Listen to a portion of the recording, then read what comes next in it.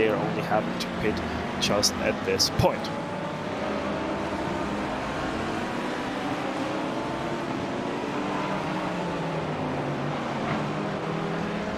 Meanwhile, we're looking at the Simsa Esports car at 66.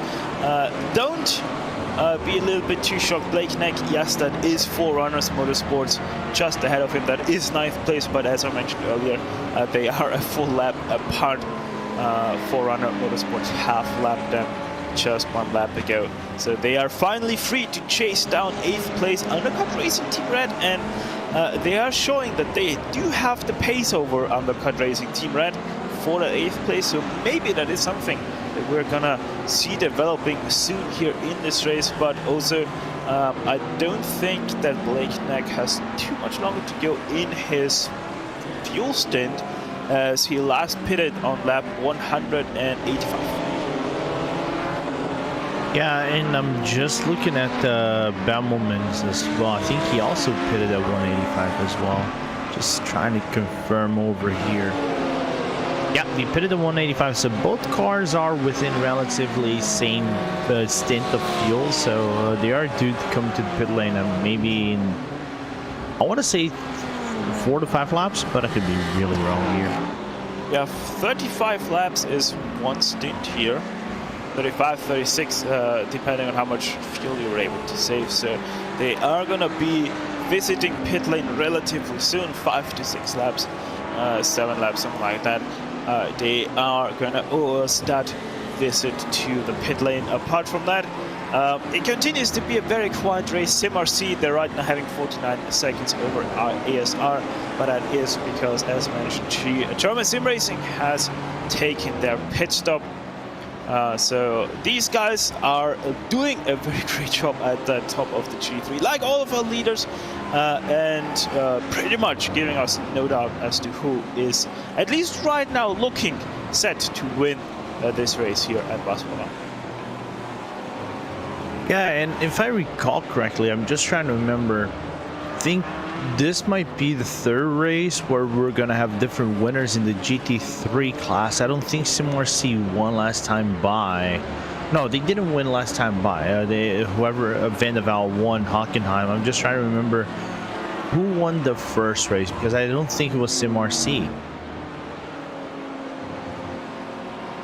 It's going to be an interesting one. But we're going to have different. Yeah, but regardless, we're gonna get different winners from, of course, if it stays like this, it's gonna be different winners for all the top 2 classes, because it looks like this is impulse to the 222 race to lose over here unless something happens, and they would be the first, I think, the first back-to-back winners and the first multiple-time winners in the Creventic Endurance Series. Yeah, obviously, and too big, they couldn't have won any of the previous races, because this is most definitely the first time I've seen them race in this series. So most definitely a very, very great start or a beginning to your career in the Creventic Endurance Series if you can win in your very first outing in this series, especially against the harsh competition that is Porsche Sport in that class. Most definitely shows you how well they have prepared and how ready they were for this race here today. And what makes, of course, let's not take Porsche Sport out of the equation here. They still are a minute back, of course, but it's a team that I think we've seen time and time again as they nearly go 3 wide into the hairpin and all that. Got really close up to the point that our Laura Bruzzi, I think, had to kind of park on the apex of sorts and make the overlap. But here's the thing, Porsche Sport actually are a pretty legit team. They always are fighting for these wins in top 3 spots, so I would not take them out of the equation. So with that very aggressive send from RL Bruzzi in traffic right there, they did take over 15th place. That was a pass for position. So Alpha Racing Team now cycling back into 16th place. RL Bruzzi up to 15th. Next up in line for them, that's Pacific Sim Sport Red car. However, the 17 is half a lap ahead of them. So that is most definitely a tall order to overcome for that RL Abruzzi to get up into 14th place. And then it still is, once again, half a lap pretty much again up to 13th for them. So even though they might have gained the position, and even though it's one more position that they can gain, it's going to take them a very long time until they can get to said position.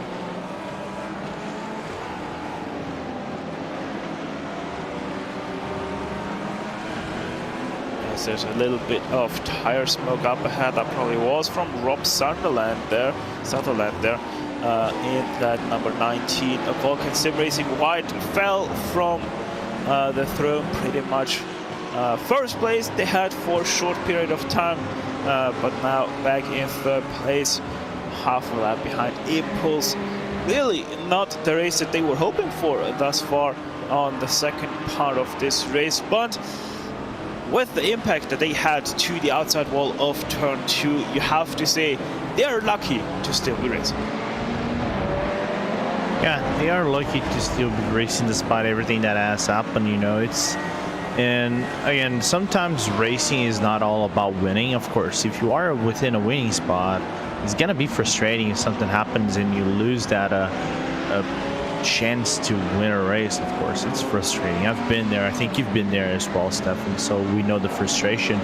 But I think endurance racing is more than that. It's capturing the experience, the idea of working strategies out, saving fuel, and so much more, that it is not just about one specific thing, as the Indium car just making the life out of the Auto TCR more difficult, and the Czech team of Entropic just making the overtake. It's interesting that we're still seeing more and more esports teams coming into the fray, and I think it's growing even more. We had G2 and now we have Entropic, which is a Czech esports team. I was just checking that out, so interesting to see the investment done by some of the esports teams into the sim racing scenario. So very interesting insight then there, Entropic being that Czech esports team coming over from, what is that? That's probably, I don't know. So it seems like they do have, actually that is a whole esport organization. Yeah, they are an esport. So they have more than just one team there on a very wide forefront, it seems, looking at their page. So yeah, kudos on them. By the way, what you saw down into turn 1 between the TCRs that we are focusing on, Thomas Dandridge, it did take over the position in class over oh, look at that. I think that was Verve Sim Racing and overtaking Ignum, but now they're side by side. Yeah, that was against Ignum Motorsport Blaze, who are there side by side, nearly there again. So most definitely a very good race for Thomas Dandridge, or a very good lap rather, I have to say, as Chris Young really has dropped away from Dandridge in just this one lap.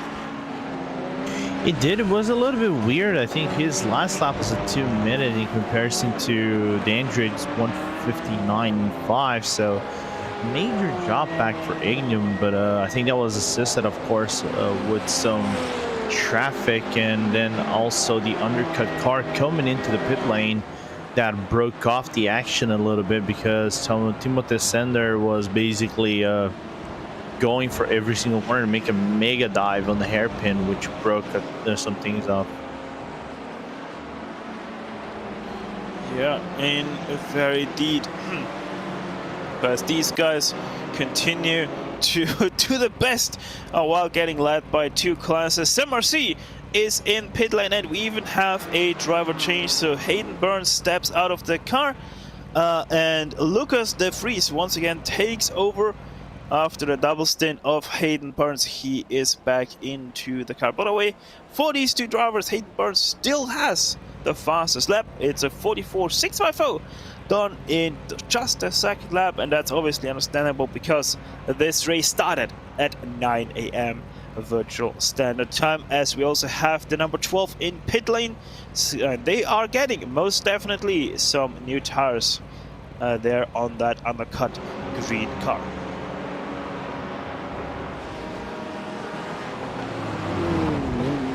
And it's interesting to see that this mix of international drivers within some teams, right? Because MRC is usually a more German-based organization for sim racing. A lot of German drivers in there, of course, but there are some Dutch drivers. We even had Dylan Pereira, Porsche's own Dylan Pereira, driving for them. I think still part of the roster. And we have De Vries, we had Burns, which is an Australian. De Vries, I think, is Belgian. So a whole lot of drivers organized within the team, and makes everything have that international feeling, but still a top team nevertheless. Yeah, SimRC, if I remember correctly, stands for Sim Racing Community, and they are actually one of the oldest sim racing communities in Germany. I think they are now a thing for, I think, 9 years. That community is, and they have developed most definitely one of the best sim racing community teams that is out there. Yeah, I think we've raced with them. They're not just top split teams. I think we raced, I think, against SimRCs on lower splits in the official series, like with split 3, 4. They have drivers who are representing the team in so many fashions. So it's cool to see they are participating majorly within some of the organizations and some of the competitions. But they are, of course, known for some of the major ones we've seen. I think GT World Championship, I don't know if you participated in the GP Championship back in the 2010s, but they had a very good driver lineup. For example, Gianni Vecchio was part of their lineup back in the old days, now part of the Team Redline, and is now within the Contender Series for us. So, it, of course, named some other examples within the team. I think even Charlie Collins was part of their lineup for a short while as well. Yeah, so it's a team that always reviews some good drivers, have some really solid drivers in their lineup. We're finding, I think they were award champions of with the 24-hour series a few seasons back. So it's a team that should be respected regardless of the driver lineup they have. Yeah, I mean, you also pretty much consider the same thing as well for German sim racing. They're also a sim racing community, and it is really interesting to see how these sim racing communities not only can thrive but also can produce great drivers as well. So just because it's only a sim racing community, we have a car off. Was that the 30? Yes, it was. Yeah, it was the 30. So we most definitely have gotten to the point where if we see the red TCR off track, we immediately think to the 30. So nothing really noteworthy there, especially because it didn't involve another car apart from them. But yeah, to close off on that chapter, SimRC and German Sim Racing, they, I think right now, show most definitely what sim racing communities can do, because while we do not have teams like Wanda or Redline in this race, we still do have the Williams Esports Academy and Team Fortzilla in here, and they have most definitely given the fight to them, and they weren't able to respond thus far.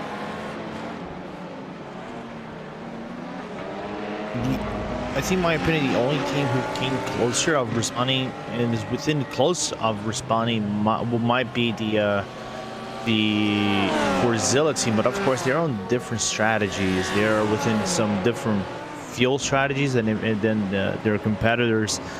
But it's going to be interesting towards the end, to be very honest. Go ahead. Well, the thing with the Fortzilla is also they're 3 laps down because of their crash that they had to I forgot, have with the 30 car. I think it was it was the 30 car. Was it 30? Had a collision with. So they are pretty much out of the running. But at the very start of this race, they were actually leading until a very fortunate incident with SimRC for the lead took them back to 19th place. They fought their way back into the top 5, only for that to be taken away again with that crash with the 30. As we have a look at the number 68 of Michael Drexler, who is trying to chase down 11th place. And that is who is that right ahead of him? That is Pacific Sim. No. I am looking at something. Oh no, wait, sorry. He is getting chased down, there we go, by RL Abruzzi Esports GT3, and that gap is too big anymore, so maybe we're gonna see something happening there soon. Yeah, let's see if something happens soon. Just to confirm real quick, we were talking about different winners and things like that. Williams won the first race. SimRC was actually part of this race. The same car that you guys are seeing in the leadership position of this race. They were second in spot. They didn't participate though at Hockenheim. So I think, judging from the top 3 here, I think we would get a new winner. Porsche Sport won race 1, so they are within the position to try to go back to back of multiple time winners. So it's going to be an interesting one. Yeah, apologies there for my confusion. My timing was a little bit off. They are actually in a battle, Michael Drexler against the Simsa Esports, that orange Lamborghini just ahead of them. So 66 versus 68. The gap is closing Fabio Rauer, but Fabio Rauer also just has pitted out the last lap. So they are on completely different strategies at this point, because Drexler is already out for his 5th lap. And of course, people can say, oh, but it takes about 3 laps or something to build up the tire, so it's not an easy task. The car would normally slog towards the first few laps, and so that would give Impulse the chance to get closer and make the overtake. But what Rauer has been doing for the first few laps has been commendable, you know, not allowing Drexler to come closer and to make the overtake. Gaps are right about 2 seconds separating one another. It hasn't come down specifically between both drivers. Yep, very much so. So last lap, let's have a look at 47.056 for Rauer versus 47.9 for Drexler. So Drexler nearly a full second slower than Fabio Rauer, which also makes me wonder if maybe Impulse did go for a no tire stop there on their pit stop. Would be a little bit weird if they did that, having a quick look at the pit stop times. No, so they did take tires, Impulse Racing, the 68, so it seems like Drexler not as warmed up as Fabio Rauer seems in that car. And also, again, we have to take account that Barcelona is a track that the lines kind of give you a different vibe. You think you're doing a fast line, but there's always that faster line, which sounds odd at first, but at the end of the day, it's the best line. It's not the best line, but it isn't the easiest line for you to commit, because Barcelona is just so tricky, especially with the off tracks. Yeah, exactly. And one thing we haven't mentioned yet in this hour thus far is the track temperature. We have seen track temperature of already about 40 to 42 degrees Celsius here at Barcelona, but it has already significantly gone down from that, especially because we have started to get a little bit of cloud cover. So that track temperature is now down to 37 degrees Celsius. So we're once again maybe getting close to the bracket where people start to think about once again double stinting their tires. Yeah, it's gonna be interesting. I think if we get about 30, what would be the threshold for double stinting tires over here? 35, 34 degrees? Yeah, I'd imagine 35 degrees here for Barcelona. Yeah, because it is not, of course, it is a track that kind of consumes your left hand tires, because it is a clockwise track. And we got some very radius tracks. So we got a car spawner out at P3. Yeah. That is the number 99. They are already significantly down the order because of incidents that they had, and wouldn't be surprised if that was a self-spin on the curbs here at turn number 3. It is. Or that number 99. Looking at the replay, it is actually, so. But it's a very weird spin, to be very honest with you, Stefan. I mean, it is the Porsche's nature to be quite on the edge there, especially like we have seen for the 92, for example, when they were battling against the 90, against the 9. And yeah, look at that, just loses it on the inside. They're on the curbs, fully on the throttle, tight line as well. Probably just keeping that car a little bit too tight for the grip available to that number 99. And that's why they spin out. But as I wanted to say, we have seen, especially on the 92 in the battle against the 9, that Porsche really can be quite on edge through that turn number 3. It's an interesting one though, because it looks like the front of the car kind of lost its end when going to the curve. So of course, like you said, it goes on edge, but I think it's the first time I've seen lose the edge on the front instead of the back.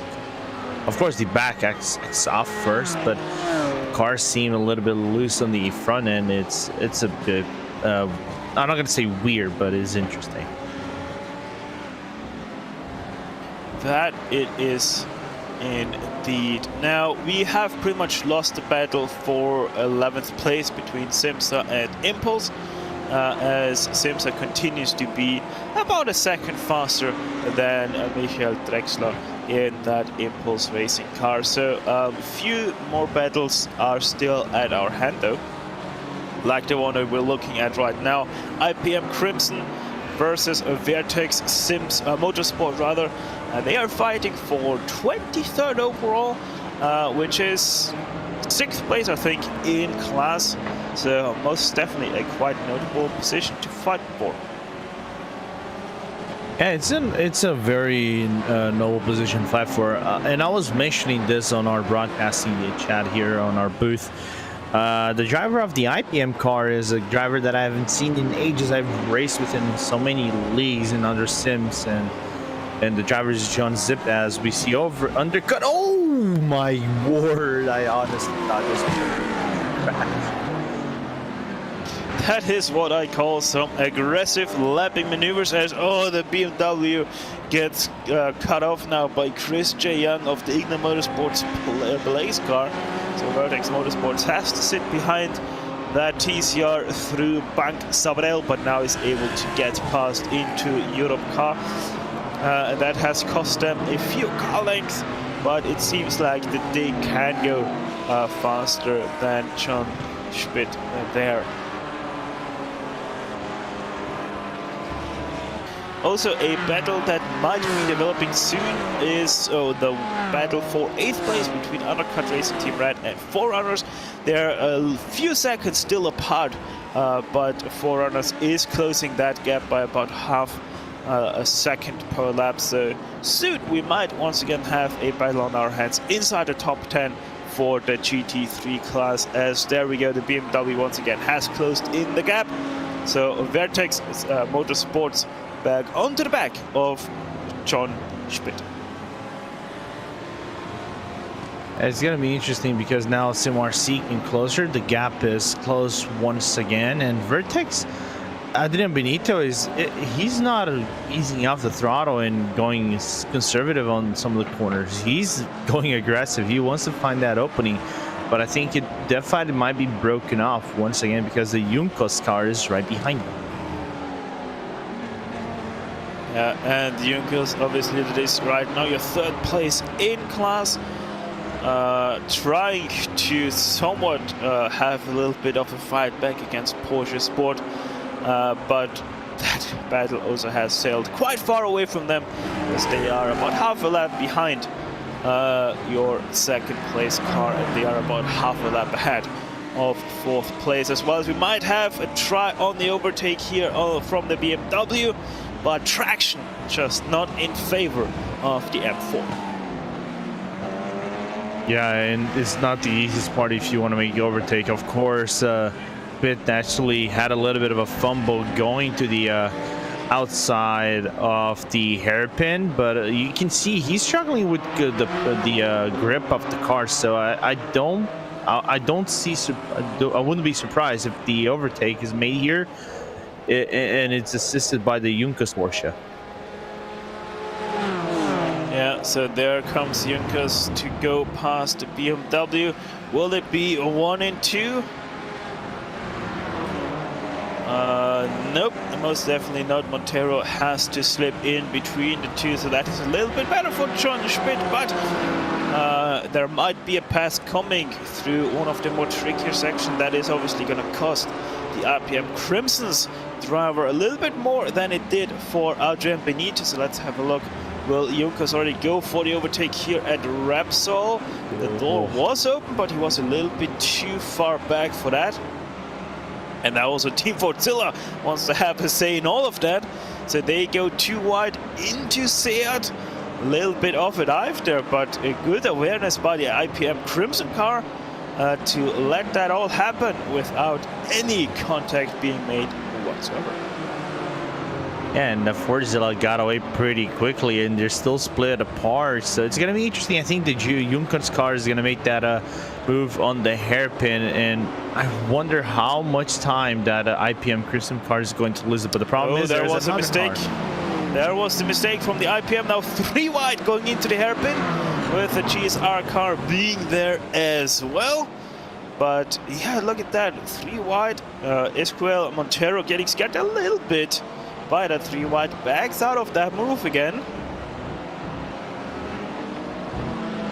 And there's about to be another GT3 coming. Yeah, they are having a little bit of a bad patch of traffic. However, I think that GT3 should get past them by the time that they reach turn 1 because of the top speed GT3s have over GT4s. The Montero should be good to pass here, especially with the slipstream. Now the Junkers car goes to the right side. And Benito in the background immediately follows the Junkers car. And oh, this might be a little bit of a drop point here. TCR traffic as well to manage for both cars. But the 30 does a good job and stays well out of everybody's way. By the way, unlike my predictions, the 16 did not get to the battle here, so they are going to have to fight them at a different portion of this track. That is going to spell a little bit of trouble here for Vertex, because that might be a pass into Seat, and that is obviously going to cost them a little bit of time, but it doesn't look like that. Has to slot in. Oh, it's actually costing the IPM Crimson car some time, and that can open up the door for Vertex Motorsports, but once again they just don't have the grip to fight for that 23rd position overall. But another mistake there from the IPM Crimson car, side by side now into Kamsa. That can go well and can't go well, but in this point in case, Adrian Benito takes away 6th place in class from Sean Spitz, IPM Crimson number 691.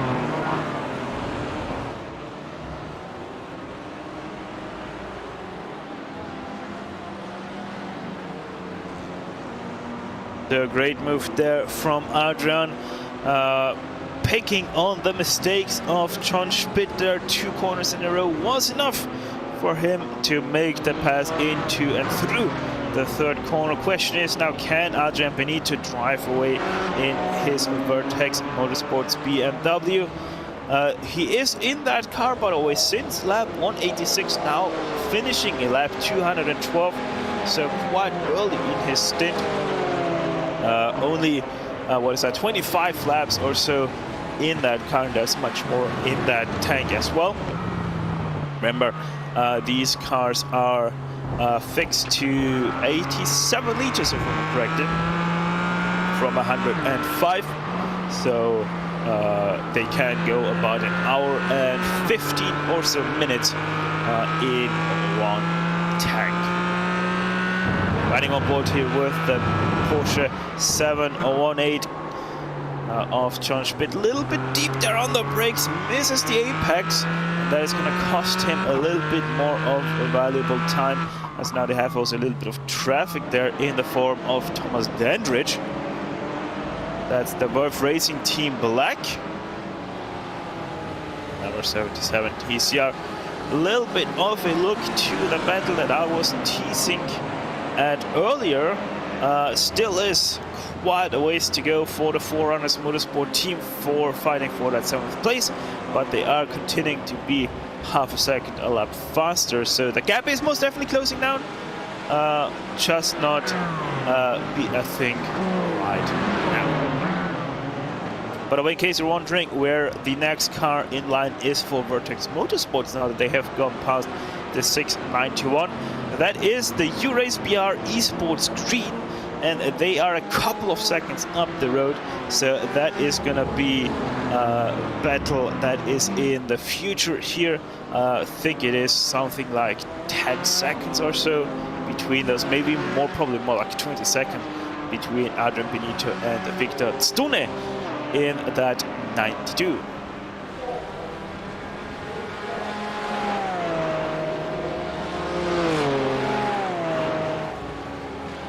Meanwhile, Entropic continues to lead their way now that Porsche Sport has regained that second place. You can see that gap is once again up to 1 minute and 15 seconds. That is on 1 minute and 56 lap times. So they are only about 40 seconds down the road from your second place car. So these guys really have put on a show, and I think it's only a matter of time until they have lapped the entire class here, as we have a battle, I think they're on our right side as well, between the number 8 and the number 5, and so it is very much that is for 7th place. V3 Racing under pressure here from the undercut racing team Red Lamborghini, and even though they had the draft and probably the speed as well, Lorenzo, they decided to save fuel instead. Yeah, I was gonna say that going for that clutch move, and I mean not clutch as making them move the last second and get the position. No, I mean literally put up the clutch on the car and save that amount of fuel.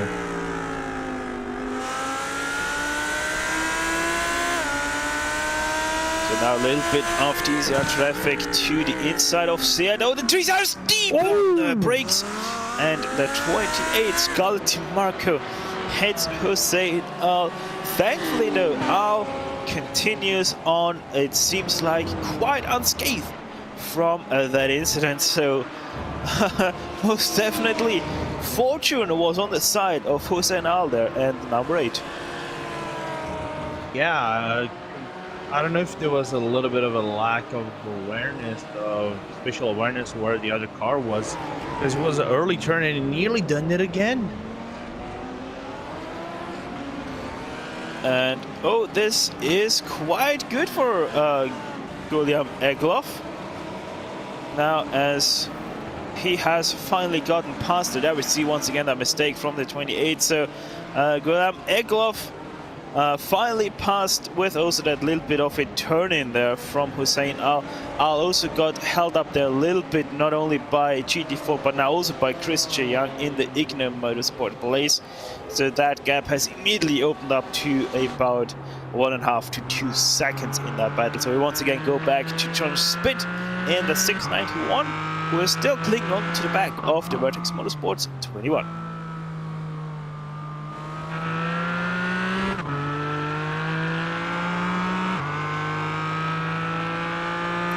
So even though Adrian Benito seemed like the faster car being held up by John Spitt, after he's gone past Spitt, really wasn't able to stretch his legs and drive away. So seems more like Spitt, now that he has a car right in front of him to fight with, has gotten up his pace, picked up his pace, and most definitely is trying to hang on to the back of that BMW M4 GT4 to the best of his abilities, and most definitely is doing that with quite a bit of success there. Yeah, he is. He's pulling up very well against Benito right there.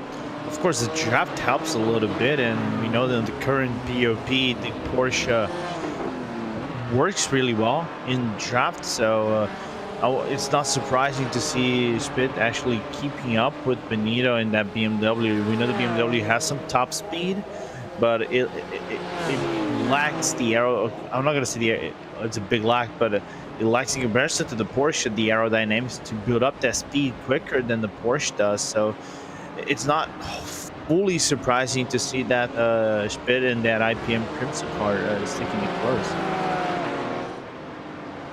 Yeah, if you want to talk about aerodynamic lackings on GT4s, I think that's a whole different chapter, because they're lacking downforce either way, as now also Williams Esports Academy, Janos de Houw is going past. A little bit of problems there with his M4 carmate, but even gets past Benito into Seat. So Jarno continues on his ways, still continues on, by the way, in 4th place, about 10 seconds behind the ASR X Able Esports Science. So it is rather interesting. Williams Esports Academy, they had that 15 seconds they lost because of that drive-through, but ever since, slowly but surely, actually very slowly but surely, they have been able to close that gap into the 228. So it seems like maybe they still have an outside chance of getting onto the podium here if they continue their pace right now. Yeah, and it's interesting to see that Jarno and David's performance so far has been really good in this race, and climbing up the positions. Of course, a few fumbles here and there happen in this race, and of course it did happen at Hockenheim too. They were under the microscope as well in Hockenheim, but they are pulling one big time over here, and they are climbing themselves back up. So it's going to be interesting if they can actually get closer to Andrew Karen and that ASR versus Able car that is doing a really solid job this day. Yeah, both Able cars, in fact, are doing a really good job. They're sitting just 24 seconds apart. The one in 3rd place, the other one in 5th place.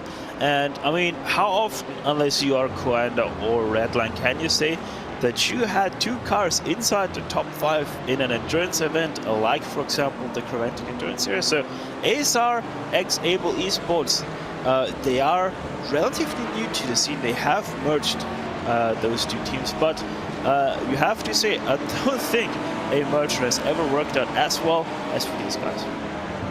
And plus having, for example, we know I've seen Antoine Lacharit driving some events, some other leagues as well, really good GT3 drivers. Their lineup is solid. Also getting the addition of Andrew Karen, who drove from Movano a few seasons back, recently left Movano to join ASR, and now this merge of both teams working wonders, and he's a GT3 specialist, the Canadian. So it's going to be interesting to see how much the addition of a very seasoned driver that drives on top of like Andrew Karen brings to the team. Yeah, most definitely. So I mean, in reality, I don't think we're really going to see ASR X Able Esports really be anywhere else apart from GT3s, but you can say most definitely they have very well specialized in that class, and it really shows with their speed. They were already, I think, just outside. Oh, Williams Esports had a crash. Uh-oh. And it couldn't have been any more unfortunate. Getting collected by the number 18. I think this might spell big trouble for the Williams Esports team. And just have a look at this. No words needed whatsoever in that incident. You stole the words right out of my mouth. The number 3 car even lost its hood, and if you know GT3 damage, it is one of the worst things you can have apart from a blown engine, to lose your hood in a GT3 car. So I think that is going to be a lengthy repair for that Williams Esports Academy team right now. Yeah, it's gonna be. It might throw them back. It's gonna absolutely throw them back, maybe to the last spot of this race if they decide to bring it into the pit lane. But here's the thing, guys. Rule 1 of racing, right? If you have spun, make it predictable. The rule number 1 is make it predictable, regardless of what happens. If you spin, do not bring the car back on track. Yeah, sadly to say, but even the number 30 managed to do that after they have spun out to keep their brakes when they were in the middle of the track. And yeah, as expected, Williams Esports Academy number 3 goes into pit lane. They have to serve lengthy repairs here probably. That front really doesn't look good, and I wouldn't be surprised if they even decide to retire this car here on point. As it, oh, look at that. They are continuing. It is actually just a drive-through penalty for the incident limit, so they have gotten themselves over the 70 incidents that you can have here. So they have already served their first 50x drive-through, and now they are already up to 70. Really not good for Jano and his teammates. Pretty much insult to injury. Not only do you have quite a damaged car, but you also had to serve a drive-through for reaching 70 incidents in this race. That also has put them obviously now behind the ASRX Able Esports purple car. So we now have a 3rd and 4th place for the two sister cars.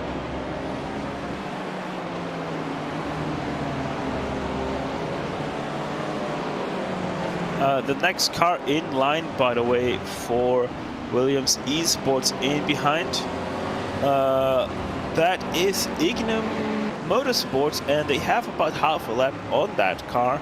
So it's going to be interesting to see what Williams Esports can do here, because I'm honestly a little bit surprised if they don't have to drive into pit lane here and get their car repaired, especially with that open hood here. Seems like they have decided that it is still quite raceable. So Jano the How is staying out as we look at the number 6. We're not getting any horns for him, so he is most definitely staying out. Also timing screen shows that not in pit lane. So that is extremely interesting. So number 6 has to continue to fight for that. And obviously the big indication here will be how fast can that car be.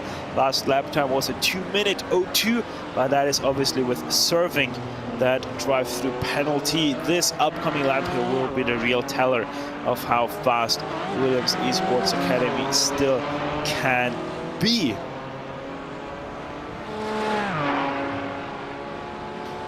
That has obviously robbed us a little bit of a maybe upcoming battle,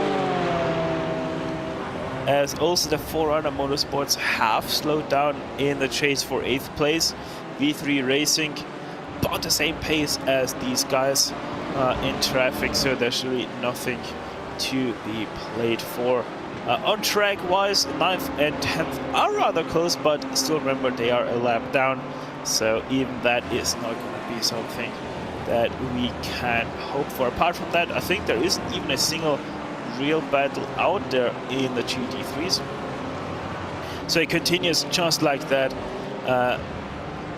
We are in the full swing of endurance strategy making, and it's you could most definitely say the dullest hour of this race thus far. Even the battle we had for 6th place in class for the GT4s between the Vertex Motorsports and IPM Crimson has gone away. Even those guys have started to really separate at this point in time. There we are looking at team coach Red, the number 22. Anthony Titus right now behind the wheel there, and oh wait, that is actually a battle for position here.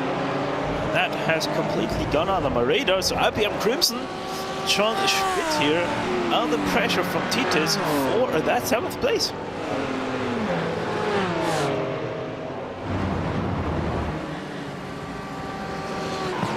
So what can Titus do? It's once again Porsche versus BMW.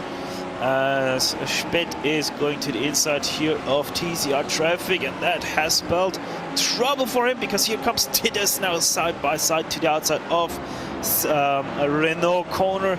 The number 22 in the BMW, the much more stable platform, tries to get the run around the outside into Repsol, still side by side into turn 4, and Spit goes deep, and that's an easy switcheroo for the 22. Antonin Titus takes away 7th place rather easily from the 691 of John Spit. I think we can put up to the fact that Titus has better tires to make that overtake, and also Spit's car is slightly damaged, but the performance of that Coach 22 team has been really solid so far through this race.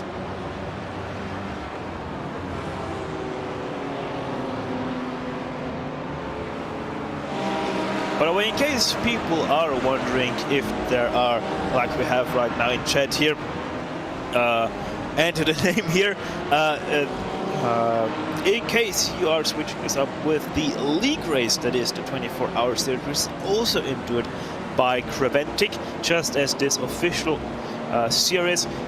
This one does not have official marshals that are looking at incidents. This is official iRacing, so these guys are a little bit more able to fight out there, let's put it that way. And then in the league race that is officially endorsed by Creventic. Yes, well. Some could argue that they sent the marshals away on vacation. They were deserved. Yeah, probably. And to be honest, also Barcelona is a very good holiday destination. No sponsor.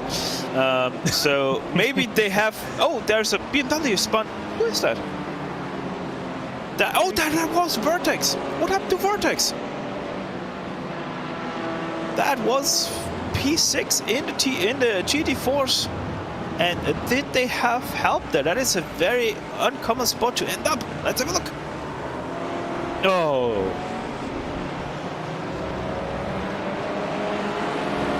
I think it's another one of those incidents that you miscalculate the spacing of the car. Of course, DCR could have backed off, should have backed off after the move was done, but still a little bit of lack of spatial awareness on these overtakes. Yeah, you know what? Looking at the replay. Oh! The... What? Thank you, Hugo, for this. What did we just witness? Oh no, don't tell me they... Oh no. Oh my goodness. Someone dial 911. I just witnessed the murder. Holy smokes. That 115, I think that was the dial-up braking FM Topias Yapila. Wow. I mean, holy smokes. They went in with such a speed into the barrier that physics just said no, and it went through that barrier like a warm knife through butter. Holy smokes. But yeah, that is pretty much the end of the race for the 115. The good thing is though, you never had such a fast pit entry like that. In the meanwhile, Vertex, after them, came coming into the pit lane to try to reset the tires. So, yeah, I mean, I think they should even be somewhat close to their actual pit cycle, which I think was roughly 40 laps. So I think, at least in that point of sense, they are lucky, but I don't think they're really gonna be out there anymore after what we have just seen. And by the way, that was one of the ASRX Able Esports cars as well here. So yeah, most definitely rather unlucky. By the way, that was the purple car that sadly sent them into pit lane. Phil Bouchard behind the wheel there. Yeah, highly unlucky with that passing maneuver.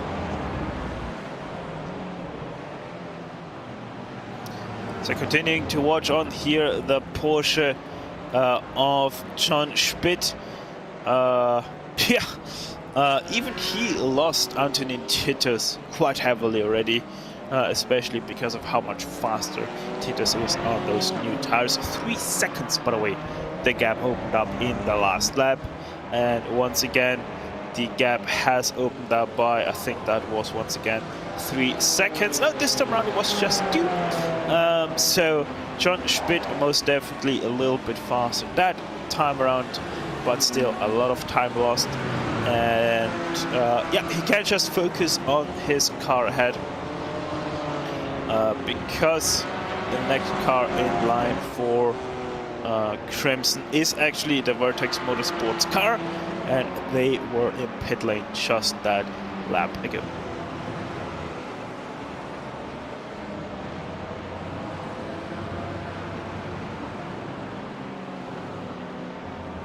All in all, 4.5 hours to go. Entropique, you can see it on the left side of your screens.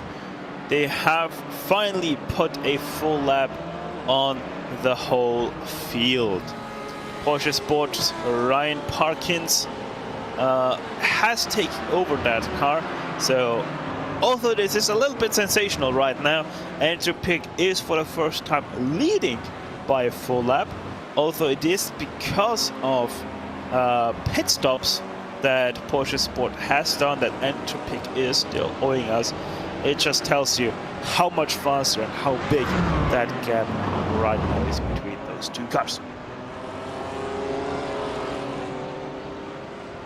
And they're not looking back at all, aren't they? Well, only if there is a GT3 coming and they have to look into the mirror. But or apart from that, whenever they make it the overtake. Yeah, probably that as well, to check if they are not getting rear-ended by said TCR. But yeah, just an incredible, dominant performance by Entropique. I don't think there's really any other words you can use. There are a few superlatives that you can throw in before that as well.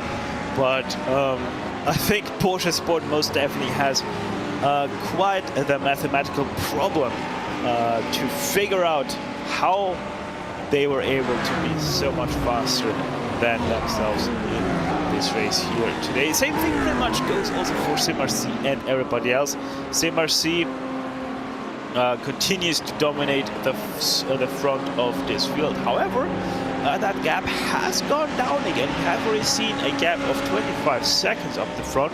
So German Sim Racing has maybe found something where they are able to get a little bit closer to SimRC and especially be faster right now at this crucial time in point of this endurance race. Yeah, because we're coming into rain showers, right? And every single lap that you can muster and be faster, it's better. Of course, look at the traffic that SimRC is about to get, though. That also aligns with the fact that the GSR is coming closer.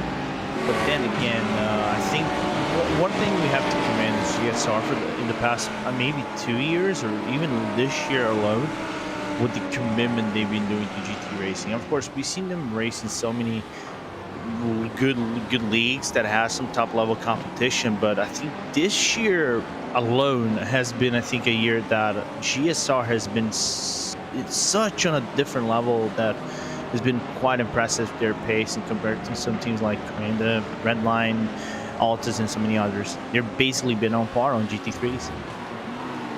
GT4s as well, I think. Yeah. Some of the leagues we've seen as well. Yeah, most definitely GT3s, GT4s. Those two German teams, SimRC and German Sim Racing, they both have been quite good, but with the upper hand to SimRC most definitely.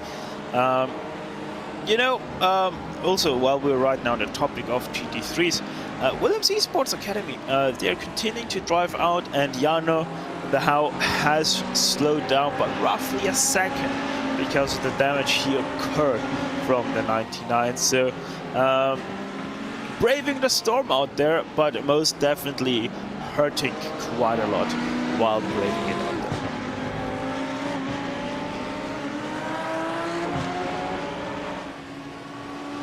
It's also interesting that we passed, of course, 1 hour. Of course, a few incidents here and there, and the scope of the race still hasn't been defined as we see Williams one more time coming into the pit lane for their service repairs, maybe fuel and tires. Let's see.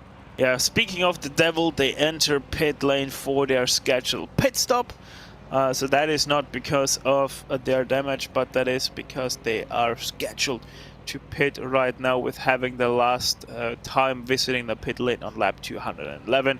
They have done 34 laps here, so that is 100% expected for them to be in here right now. And that probably is going to be the lengthy pit stop that we have been awaiting with them now. Most definitely fixing up their car to the best of their mechanics' abilities. And by the way, on that, we also have an update if you haven't read the news. iRacing has dropped in the forums that we are gonna get better repair systems for these cars in the LMP1s, LMP2s, GTEs and GT3s, as well as the supercars, where even things like rear wing damage will be repairable, fully repairable, in the upcoming seasonal update. That is when I read that, I was slightly relieved. Of course, I don't care if it takes like 30 years or something like that, as we see Intrepid coming out of the pit lane. But finally, I think the biggest issue that people were talking about, oh, why our steering isn't repaired. There are ways for you to repair it, but I would not mention how they are used to how they did it. But nowadays, everything is now being repaired. I think all modules of the car or all parts of the car, I think, are now repairable in iRacing. Like, you can repair it, of course.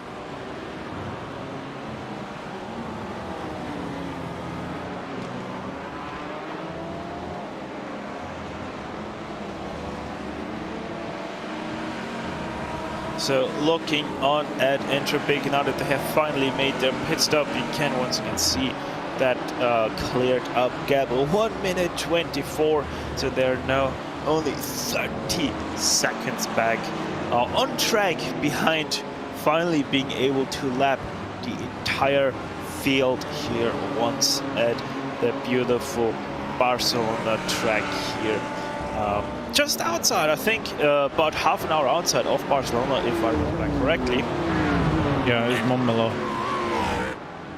It's not a small city, but it's a satellite city of sorts. It's not a long drive. Yeah, pretty much like that. And also, as you were able to see, that car flashing past, that was the Williams car with a new hood on. So it's going to be interesting to see how Jan de Houw, who stayed in that car, is now going to be able to drive with a better repaired front than he had for pretty much the last third of his last stint. Yeah, and so I think the BMW got really loose over there. I know there was contact. I think is that the number 30 that got in contact with them? No, that is not. It's a dark red car, but that BMW getting really loose and somewhat of a tricky overtake now into the back stretch of the track. Number 16 there of Full Send Racing. I think that is Jorge Soligo behind the wheel of that car right there. We're looking on to Jose M. Jimenez of Vortex Motorsports, who took over that number 21 just a few laps ago, as IPM Crimson now in their pit stall. And remember, that was one of the cars that they were fighting against.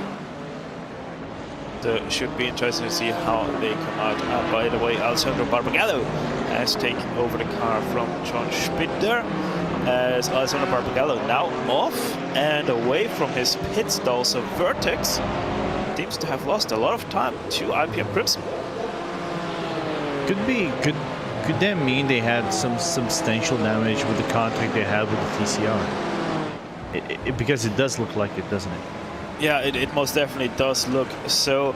I don't see right now their pit stop time, so I can't tell exactly if they had some repairs there or not. But most definitely, Jose Jimenez has a little bit of catch-up to do in that fight for 6th place.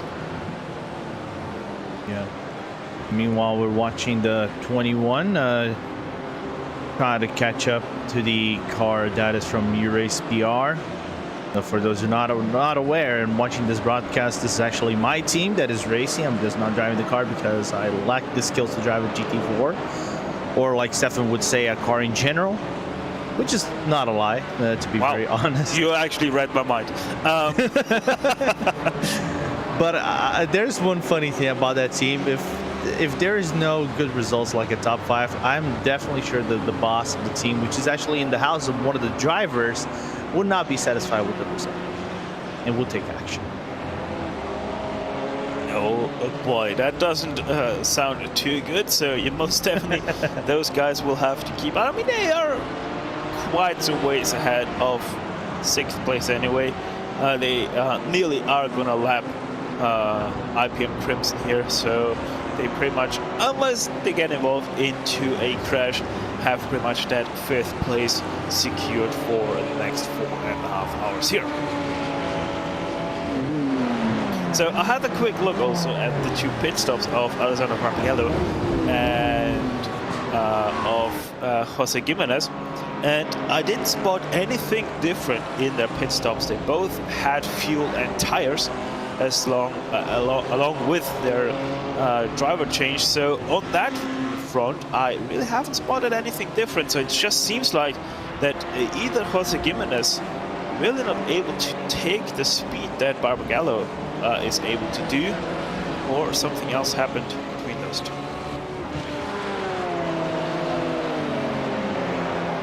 Yeah, it's interesting. Even though now we see the Williams Academy car back with the bonnet in the front car, looks like it got some speed back. But other than that, that fight between Barbagallo, I think we should be taking a look at it in the next maybe 2 to 3 laps to see if this stands as it is, and or if there is any pickup of speed. Yeah, now obviously with the repair time that they had to have, they dropped out of the top 5 again. Ignum Motorsport got past them, and they are in front by, what is that, half a lap at least here. So most definitely, once again, an uphill battle that Williams has to face. Not the first time that they had to exactly do that. So they are most definitely quite well accustomed to having to chase down a car from quite some ways away. But the good thing is for them, they still have those roughly 4.5 hours to go to exactly do that. And also, since we pretty much have the pit stops done and dusted for at least our top 5, let's actually give you a quick top 5 rundown for all the classes here, now that the GT4s also have done their pit stops. And in the GT3s, we still have SimRC leading by about 17 to 18 seconds right now over the German SimRacing.de by Hetzner. And both of those cars have most definitely had a very clean, a very easy race thus far, only with a slight problem much earlier in the race for German SimRacing, where they found themselves being spun out at the chicane RACC. In 3rd and 4th, it's the ASR Able Esports sister cars. Cyan leading purple by about 30 seconds right now. They have a very clean, very easy race there as well, except for one point where Cyan did help one of our GT4 cars on a little bit of a different pit entry than your normal one. And in 5th place right now, because the repairs that the Williams Esports Academy had to take, we right now have Ignum Motorsport, the number 6 car. But if they're not careful, that Williams Esports car will most definitely run them down by the end of this race. For the GT4s, we right now have Entropic with a picture-perfect race for them right now. Have, I think, even led every single lap here today from first in class. I think from lap 4 or 5 on, they haven't looked back, if I'm correct. And you can most definitely see that by the gap that they have opened up over Porsche Sport. 1 minute and 25 seconds. No, that's not a error on our timing. So that is actually the gap on track right now. But not to say Porsche Esports, Porsche Sport has had a very clean race themselves as well. They just weren't able to go the speed that Entropic has been able to go. Junkers Racing Esports Green right now sitting in 3rd place, with U-Race BR Esports Green in 4th, and 5th place right now. That's Team Coach 22. That's the red team, running out to top 5 for all of these. You have to say extremely clean racing from all of them, and it really shows, because that is right now also the class that is the least spread out in the top part, but the attrition in general in that class has been extremely high, with a lot of cars already out of the running in the GT4 class. Last but not least, we have the TCRs as well here in this series, and Impulse Racing, the 222, continues to lead the way, 45 seconds ahead of Junkers Racing Esports White. They have been leading for quite some while as well in the earlier stages of this race, but sadly, due to contact with the Vulcan Sim Racing White, they have lost that lead, have carried damage around the track as well, and that's why they have lost so much time to the Impulse Racing 222. Simtech Motorsports TCR right now sitting in 3rd place, with Amira Esports 4th, and running out to top 5. It's the very nicely easy race. GT Temple Racing sneaking their way into the top 5 from 45th in the starting grid, right now sitting 32nd overall. You couldn't have a quieter race than those guys and be in the top 5.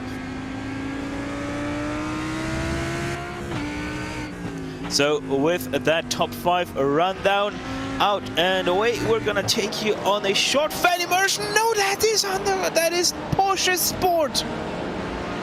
What happened to the 718?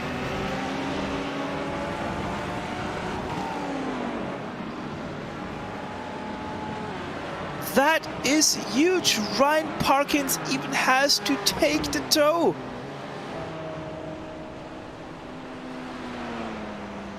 Wow. Oh my goodness.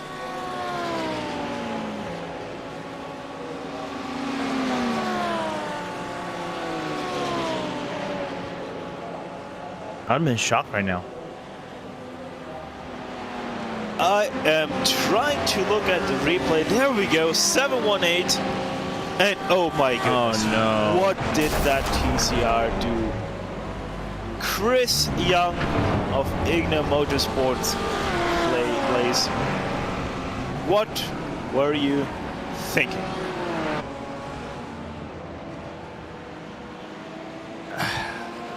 I really cannot fathom this has major implications in this race, because we know that Porsche Sport is not coming back from this unscathed or anything of the nature. But look at this, like we see Impulse going for the move on the inside, and yeah, just Chris Young just dragged over to the right side into the 718 of Porsche Sport.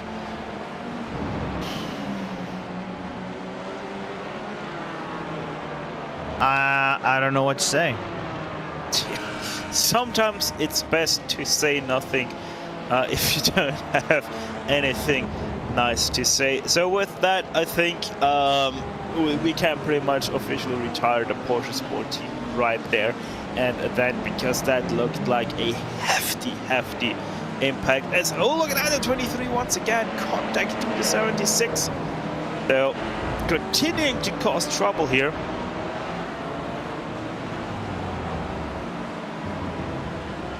But this time around, the 76 able to continue on their pace and trying to run away most definitely from that 23. So with that, that even means that pretty much it's championship lost for the 718 as well, because if I remember correctly, oops, Chris Young nearly crashed into the inside wall there. That is the second time that they got hit and have to retire their car, because if I remember correctly, at Hockenheim they also had to retire their car. I'm have to check, but they did get into some incidents at Hockenheim. If I recall correctly, it wasn't the cleanest race for them. I think it was especially at the second hour of the race. But man, I'm so bummed because they, like I said, they've always been fighting for these top 3 spots and wins, and something always happened to Porsche Sport. It's not due to lack of pace. It is lack of, I don't know if it is, yeah, of course luck has to be part of it, but I really don't know what to make up of it. Well, to make the point that I wanted to make and to catch our breath again after that breathtaking championship implicating crash right there, we're gonna go on to a fan immersion with, why not, the SimRC car leading the way 50 seconds now ahead of ASRXA Esports side, because German Sim Racing has pitted just that last lap ago. So we'll be back after a little bit of fan immersion with Lucas De Vries.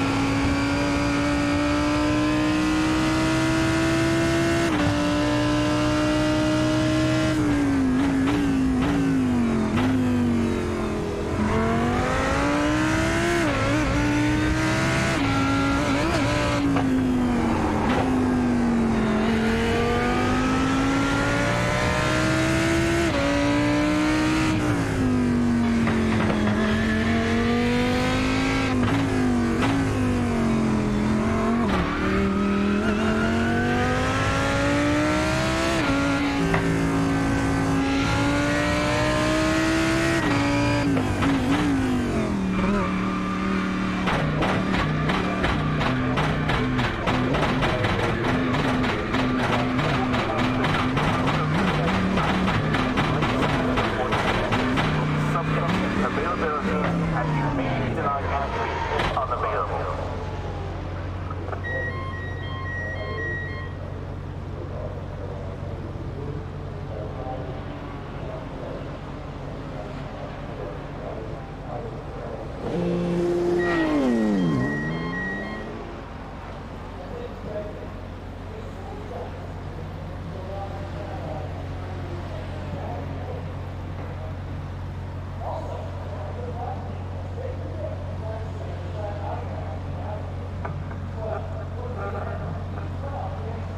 Although we welcome everyone to enjoy these racing events, safety is paramount. Please note the safety zones. Let one of our officials know if you have any questions or concerns. Thank you.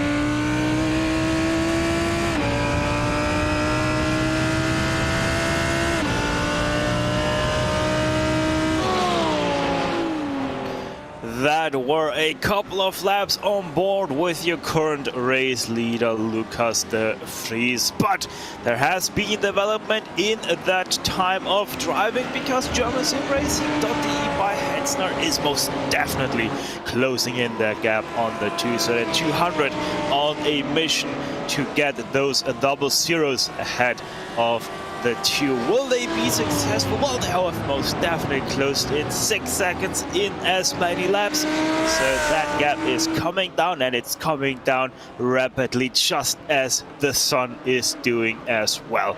Looking onto the 228 and the 6 here, I think that is actually also a fight for position here between those two cars for third place. Yes, and very much it is right now. They are about 54 seconds back on your leaders, and they're fighting for the last spot on the podium here right now. And it's going to be an interesting battle of sorts, because apparently we know that Ignium might have the better tires on this one in comparison to the ASR car, but it's going to be interesting again to see if Dustin Smith can close down that gap, and where can he make the overtake on Antoine, as we're seeing some possible incident with the Junkers Racing TCR losing its back end, and catching at the last possible second during the turn 5 hairpin. Yeah, good job on keeping that car sort of on the road there. Most definitely a good job done. So the number 6 Ignum car, the thing is with them, they're heavily offset on fuel strategy. That's why we see them right now fighting. They are roughly 30 laps in their stint. They last pitted on lap 231, right now on lap 60. So they are expected to come into pit lane in the next 5 or 6 laps. And then that battle will go there. But in the meantime, we do have most definitely this a little bit of battle, as the gap between SimRC and German Sim Racing is steadily but surely coming down, and for the very first time in a long time we might see a 10-second gap yet again between our two TD3 leaders. And I think that should throw a little bit of a yellow alert to Lucas de Vries' car, and of course de Vries, I think, is not he's been out of the pit lane for the last, he's on his 5th lap of the stint, so quite alarming to see that Underuti actually being the fastest driver out of the bunch, despite the fact that Underuti has lighter car than the Lamborghini of SimRC. Yeah, Leandro Underuti right now on his 10th lap of his stint, looking at completing that 10th lap already. So he has only 25-26 more laps to go in his stint, where Lucas de Vries is 5 laps less into his stint, but in all reality 5 laps isn't that much of an offset, as a little bit of boxing, their own boxing for the 6-3 wide as well, a little bit of contact there with, I think that's the Vulcan Sim Racing wide TCR, and our 13, and now they also get past number 9 of the Junkers Racing team, so that really didn't help their charge for 3rd place against the ASRX Able Esports sidecar.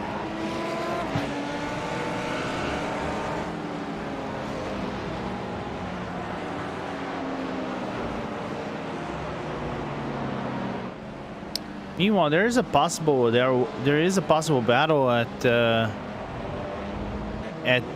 P2 in the TCR spots here. I was looking, thank you Shane for bringing that up to us, because Renzo, despite that mistake, actually is catching up to StimTech, being driven by Paul Morgan. Gap was right about 2 seconds after the mistake by Renzo, but Renzo now being able to catch the driver out of the 20 car. Yeah, that is also because of Paul Morgan's last lap was a 2-minute.1 here.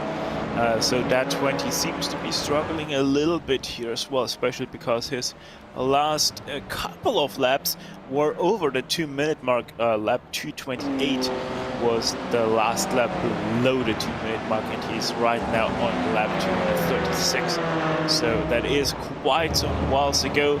So in all reality, Renzo de Catalunya should make easy jumps here over the 20 once he gets to the back of that Audi RS3 LMS.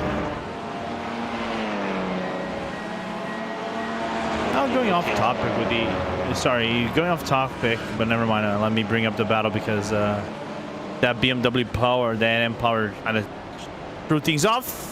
Oh, that was a little bit of a hip check there. Yeah, that M-Power car again getting in the way, I think, of Simtek. Of course, he might have lost the position anyway because Renzo has been much better. But other than that, I think that M-Power has implied on another fight again.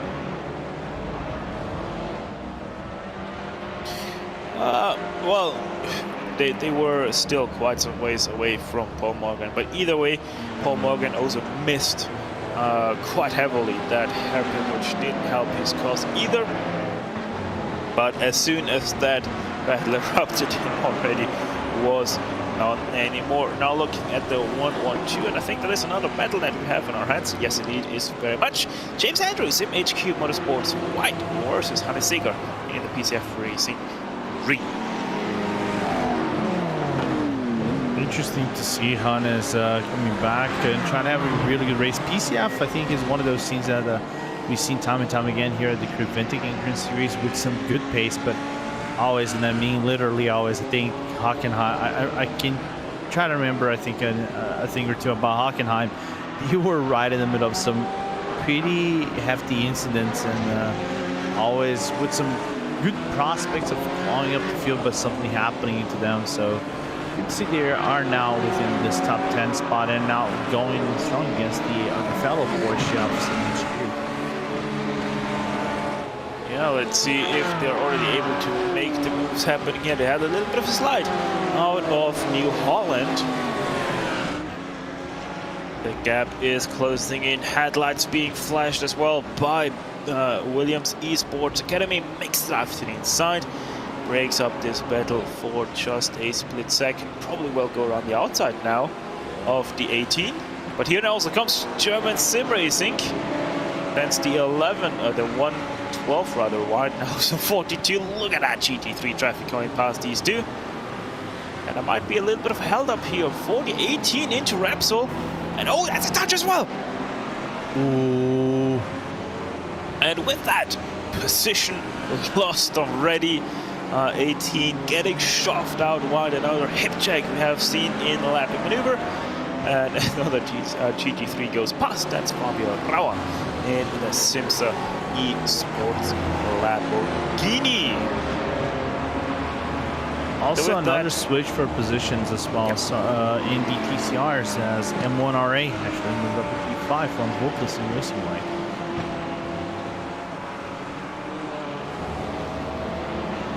We're getting battles throughout the track with the spy 4 hours ago. Actually, we're just under 4 hours. Yeah, we have already passed the 4-hour to-go mark. So we're getting closer and closer to the end of this race. And one thing that's also getting closer and closer, that's the fight for P1 in the GT3s. We have seen that gap creep down below 10 seconds already now because the traffic has once again opened to 10.5 seconds. But it most definitely seems that Leandro Anderuti is on a charge. He's on a mission, and that mission only knows of one outcome right now. Yeah, attack until you get to the pit lane. And I think right in the midst of these cars, there is a possible battle trying to brew up between Impulse and Simsa because Rawa actually was being faster than Drexler for about 2 seconds. Of course, that we have to say that traffic played its part over here, but nevertheless, Rawa just mashing the gas right now and trying to get closer towards that other Impulse car.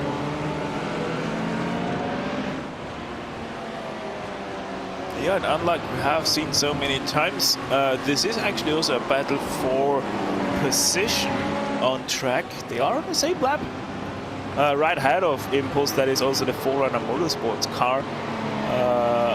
They are in 9th place, but they are a lap ahead of Impulse, so that is not gonna happening there anytime soon. So yes, as you can see on the windscreen, that is a 9 and a 10, but as I said, they are actually a lap apart right now.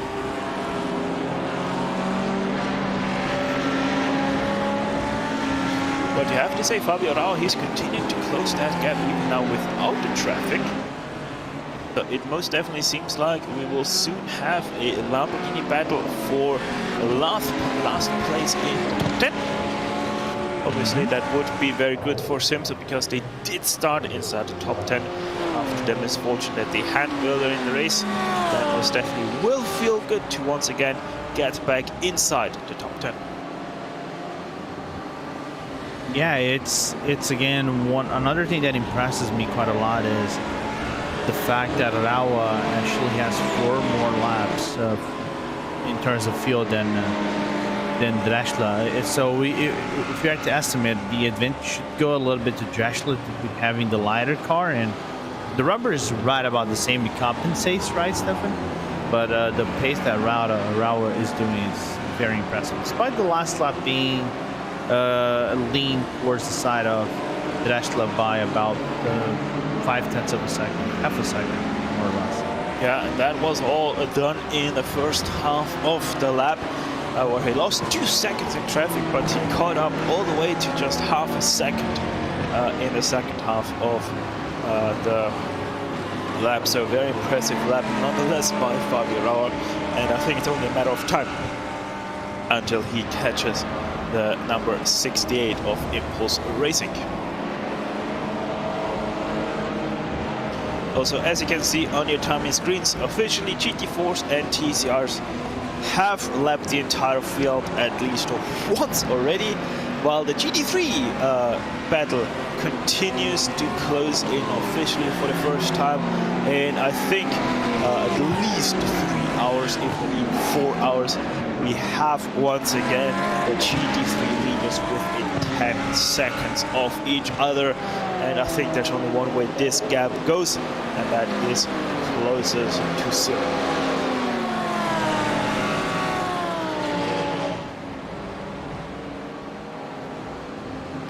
Meanwhile, last lap, Michael Drexler has upped his pace, 46.495 versus 46.473 for Rauer. So only lost 200th of a second there. So good job by Drexler, but this is highly unfortunate. Whoa. Now that traffic for Drexler has to make those moves by Williams yet again. Lost none of their aggression after their heavy impact with the 99 Porsche. And talk about splitting the season. Actually, Simsa has some contact with the VSR car, TCR, right as the entry the hairpin. So the aggression is still going, trying to overlap some of these lower cars. But the problem is right now, the gap is right around the second and under that. So Rawa is going to have to draft the thing that Impulse car really doesn't want is 2 fast cars and a whole traffic lot of them ahead. But sadly, that is exactly what they have ahead of them. And look at that Impulse! Oh my god! Oh my goodness! Butt clenching stuff right there with under 4 hours to go for 10th place. But look at how much that gave to Impulse, that small move. Simsa was there at the exit of the hairpin, but immediately lost 1.5 seconds yet again to Impulse's Michael Drexler. That was hairy, to say the least. Yeah, that is... Can we get a heartbeat monitor over here real quick just to try to measure the heartbeat out of these guys? I wonder if Atvo actually has that to provide to us, as we're seeing one of the TCRs getting loose. That is the number 30 getting loose on the between the transition from 1 to 2. And that only benefits a little bit at that Simsa car because now gap is kind of reset to have about half a second. With all of that, both of these cars did a 149, so they were nearly 3 seconds slower than what they're normally capable of doing. Just tells you how much they were held up there in traffic. But you can say Fabio Rauer most definitely now to the back end of that Impulse 68, and he's not gonna let loose anytime soon. A lasso firmly deployed around the front of that Lamborghini.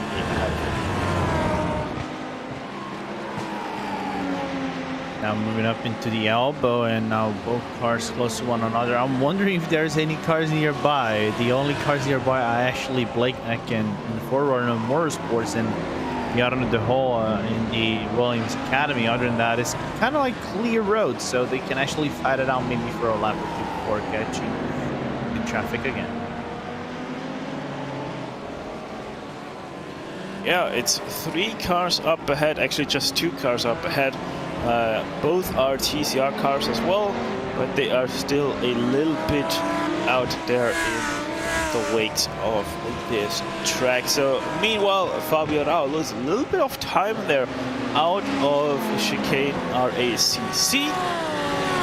And that was a 47.003 versus 47.516. So once again, 5/10 faster for Rauer.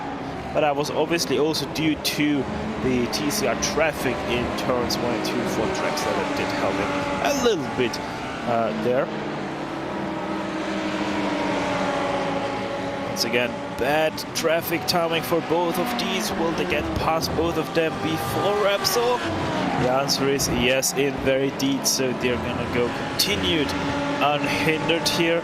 And now they have clean track ahead of them for a little bit. Gonna be interesting to see how that gap now develops. They, for the first time, have in the back half of this track a fully clean track ahead. Yeah, but the question is until when they actually have that clean track to deal with, right? And because so far, again, we mentioned about the GT3 cars being right ahead of them. Now they got more traffic. It's gonna be on the slowest portion of the track once they catch up. So there's the 2 Juncos car, and the thing is, that's the one thing I think the race code really doesn't want to see at that point of the track right now. Yeah, and they once again are catching them at the worst part of this track, and that spills really bad signs for Impulse because Imsa goes to the inside. At the chicane RACC, that's not gonna work out whatsoever. Fabio Rauer has to recognize that and immediately goes into pit lane. Out of shape, not really, but because he's running pretty much already dry. Yeah, interesting call to see Rauer maybe going for an undercut over here. I don't think that is the undercut. If there is possibly an undercut. Oh, don't tell me they have a drive-through. They have a drive-through. No. Fabio, get a drive-through though. Let me have a quick look back on their lap. It might have happened out of turn 8. Turn 9 to be more honest, if we're counting the transition between 7 and 8, actually that right-hand turn of 8 possible turn. So you're saying in the wood chicane?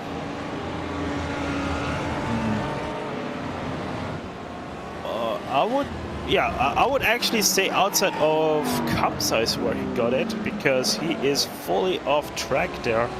So fully on the green there. Either way, doesn't alter the fact that he had to serve a drive-through penalty. Lost 15 seconds with that. So yeah, unfortunate signs there for Simsa Esports, but you never know, maybe even Impulse Racing is quite close to that 50 incident limit. But obviously that also brought the undercut racing team Green closer into that fight, although they are continuing to be significantly slower than the fight for 10th place.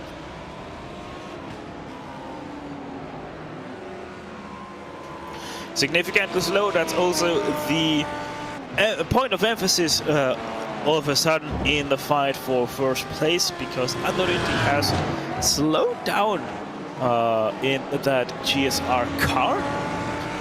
Now all of a sudden only doing 47s, where Lucas de Vries stays in the medium 46s.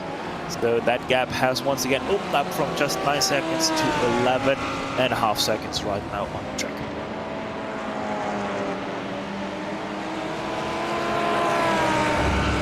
I think that is actually our closest battle on track, to be very honest. I think kind of after that, the timing kind of, the gaps kind of spread out. The closest one being M1 R8 and Delta V Racing, which is about 2 seconds separating each car. But other than that, everybody kind of spread out to one another. But then again, this is what endurance racing brings, right? We might make the shallow analysis, oh, everybody's spread, it might become a little bit dull. But if we look towards the scope of things and how the race plays out, everything can come closer towards maybe the final hour or so, whenever they do their final pit stops and maybe alternate strategies. As the sun continues to set over Barcelona, it is 17, it is nearly 6 p.m. virtual standard time, so that means only 2 hours to go until sunset has been reached, 2.5 hours to be precise, because sunset here at virtual Barcelona is 8:31 p.m. for today. So still a little bit of ways out, but you can see that it is starting to really get dark here just outside of Barcelona. And we're finally seeing a track depth, so we can see those double stints maybe possibly coming, because we're nearly approaching that 6 p.m. mark in sim, of course. Not globally, because globally we have to count the different time zones, right? But other than that, it's been a very, very interesting race, a very hot race in my opinion, even at 6 p.m. right now. And I know it's summer, it's a scorching summer in Europe right now. 32 Celsius degrees on track is very hot for this time of day. Yeah, most definitely. I mean, it depends on where you look at. If you look at, for example, at Spa-Francorchamps, 13 degrees Celsius and a light drizzle at the very least, really doesn't sound too summery, no matter where you are located in the world. But most definitely right now, those 32 degrees Celsius and 27 degrees Celsius in the air are a little bit on the hot side of things for the sun being in the 6 p.m. position. Nonetheless, these guys continue to race into the sunset. And Lorenzo, talk us through a little bit about the mindset going into the night. How much does your attention shift from a day to night racing? It's interesting, you know. I don't know if it is the same mindset you have. We both race in iRacing constantly, but I think whenever you go into night racing, one of the things you need to kind of have in mind first and foremost is make sure where your braking points are, right? Because some people have those memorized from, you know, running so much in the daylight, but once you lose that brake reference in nighttime, it's kind of hard for you to get that thing constantly. So you have to get some laps in, make sure you are remembering where the brake references are first and foremost. Try to still be constantly efficient. But I think the thing for Barcelona most specifically is that you have to maybe triple your attention. Every lap that you count, and whenever you go into traffic, you kind of have to make sure where your spatial awareness is, how fast you're making the corner, if you're compensating over the other car in terms of aerodynamics going to the turn. So it makes the racing tricky. It's kind of like putting a 180 on the racing perspective and see how things pan out at the end. So for any, well, of course, any race, you have to have double the attention. But I think for a race where you have so much attrition, and we've seen that throughout this race, you kind of have to triple or quadruple your attention every single lap that you're going in, still have to be consistently fast. So very much indeed a much different challenge night racing is at Barcelona than day racing. By the way, as you can also see on the left side of your screen for the TCR class, Christy Shorter has pitted in about 5 laps ago, so that gap in for your TCR class lead is back to under a lap. It's 53 seconds, so about half a lap for these guys already up. And yeah, I mean, the way Christy Shorter is racing as well, it most definitely isn't too far-fetched to say that maybe he has the chance as well to do what Entropy has already done and to put a lap on at least the top 3, if not even also second place.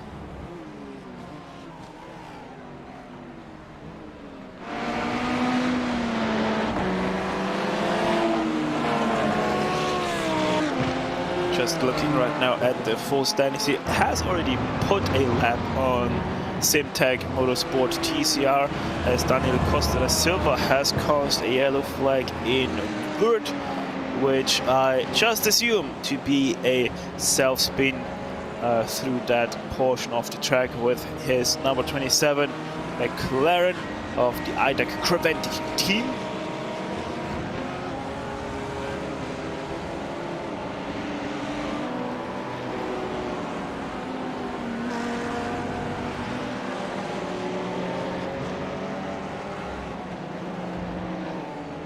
So with all of that, we continue to see a ASRX EU Esports 3 and 4 continuing to play, as well as German SimRacing.de has once again found their pace, and they are once again under 10 seconds of gap between themselves and SimRC.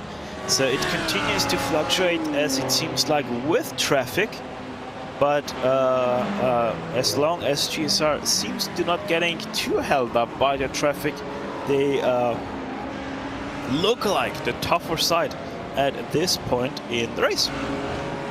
Yeah, and judging by both lines, I think they kind of evened out at this point, because GSR kind of got blocked between 1 and 2, and De Vries got a little bit held back on the transition from 4 to 5 due to some slower cars. So looking at the pace on the lap is about to be over half a second slower, but the advantage right now, again, going to GSR, closing down by 1/10 of a second in this point.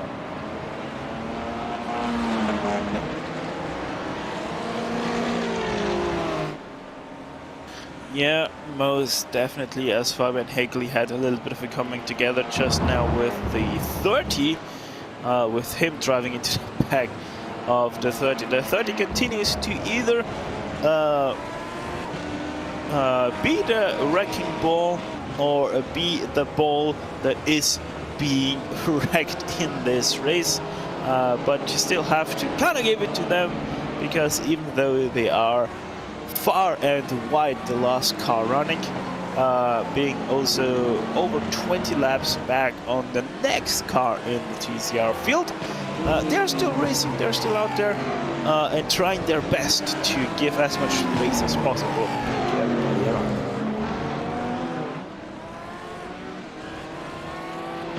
And it's impressive, and looking at the Impulse car again, it's impressive what they've been doing this race, right?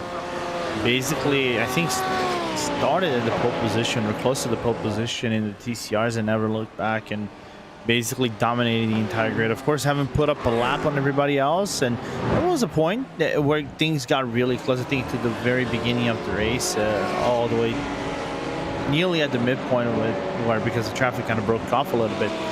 But other than that, what a performance out of that Impulse winning car from Hockenheim. And 16 is spun around.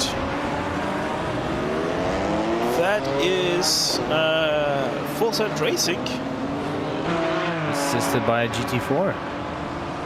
Indeed, assisted by the 115. So it seems like the 115 out a little bit for payback against GT3s after what they had to endure by the hand of a GT3. Let's have a look how all of that happened into the chicane RACC. Not really a place to pass for a GT3 car, and turning in there as well on the 115. I think that was a little bit self-inflicted there as well by Full Set Racing. Yeah, and if you're gonna make the overtake on that specific portion of the track, doing on the outside on the transition from 14 to 15, it's a little bit complicated as they nearly get caught close to 100 car on full send. Yeah, most definitely. By the way, since you were saying Impulse Racing, they were indeed starting from pole in this race, and they are once again obviously leading here today. And Vulcan Sim Racing White, by the way, they were second place on the grid in the TCR class. They have fallen back to 5th place as they now heavily missed their pit stop as well, as I just saw.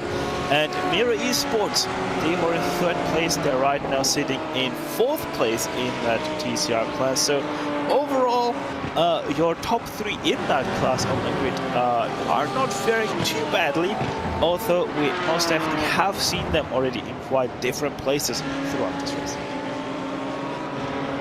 Yeah. And you know what the thing that impresses me the most here, Stefan, if we're analyzing from the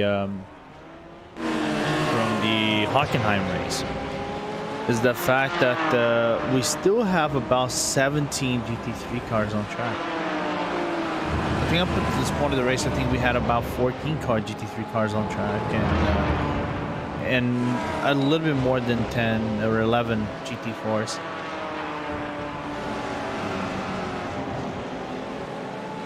I mean, if you want to go down that route, we kind of have to take the GT4s as the GT3s of Hockenheim, because we only have 13 GT4s remaining in this class, with most of them being a couple of laps back on the main field. We only have the top 8 that are still ahead of the TCR class, with the rest of those 13 cars being laps down on even TCR class. So it most definitely has been the most attrition-filled class, but still they started with, if I remember correctly, 17 cars, still running with 13. Very good number for that class as well. And by the way, I did write them off already, but Porsche Sport, they are once again continuing out there, the 718. They are right now in 10th place. However, they are 2 laps down on the SRT Screaming Eagle Junior team, so it's going to be quite the battle for them to get any more positions here today. Yeah, but regardless, we know that Porsche Sport is one of those teams that, of course, fight for the top spots, but it's a team that embraces that endurance hard from what Porsche usually has. Like, we know Porsche is one of the kings of endurance, if not the king of endurance, and they embrace it, and they still are going, you know, again, getting that experience, try to go to the end, because getting to the end over here is not a loss, regardless of a position. It's a victory, so you have to try to do your best and try to finish in the best position available. Yeah, in a very deed. So in just half an hour, you're gonna have another commentary switch. Ewan O'Leary will take point here for you for the last 3 hours of this race, alongside Lorenzo Bonda, and Hugo Luis gonna stay the brave man he is, weather the storm, and be your technical director for the entire 12 hours of this race. I don't know how he does it. I don't even think I don't want to know how he does it. But either way, Hugo Luis, the man, the myth, the legend, is gonna brave the storm for the full 12 hours. Some say, Stefan, that 12 hours for Hugo is just a normal day work. We go. Some say indeed. So, one thing I just realized, German Sim Racing, that gap has all of a sudden sprung up to 20 nearly seconds, so something happened for Leandro Ritter in the last lap. Yeah, 156. Oh, they got spun by a McLaren in the hairpin of La Caixa. The PCF Racing Mint. Yeah, just 2 minutes ago that was, so Leandro Anderuti. A little bit unfortunate there. I'm not 100% sure if it really was their fault even. And that wasn't the PCF. If there's another car. I mean, I don't know if we can't get the replay up for that, so I'm just gonna verbally transmit that incident right there. They did have to the inside the McLaren of PCF Racing Mint of Alex May, and right ahead of them the 23 of Neil Stevens in the TCR, and it seemed like they wanted to set up the pass and squeeze themselves past the 23 while still having the PCF Racing Mint car to the inside.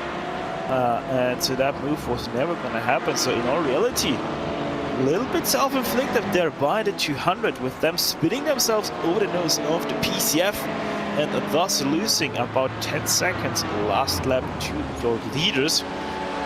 But the good thing is, already the gap has come down by about 2 seconds. Yeah, it's unfortunate to see that kind of thing. Of course, I'm seeing now the 33 car spun around, well, from the SRT Screaming Eagle Junior team. That is at Repsol, I think. That was. And by the looks I think it was on Repsol. It was on Repsol. Yeah, and by the looks of it, that also was self-inflicted spin there as well. Nothing really to report, as they even didn't hold up any drivers there at all.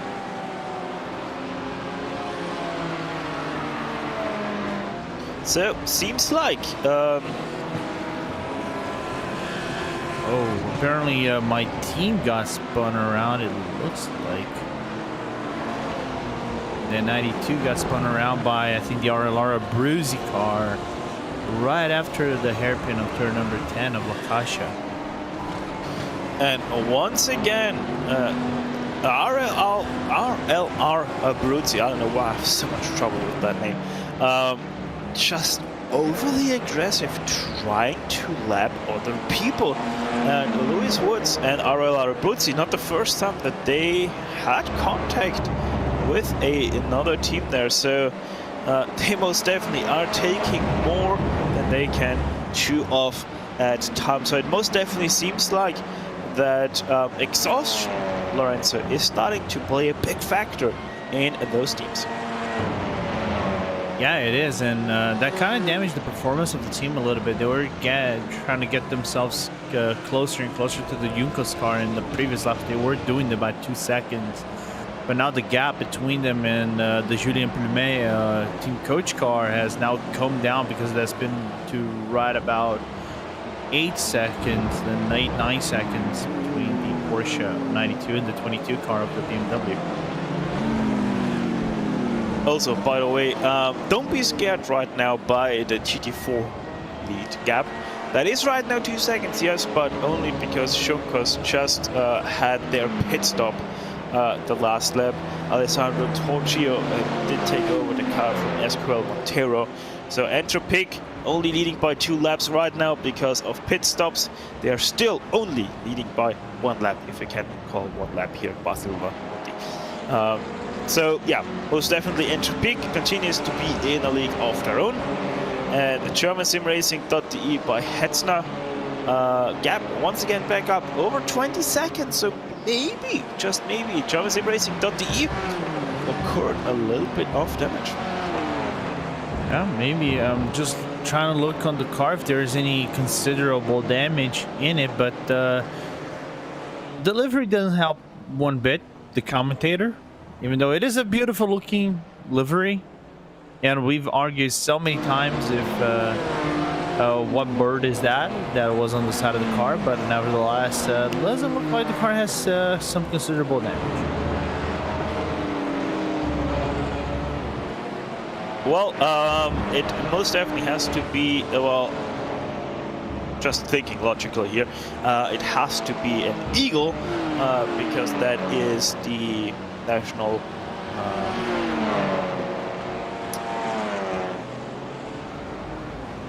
animal, there we go, of Germany. So would just be fitting if the German sim racing team also has the eagle on their car.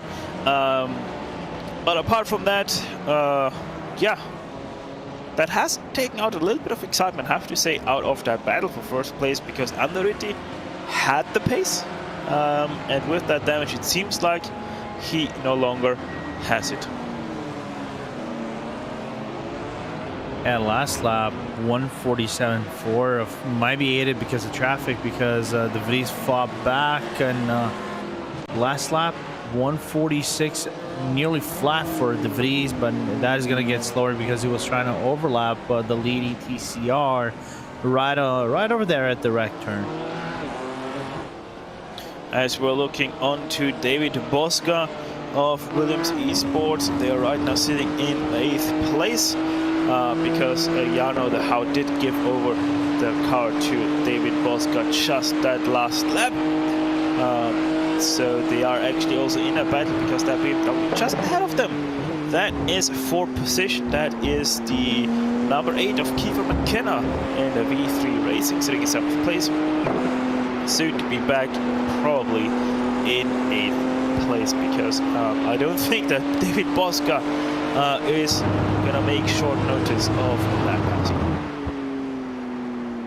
Yeah, again, they're on a recovery pace. We saw that they were trying to fight for top 3 until the incident with the number 18 CMHQ GT4, and slowly climbing themselves back up. Of course, this might be the last spot they will get for a long period unless something happens with the freeze up above, by being on I think on different strategies. David Bosca coming out and Kiefer McKenna due to come in anytime soon to the pit lane.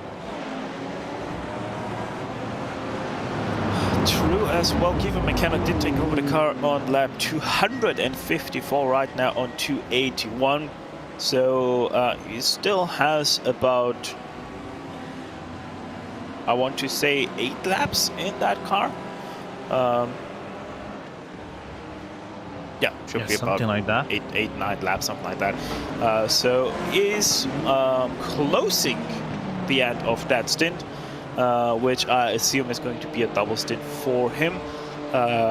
Probably also the last double stint, or the last stint that he will do after this, because we are closing in on 3 hours to go. As also David Bosca is continuing to close in, although not last lap because of traffic. He was 0.8 slower than Kiefer McKenna. Yeah. So it won't be surprising when Bosca comes in and make that overtake, wouldn't it? Would not, as a little bit of traffic now for Kiefer McKenna in the form of the 77 driven by Albin Kjellberg. But for racing team like giving lots of space to the BMW M4 GT3, and thus causes no problem there whatsoever. By the way, German Sim Racing.de by Hetzner once again lost about 10 seconds. Yeah, So, it's 13 seconds last lap, apparently. very, very interesting development, as all of a sudden everything is falling apart for GSR. Oh, and there was self-inflicted damage again. Oh yeah, they actually spun on turn 2 over just the curbs. Yeah, they were loose on the exit out of 1. And because they were loose, they tried to make the transition into using the curbs kind of like as a neutralizer, and it didn't pay off. Yeah, I think it even, well, most definitely, visibly, it made things even worse. But I think they maybe thought that because of the quite high curbs on turn 2 on the inside, that is going to help them out, but it most definitely didn't do that, but quite the opposite. So with that, as said, the gap back up to over 32 seconds, now even over 33 seconds. And if they continue like that, ASR x Able Esports Cyan might even get close to them at the end of this stint. And I think GSR now comes into pit lane because of having to serve a drive-through penalty. I wouldn't be surprised if that is the case. And you know, that is the best case scenario for Lasharid right now. He will not get close, like really close, because I think the entry and exit is right about 20 seconds. But other than that, the gap will be under 10 seconds. So for Lasharid right now is like Moses opening up the sea for him. Yeah, you're losing about 15 seconds with the drive-through.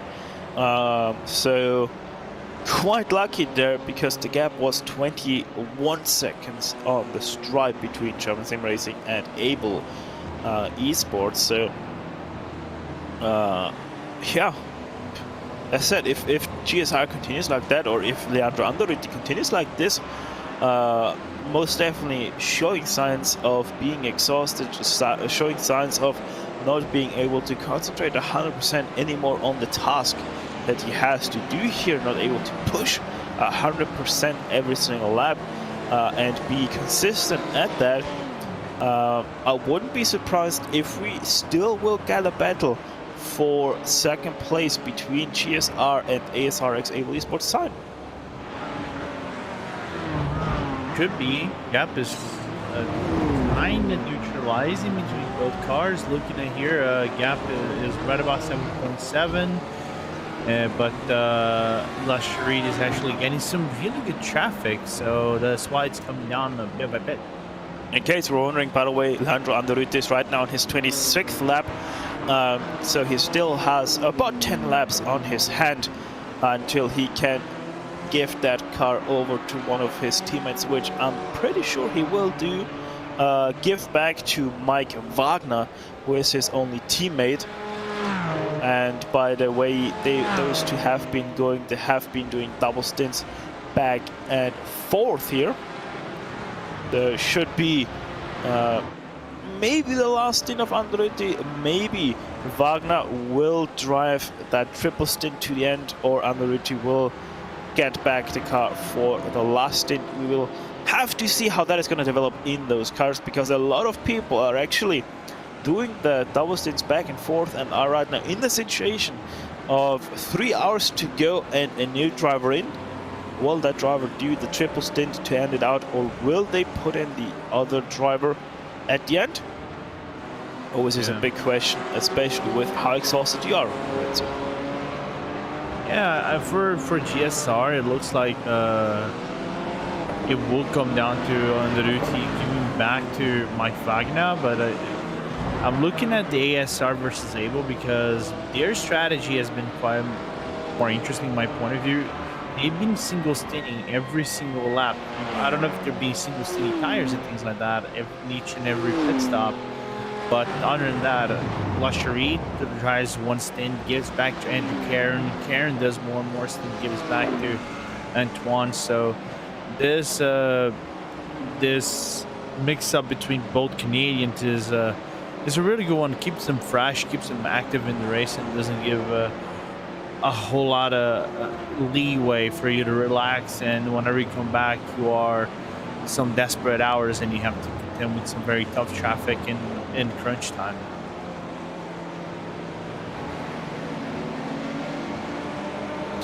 It is very interesting because if you look at the history of those two drivers, Andrew Karen did the first double stint, then Antoine Lasharid did take over. He did also do a double stint.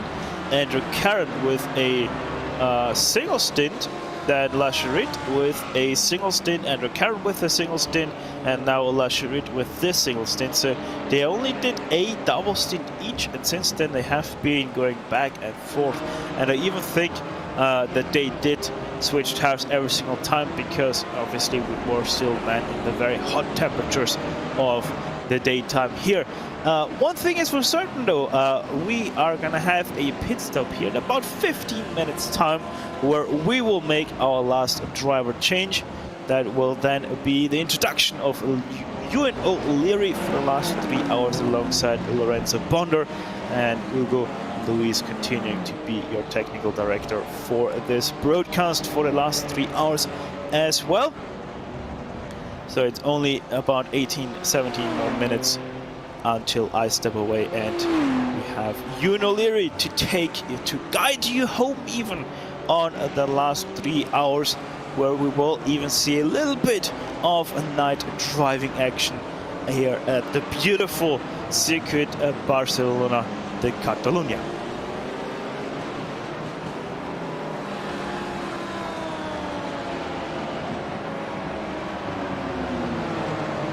Meanwhile, we also have a battle for P13 on our hand.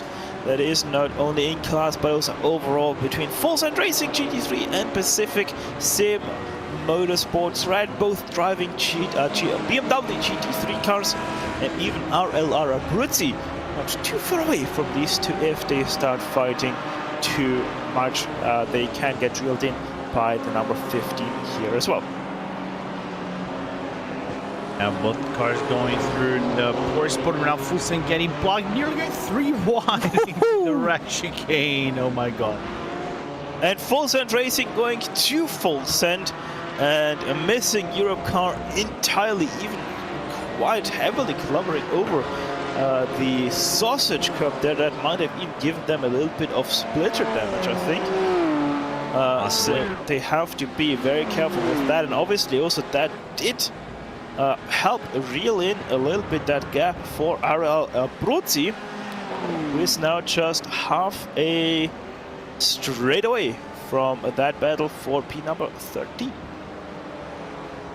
And can we say that I think Jorge Soligo needs a psychologist or something like that to possibly deal post-race with the problems with that specifically sector of turns, because every single incident that Soligo has gone in this race I think was over there.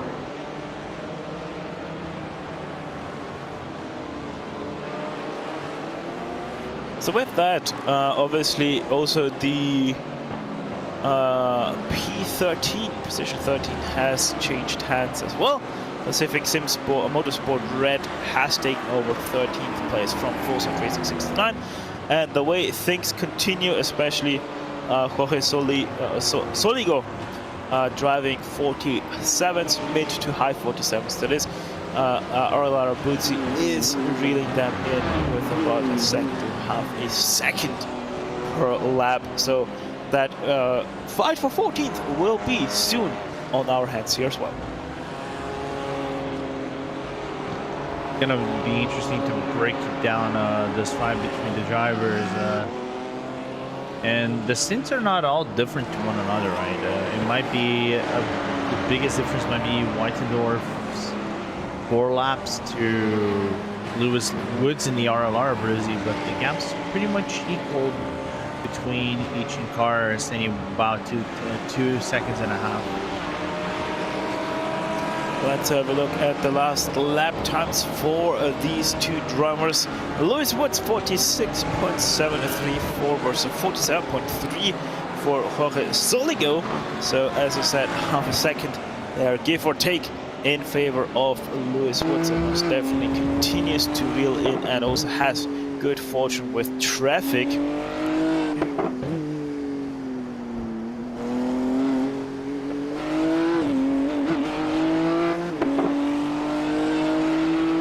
So 3 hours and 13 minutes to go on board with Nathan Ames, who's also trying to chase down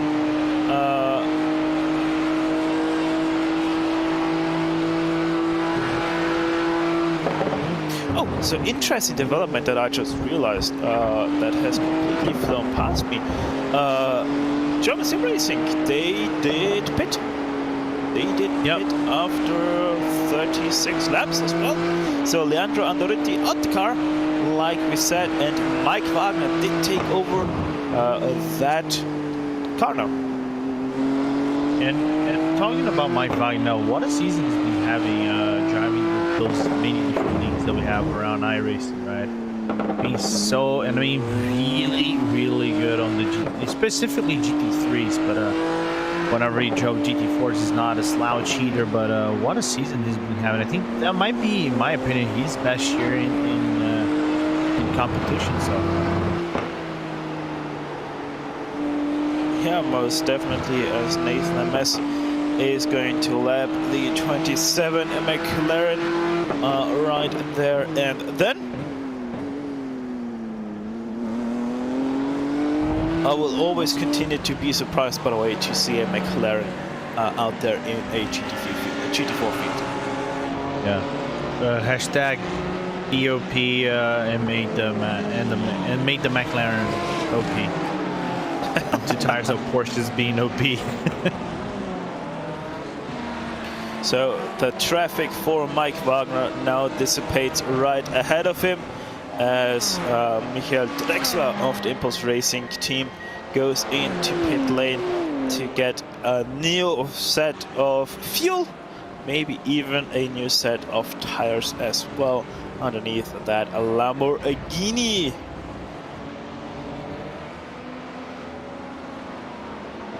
Which obviously also boosts now German Sim Racing into third place, that the ASRX Able Esports purple car did pit last time around as well. And by the way, this battle that we're seeing here right now, it has to be said that this is only a battle because Nathan MS still owes us one pit stop. Last pitted on 264. So he is, 26 laps on his stint right now. Few more laps to go for him. Maybe he's able to do something against Mike Wagner, but it seems like, whoa, Mike. Little bit of a misunderstanding, miscommunication between you, Murray, and Mike Wagner. Wagner wanted to go down the inside of the GT4, and the GT4 keeping actually the inside close there.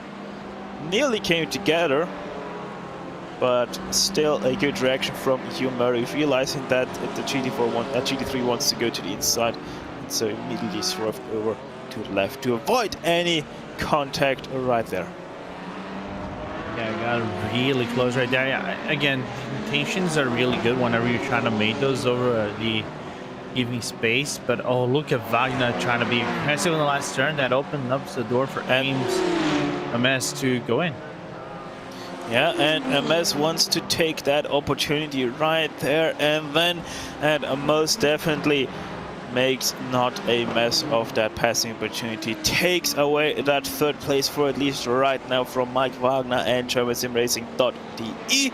But as we said, he is on a way different fuel strategy. He's only about 8 laps out from his own pit stop as he splits the TCR and GT4 traffic right there.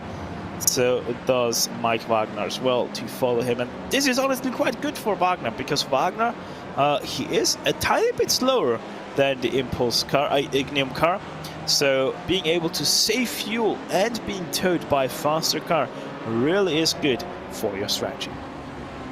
Yeah, you know, clutch it in, make sure you conserve some fuel. You don't have to.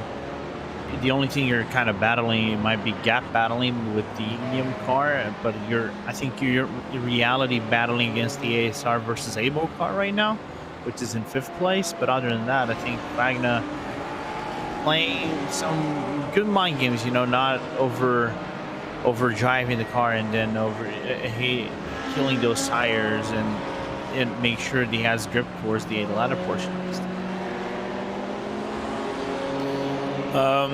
Yeah, I'm not sure on exactly which strategy Ignium is, but if they have to do a full service, meaning also tire change, they're gonna come out nowhere near both ASRX Able Esports cars.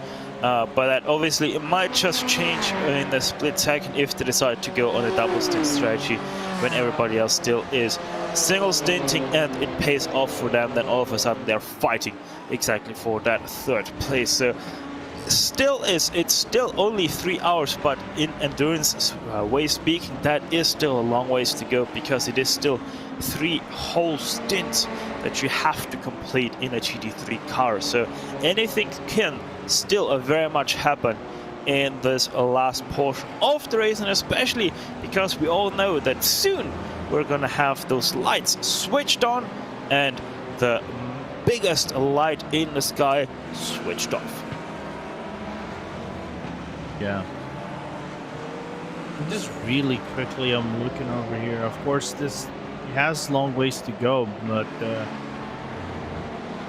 P2 in the GT4 class, I know sometimes I follow my team, but gap has come down constantly, about nearly a full second or 2 seconds between Chris Pereira and Alessandro Torchio. Alessandro not being able to put the same performance as Ezequiel Montero has been able to put.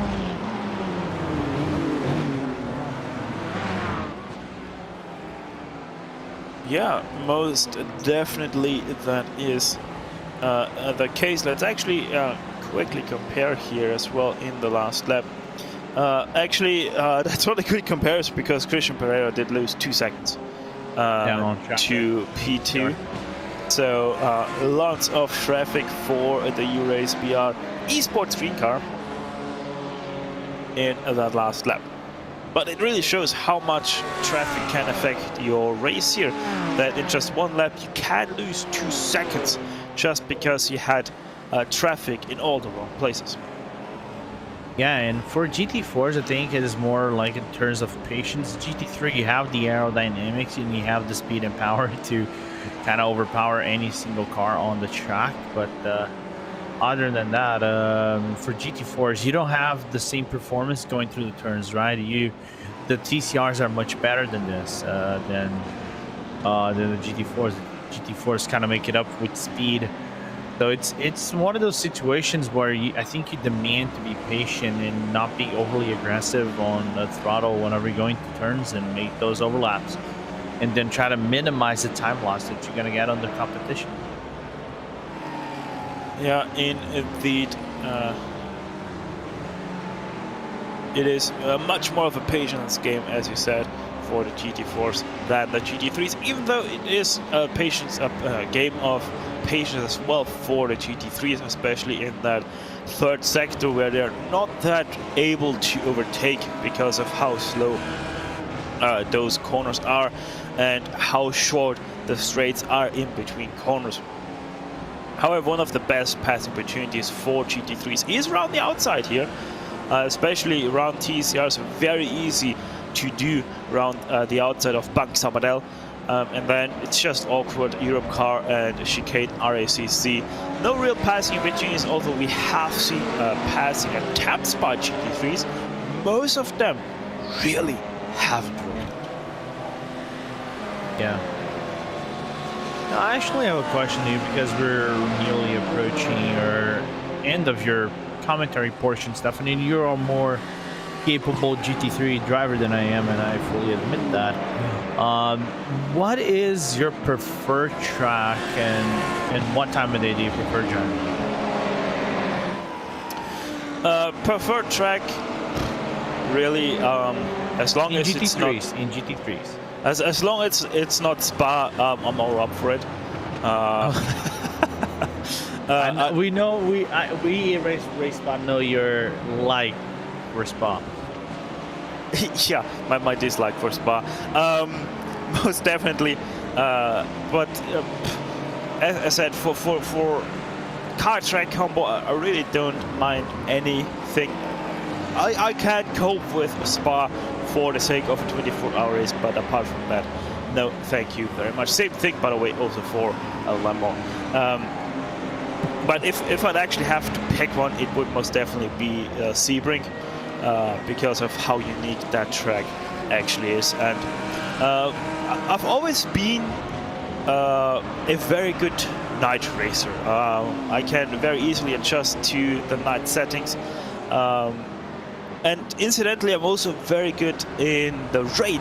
So I'm really looking forward for iRacing to finally introduce rain, because then I can most definitely play to the fullest of my abilities as a rain driver.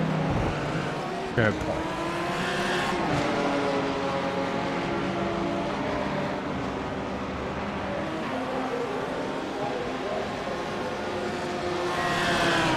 I think in the background you're able to see the Ferrari 488 of Blakey Neck going into pit lane.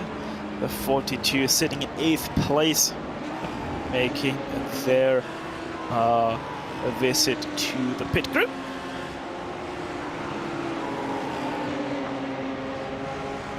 So GermanSimRacing.de continues behind the Ignium Motorsport car as expected. They are saving fuel behind Ignium car, knowing full well that they have the pace just like them, but they are gonna dissipate fairly soon into the pits as well, and then they're free to go once again.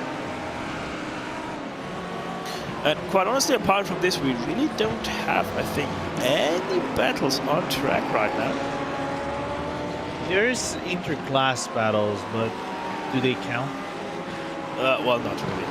Let's be honest about that. I'm actually right now trying to cycle through the field here myself, and yeah, no, there's really not a single class battle going on right now, sadly. So this is the closest battle in the same class between two cars, and so we will continue to focus on, because you never know what happens between two cars being that close together.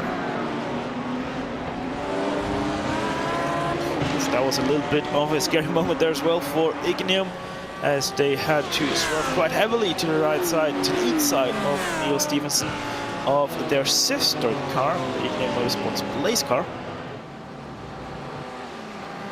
I think a battle that we should be looking for, I don't know how many laps, so this is interesting. Impulse, the number 68 on the last 2 laps, well, Stefan Valda has been kind of aided with the GSR draft of sorts. He's been getting closer and closer towards the Simsa car of Team Bratska. That is very true. Stefan Valda has been doing, or has been getting significantly faster. I mean, his first 2-3 laps have been quite heavily inflicted with traffic as well, but 47.7 the last lap around versus that. Oh wait, Tim Bratska just took over that car from Fabio Rauer. So they're once again back to fighting. However, it seems like after Fabio Rauer was able to get past Impulse,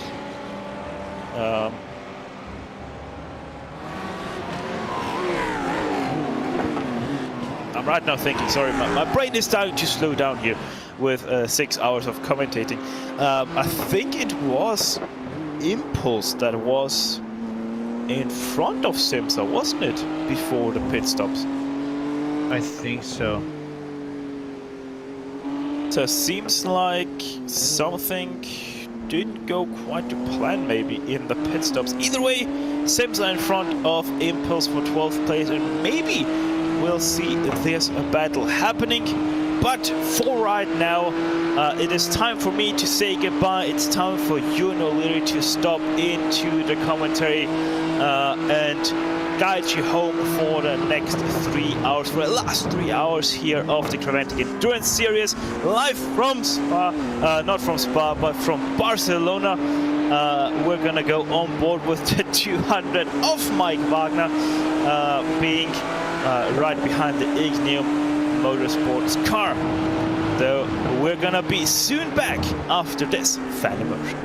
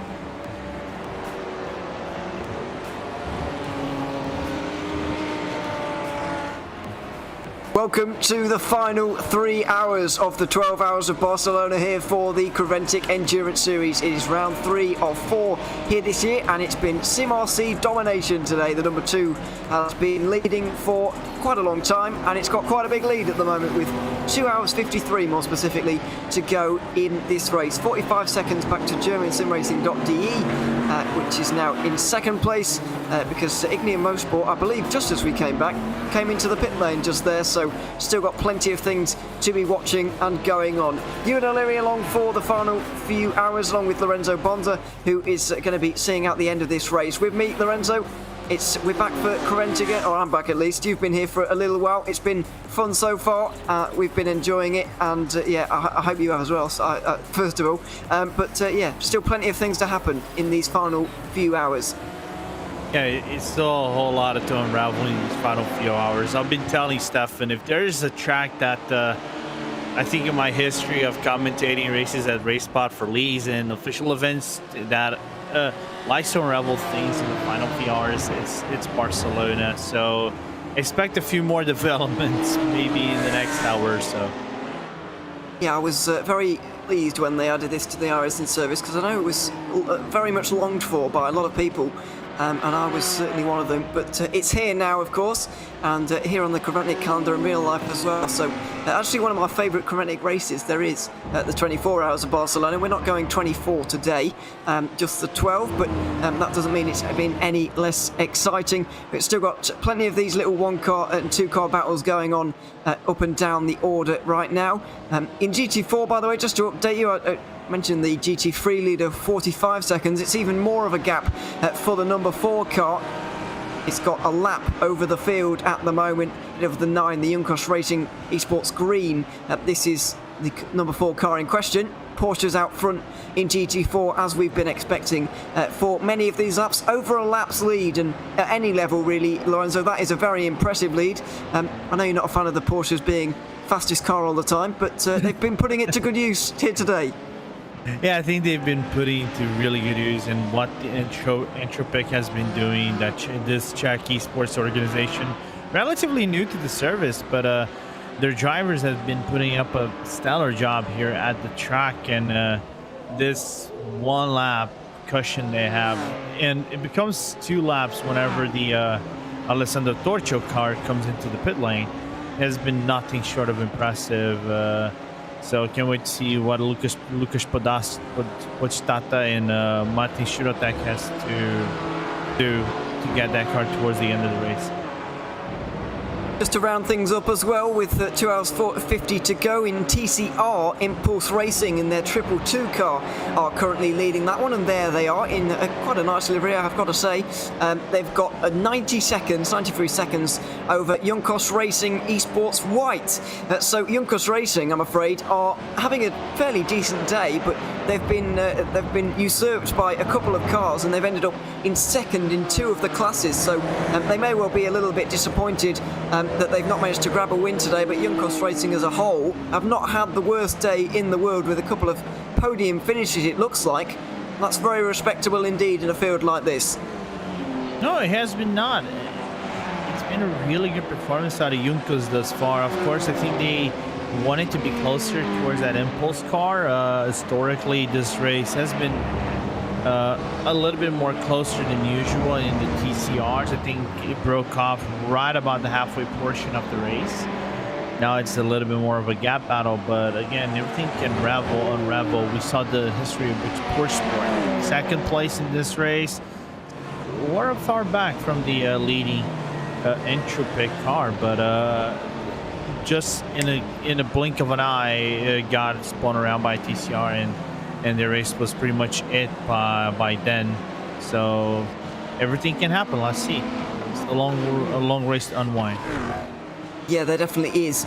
Looking at the battles up and down the order in GT3, we've got Full Send Racing versus Pacific Sim Motorsport going on for 14th position, and these two are not all that far away from 13th as well. It's quite a clumped portion of the racetrack. Curtis Jones is our pilot at the moment, trying to apply the pressure to the BMW up in front, and this is quite a good view of the BMW really, because we don't have to see the front, which is a good thing. But 14th at the moment. This is actually last in the GT3 order. Yeah, and real good battle so far. 4 laps separating both cars. Same strategy for both. Right on the tail end, there's still 2 cars right below, which is the Alpha Racing team and the Team Fordzilla that we saw was fighting for the win. But of course, they had an issue a few hours back. So it's unfortunate to see Pablo Lopez and Julian Rodriguez Moreno. And even there was a moment that IndyCar's Alex Palou actually was helping them out and doing some engineering and race stuff. So it's unfortunate to see the team being shuffled back several spots, but we still have battles nevertheless in the GT3 classes. It seems to be where quite a lot of the battles are coming from. And quite a lot of them being decided by little runs through traffic as well. There's still 29 slower cars for these guys to contend with, to my last count. That's the combination of GT4 cars and TCRs that are still in contention and still actually out there running on the circuit. And yeah, I don't want to call them mobile chicanes, but certainly when you get these clumps of cars coming together, it can rip apart a battle very easily, as we've just seen here. Even one car ripping this battle apart momentarily. Yeah, which is the Undercut Racing team. We see Undercut, the good portion of the team doing the IPRs or the Indy Pro 2000 on Fridays here at RacePod TV with some good drivers on Martin Arnaudes, Fabio Berthold, and others as well. But here, you're doing a solid job on the racing so far. Thomas Gaultier in the car so far for that Undercut Racing Green, and Adrian Ledinger on the number 5 car. So far having solid results in 7th place and 12th place. Yeah, absolutely. Still plenty more stuff coming up on Racebot TV, by the way, tomorrow, which is the BMW Sim GT Cup Season 2. That's going to be Bathurst tomorrow, and the Porsche Esports Carrera Cup Deutschland is also on. So you can catch those on Racebot TV. Don't miss them. They're going to be good events to watch tomorrow. But this is today. We've still got the final few moments of the 12 Hours of Barcelona coming up here.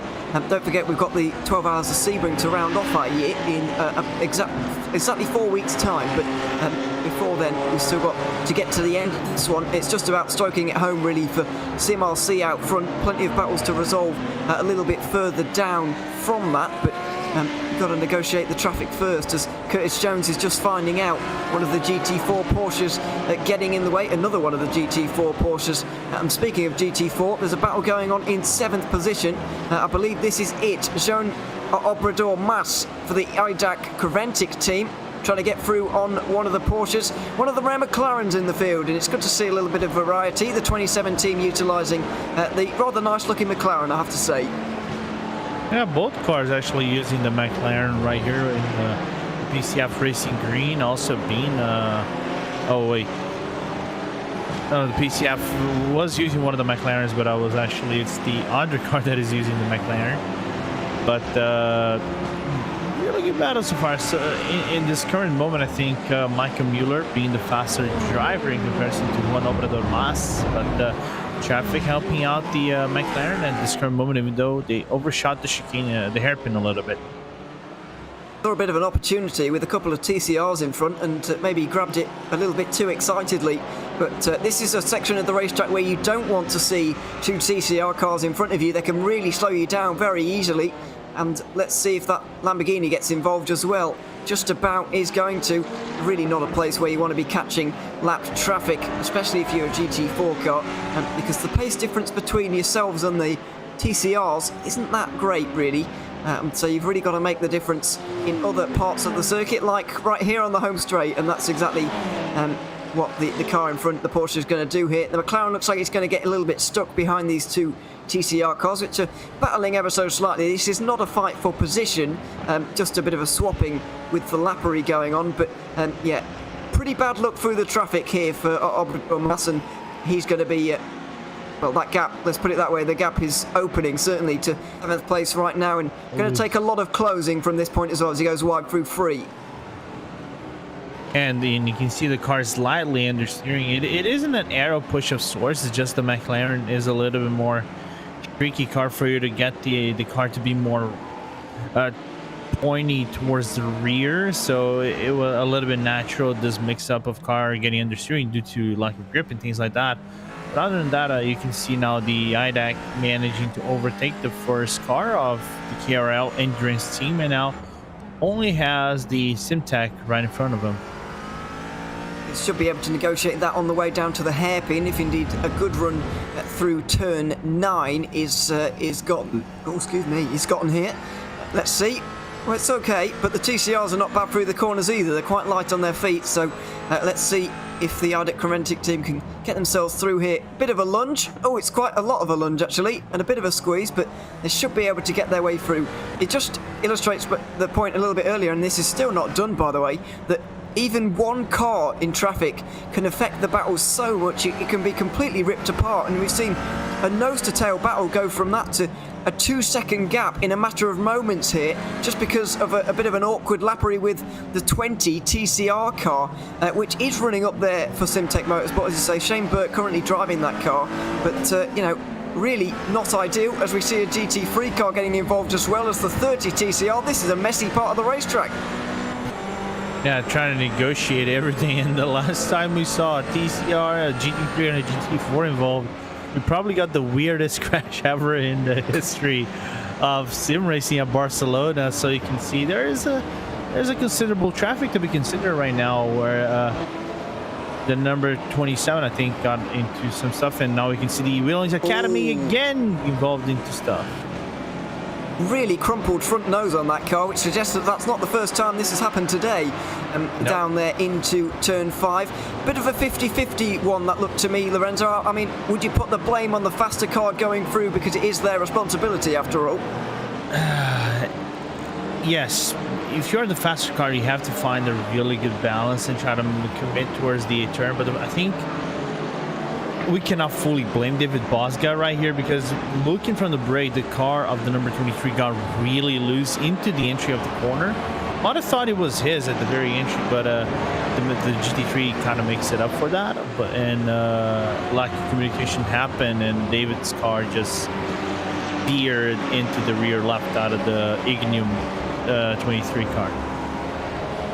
Yeah, absolutely. We've seen many of these incidents down. I find especially turn 5 is awkward for Lappery. I don't know why, and there's a bit of an awkward one as well, but thankfully the 27 saw the race-leading GT4 car coming there, and that was able to be executed rather nicely. That kind of move just illustrates why the number 4 team are actually in the lead of this race, because getting your way through traffic is half the battle in these races, especially in GT4, because you've got to lap and be lapped all at the very same time. It can get tricky on occasion, as we've seen so far, but thankfully this race has been a little bit... Just a quick correction, though. Oh, sorry, go on.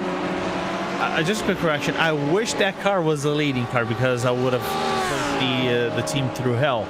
That is actually the P4 car in the GT4. Oh, sorry. So the leading car is actually on going to turn number 9 now.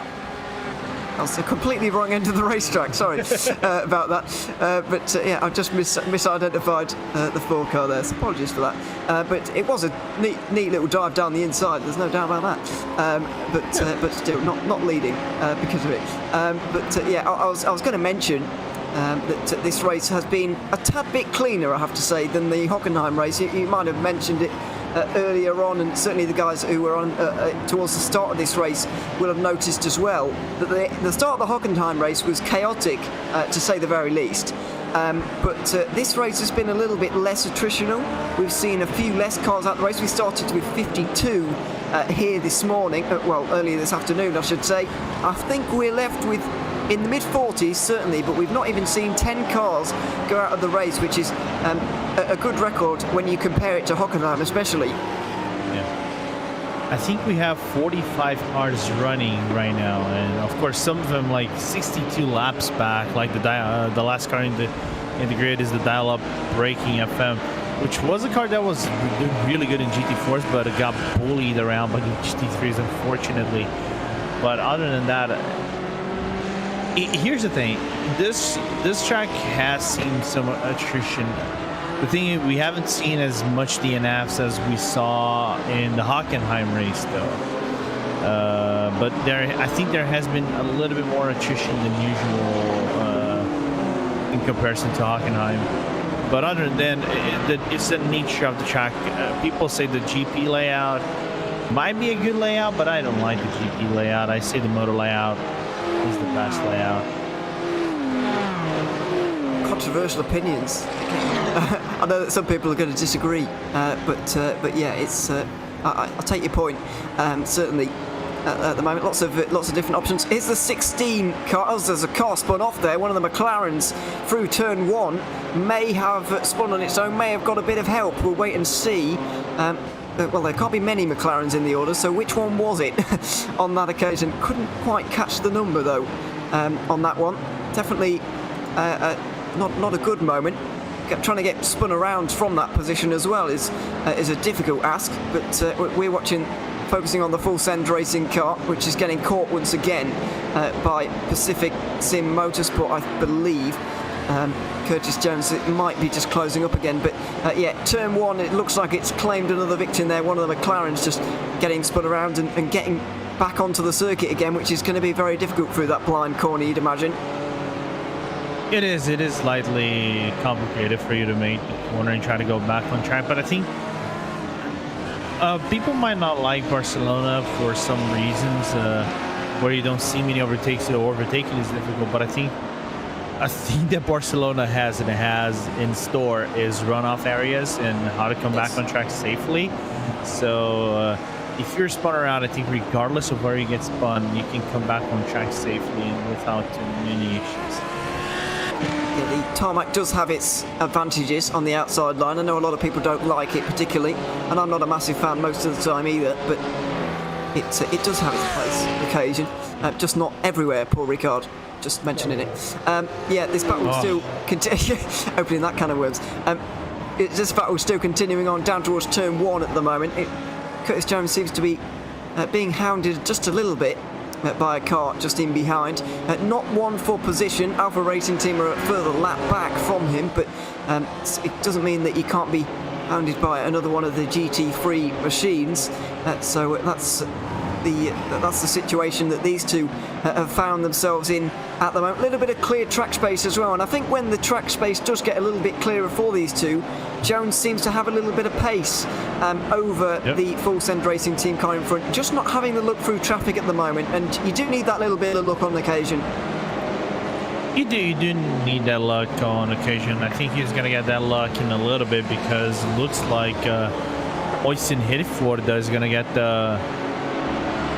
2 TCRs, including the leading TCR right before the hairpin. You can see him going up the right-hand hill of turn number 9, and he's going to get the impulse right on the braking zone, and he might get some slower TCRs right in the midst of the last turns of rock. So it's going to be interesting how he clears that off.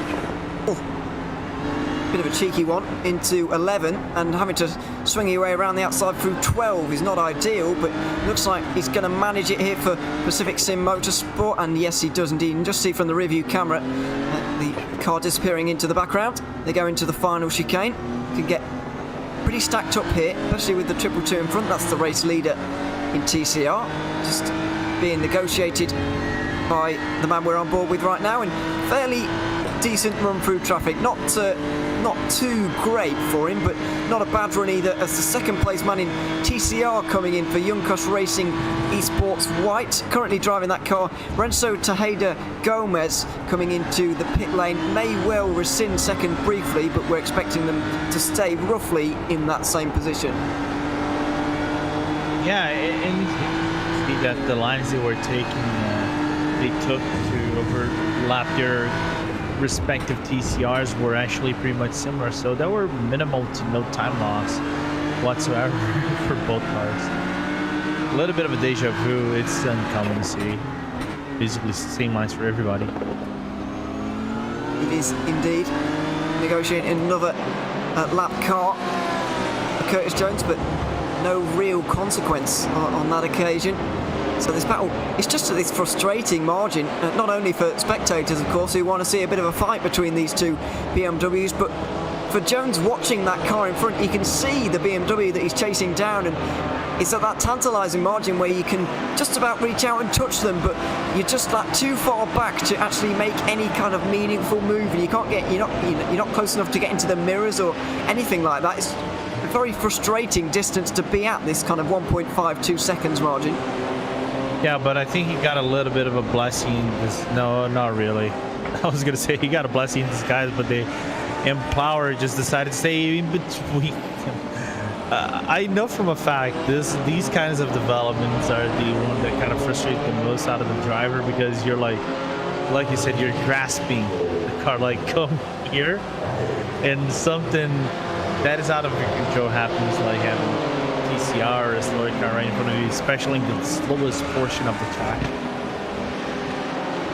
This is about to be some more bad luck into turn 1. The number 8 car goes through on the inside line there with the BMW, the V3 Racing car. And yeah, that's going to more distance between the two. I have to say though, we thought that Curtis Jones might get a bit of luck there and just go through, or at least get up towards the back of the car in front. But I have to say that, well, for one, we've been watching this battle. The Pacific Sim Sport car, John Weitendorf, I believe, is driving that car right now.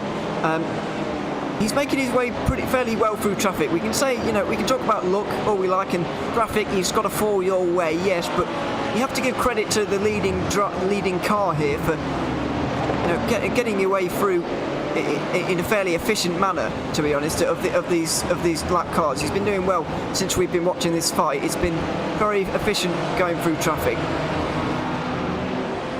It is, and it kind of shows the scope of patient and opportunistic overtaking than anything else. As we're now seeing on the right-hand side the battle between Verve Racing Black and Ignatium Motorsport Orion. So Andy Saunders versus Nicholas Reeves right here, and it got a bit broken off because of faster cars. There's still one more fast car to be lapped around the slowest portion of the track, but two battles at once, so we can follow on right now. Where you wish you had two pairs of eyes, really, because there's two good fights going on. Let's see. It looks like we're seeing 3 wide over the line, but not quite enough. Well, it's going to be another car between the two of them, it looks like, as he's getting squeezed a little bit here, the Pacific car, and sticking behind here once again. So not happening at the moment for the Pacific Sim Motorsport car. It's still with the battle, I remind you, for 14th position in GT3 and indeed overall. They're a little way off the leaders by now, but still not going too badly for them, I suppose, and just trying to get what they can out of this race. It's another lapped car in between the two, though. It's, as we mentioned earlier, it's just going to be a little bit frustrating at this late stage where tempers are starting to wear thin. Yeah, because you're running out of time. Of course, 2 hours and a half still a lot of length of time for you to consider and make those overtakes, but you have right about maybe two pit stops and a half, as we're seeing now. Nick Reeves managed to overtake Andy Saunders on turn number 1. Andy tried to defend on the main straight on the very inside, got aggressive in it, but managed to get overtaken by the Verve Racing Black. So let's see where that thing will stack in the next few laps. But other than that, again, it's those patient things that you have to work on, find the right timing, and then capitalize on it. I mean, all the more important. This is, as I mentioned, for 8th place in TCR and a fairly long way down in the overall, but these two guys won't really care about that. Car going through there, the 202nd place overall in the standings right now, by the way, so efficiently getting through quite nicely, not really affecting either of these guys, although maybe just about the car in front getting affected slightly. Verve's Racing Team Black in the 77 just getting slowed up through turn 10 there, the hairpin, but not too much really. Battle still at that arm's length that Verve Racing have been able to just keep the car behind that, just holding them off for the moment. But yeah, these guys have got to be approaching well, all of them are approaching pit stops at some point. It's kind of all over the place at this point. It's not really uniform like it was at the start of the race, we'll put it that way. But what kind of time in the race, Lorenzo, are we expecting these TCRs especially to be coming in and then making it to the end from there? Oh, there's still quite some time in it. They've been going long on the stint, nearly going 40 laps, I think, on the stint for each car. So it's not... just confirming 49, 48 laps is a stint on TCRs because you can save so much fuel in it. So both cars were on 10 and 12 laps respectively. So 8 and 12 laps respectively. So still a long time to go. Yeah, absolutely. We've got a fair way to go, still 2.5 hours.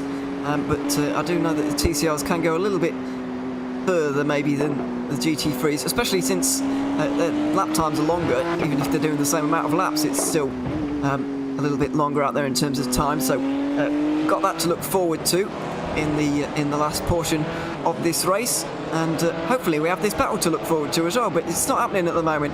17 having a really miserable time trying to get through, really, because they've not even been able to make a crack at this, and it's just been some great sort of defensive driving from afar almost, by keeping yourself eyes forward from full send racing.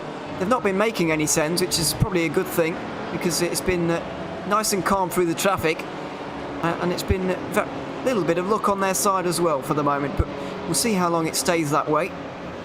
Just the closest battle we have going on in GT3 at the moment just grows to over 2 seconds here once again. Beginning to think that this battle might never happen. Obviously we've still got a long way to go, but it seems to be that way, that all of the things are turning away from Pacific Sim Motorsport, and it's not quite happening for them at the moment. It's just not quite going their way, although this may do with just a momentary hold up here for the 16 full send racing car, but nice and calmly squeaks through into turn 9. So little bit of luck for Pacific on that occasion, but they've not had too much of it on these laps. But I think the luck of the draw right now is on their favor because they just managed to shred a second because of that Juncos TCR, the P2, P3 in the standings for the TCRs got actually in the way of full send. But I think that might come back again because going full send on the chicanes of rack chicanes. If Stefan said it, I can say it. And managing to put up a GT4 IR right in between them. GT4 cutting off the nose a bit of the 17 there, but nothing that was illegal by any stretch of the imagination. He's going to do a good job here once again for full send racing to be able to hold on to this place. And looks like battle will elude us just once again here for 14th in GT3. 1.5, 1.4 seconds as we go on right now. Maybe a run around the outside through here. It seems to be that maybe it is a viable move for the GT3s. I was expecting towards the start of this race actually that you'd see a prototype going around the outside of a GT through turn 3, no problem. We see those kind of moves all the time at all different circuits that have these kind of corners, but to see a GT3 do that, especially on a GT4, I'll say I was expecting that to go towards the outside of that corner throughout this race, but clearly they've got fantastic grip through these medium speed corners, even though the downforce is definitely limited in these GT cars, of course. Yeah, so here, to break down the scope of things is that GT4s kind of can overpower the mid corners depending on circumstances on the radius of the mid corner. You might lose the grip. You might lose the grip towards the TCRs on entry, but you eventually gain that on exit.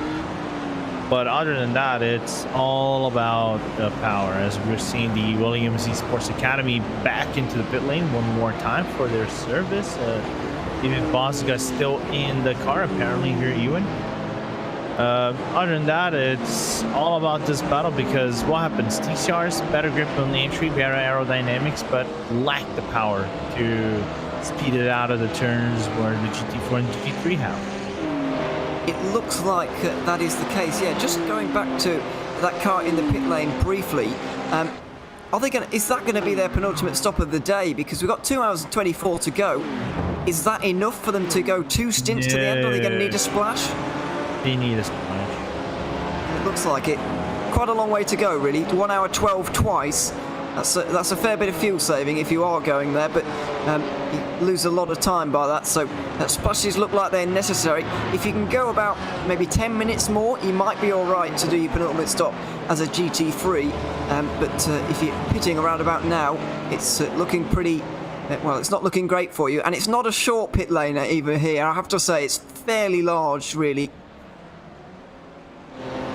Yeah, it's a fast entry and a fast exit of sorts. If you get a drive-through, and we've seen a drive-through, you lose relatively 20 seconds from start to finish up until reacceleration and rejoin on the track. But other than that, it's the pit limiter is about 60 kilometers, so it isn't the fastest pit limiter. But other than that, it's probably 80 kilometers. My apologies, but it's relatively quick in comparison to some other tracks. Of course, that being to the fact that is an F1 pit speed of sorts. Yes, that will obviously speed things up just a little bit. The 72, whose mate we're watching here at the moment, is in a bit of a battle anyway for 4th position with the M1R8 Esports car.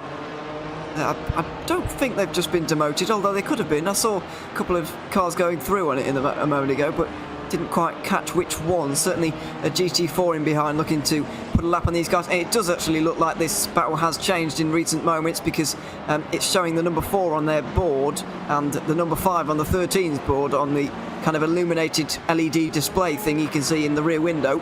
But those positions are reversed, so we've just missed that. But a fairly important pass for 4th place in TCR, looking to get up the order at this late stage.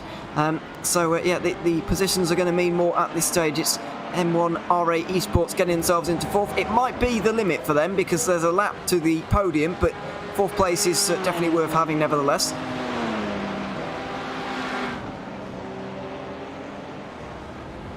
Something like it. Gap opening fairly quickly there between those two.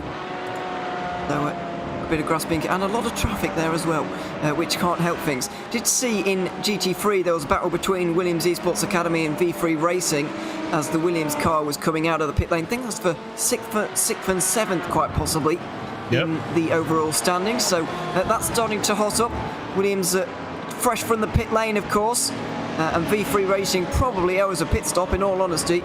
Certainly owe us 2 more before the end of the race. Likewise do Williams, but you can be sure that splash and dash at the end is going to be a lot shorter, so it might not matter too much at the end of the race. But if indeed there's an entertaining scrap going on up towards the front, then we're certainly not going to pass it by at any point. So yeah, we'll wait and see if that materialises into anything. Certainly going to be seeing some more pit stops in the next few moments. Feels like it's been very scarce in the pit lane so far, but I guess that's kind of how things are at this stage in the race. The strategies are kind of converging, and so like it is at the start of the race, towards the end we also get everybody pitting on more or less at the same time, because after all, everybody's fuel tanks are pretty much the same size when you're in the same class. Yeah. But the thing is with the Williams car that is a little bit of a letdown is that you probably remember what happened in the Hockenheim race. The Academy car was trying to fight for top 3 spots and trying to get closer. Oh, no! Oh, just about avoided accident there. Well, there was a bump that it wasn't disastrous. Kiefer McKenna has got away with it, excuse me. That was not the car stopped. It's the 30 is stopped. I think it's the longest name in the world still driving that car on that one. But yeah, a little bit of a half-hearted lunge into turn 5, where I've been here for 40 minutes and I've already commentated on 2 accidents through there. It's a bit of a problem turn. Yeah, and for the first time, we've seen the 30 car being kind of like the other end of incidents, and this time they were actually the victim. Yes. It seems so that it may well have been, yeah. It's bit of a 50-50 lunge, I have to say, from the 8 car. We were on board with it at the time. It was a great view, actually, and yeah, possibly a little bit unsighted in the 30s mirrors as well, coming from multiple cars back. Yeah, it's a little bit 50-50, I have to say. On board with Jakub Solerski trying to get through into 12th place, I do believe, and I think that was a fairly slam dunk manoeuvre, unless that was a lappery going on. Lamborghini getting demoted down the order nevertheless, and yes, it was a pass for position. Orlero Abruzzi Esports up into 12th place, and I have to say, for a team like Orlero Abruzzi, I did circle them as maybe doing a little bit better today, but not quite able to break into the top 10. 12th position for them at least, though, with that nice pass down the inside at turn 3. Yeah, they were in a really good spot on the early portions of the race. They kind of had a really good start, right around the top 10. They were fighting for top 10. Up to the point, I think they were spun around. I think they got a drive through. So, and like I said, it's a little bit of what happened to Williams. They were fighting for top 3, a really good result, like they were trying to do at Hockenheim. But they were involved in so many attritions. But the problem is they got the number 18 car that you just see here on screen, which is this GT4, the Porsche Cayman GT4 coming on by and now shutting the door of the Orlero Abruzzi. They spun around on turn number 1 and they came back on track right in front of the Williams Academy. So they team bowled them and they lost the bonnet and maybe some engine damage. They had to go for some considerable repairs in the pit lane. That's why they have the front end very damaged. Yeah, absolutely, and not helped by the bit of contact we saw not so long ago. Added another crinkle to the very crinkled car as we've got a car off. It's the 16. We were seeing this fight not so long ago. Full Send Racing have gone off the road at the chicane there. Not sure how that happened. However, the results are very clear. 16 is going to be demoted a few places. A very tricky part of the racetrack for the chicane. It's very, very tight indeed, as we're seeing a recovering McLaren as well. It's all kicking off in the last few minutes. Is that the 4Runner car? It does look like it, but let's look at the replay. What happened to Full Send? PCR car involved, and I think it was a bit innocent in that one, I have to say. Maybe 16 turning across at the TCR car. I was about to mention how tight and really claustrophobic that section of the racetrack is, especially if you're a TCR, and that's exactly why. Hold up, let me bring up the counter right here. Number of incidents for the Full Send at the rack chicane. Is that number 6? It's getting numerous. Let's put it that way, because yeah, you're right. It's a real problem, and to be honest, I do feel like the Full Send car was at fault about that one. I'm not sure about you, but the TCR car didn't really have anywhere to go, in my opinion. Yeah, no blame on the TCRs, but here's the thing. I think if the TCR had been, I think, right alongside, maybe nearly door to door with the GT3, both of them could have made the radius of the 90-degree turn. And again, that makes my case of why I don't like the GP layout more than the Moto layout or the old layout, is the fact that you have those 90-degree turns which basically take the action away, and any dive whatsoever you make it over there is basically death. So one more over there, and it involved the GT3 car of the Full Send. Yeah, I do agree with you on the old layout form. It just doesn't fit in keeping with the rest of this circuit either. It's a wonderfully flowing and medium speed corner challenging circuit, and then you get to this very clumsy final sector. But by the Moto layout, would you prefer to see the long sweeping left-hander instead of the hairpin at turn 10, or would you keep the hairpin, the sharper hairpin that we see in this layout? I mean, I would use the sharp. I have no problem with the sharper hairpin, to be very honest. Yeah. That is not the problem for me. The problem is that specific literally final 3 corners of the track, right? Yeah.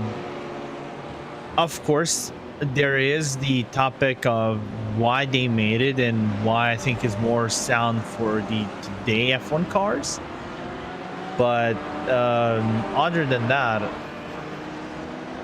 if you remove that for GT racing, for example, if you go for any GT racing you find, you can take that away. It won't make a single difference in terms of how the racing is done. I think it would be even cleaner than that, as we see both cars making the overtake on the Vertex BMW M4. In my opinion, it would make a race slightly better, but I do see why they made that change, and why for days might be more sound, but maybe in 2022, 2023, whenever F1 comes back with the new cars, they come back to the old layout.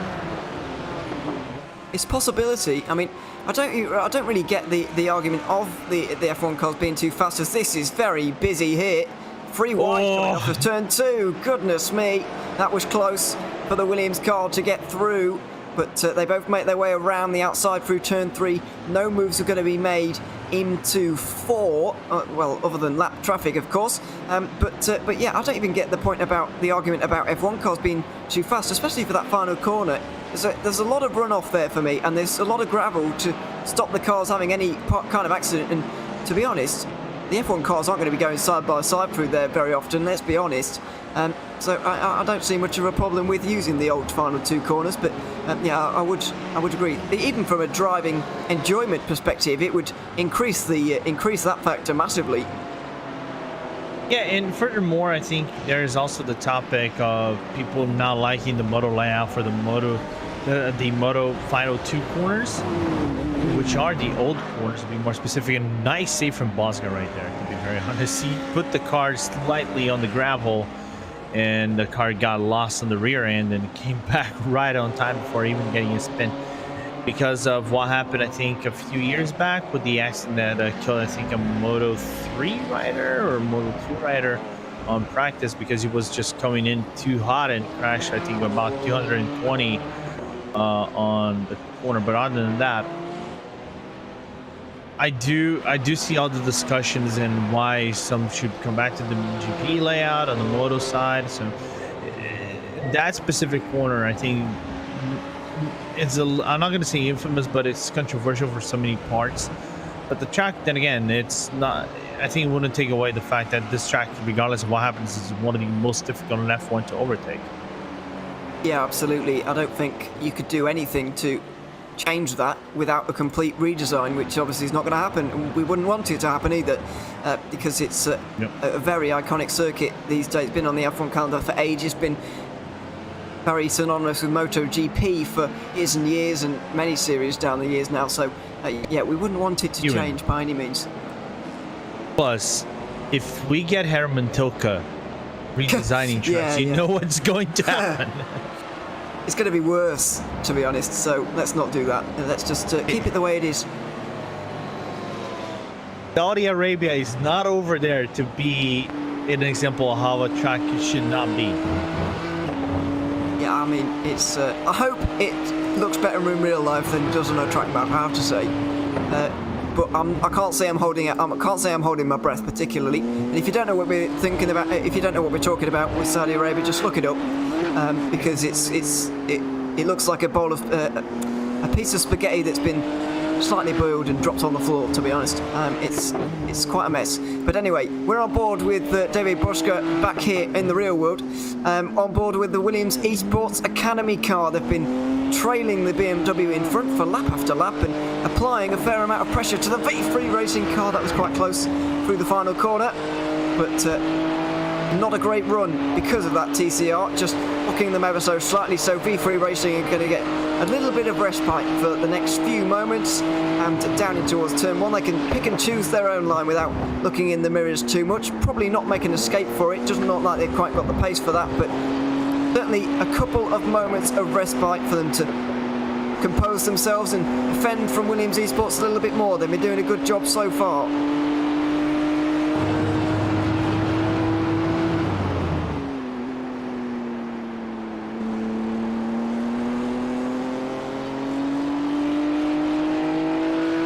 A little bit more traffic up ahead. You can see the one of the Porsches for GT4.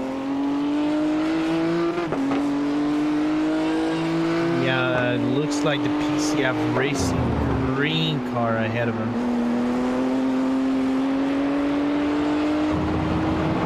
Right, the outside through 9 it's going to be for the V3 racing car, and David Bosco is going to try and follow him through, but slams the door shut just in front there and has to weave around and change his line.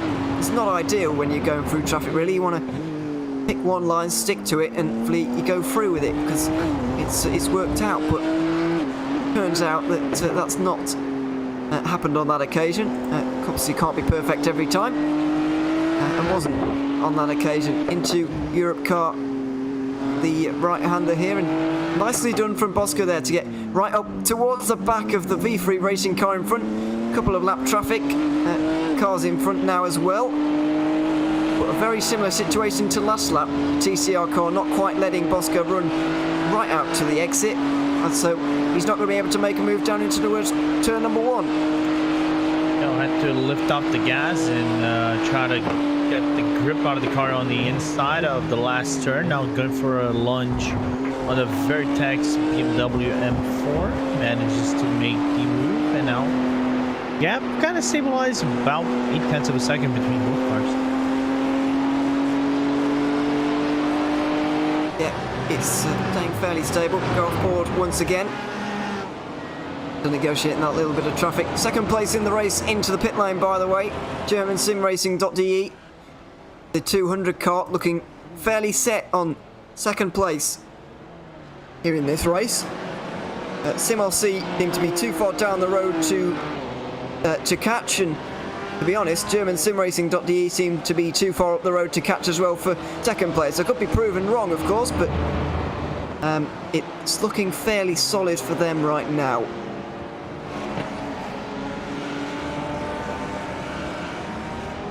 There's 2 more cars right ahead of him as we're listening car going into the pit lane. Looks like the ASR versus Able purple car of Guillaume Levesque about to do their service right now. And also the GSR car is in the pit lane too. And into that busy part of the hour again. GT3 cars can make it here on 2 more stops if indeed you want to put in 2 full tanks, and that should be enough to get you to the end. Looks like these 2 might actually gain a spot from a couple in the pit lane. You can see on the right hand side of your screen just briefly there were 1 or 2 in the pit lane, so this may not be the battle for 7th anymore, and it may heighten the stakes slightly. I think it's for 6th now. V3 Racing go up the order ever so slightly. Big lock up from one of the TCR cars, and a flash of the lights from the other one. Not pleased to have been dive bombed into turn number 1, but didn't look too unfair to me as they run through turn 3 now and in towards 4. Once again, Williams Esports are looking longingly into the distance, but no way through at the moment. That annoying 3 car lengths gap that we've seen so often through this last hour. Yeah, and looking now the cushion of cars that the V3 has to go through. Just got through the first one, the number 99 of Team Slow Motion, or Team Slow-Mo, whatever you prefer. Now getting a little bit dicey with the PCF Cyan and also the Ignium PCR. I think it was the 99 Porsche there, but one of the darker blue Porsche came, and you can see in the background there, got very, very unsettled actually, going towards turn 7. And partly because of the Williams car, to be honest. I don't think they did much wrong, but it just looked like a pretty big moment. That car, by the way, does look horrendously crumpled, but I guess we can reassure people that their aero damage is not going to be as bad. You know, that is not affecting their aero really, is it? It's just a bit of visual damage that we're seeing right now. It can't be affecting their lap time at this stage. That will have all been repaired if indeed they've had to effect repairs during this race, which I'm sure they have. You know, that's not going to be affecting them anymore. It's just a bit of a visual effect that we're seeing right now, really.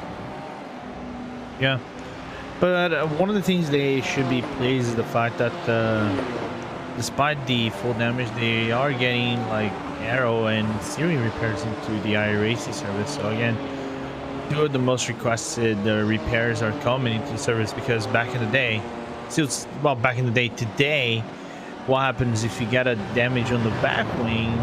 you cannot repair that. If you get on the splitter, maybe front wing, you can actually get that repaired. But now everything's probably repaired on the aero side and also steering. Sometimes whenever you repaired the vehicle, the steering wasn't repaired in its fullest, and you had to do some funky strategies to try to get it fully repaired. We've seen plenty of those down the years, I have to say. And yeah, good that that's going to be at least partly brought to an end now, really, because it does look a little bit bizarre on occasion. The 228, excuse me, is into the pit lane now. ASR and Able Esports Cyan car, their sister team are not too far behind them either, but not in the pit lane as well for the moment. The 288 comes to a halt, and the 227 I think has already been in the pit lane in this cycle of stops, but off the road. One of the Fordzilla car, last in GT3, last of the running cars, and that is an awkward place to be stopped. Oh my word, they've managed to get themselves into the pit lane at least, but I'd like to know how they managed to get there, and they managed to get away without being hit by anybody.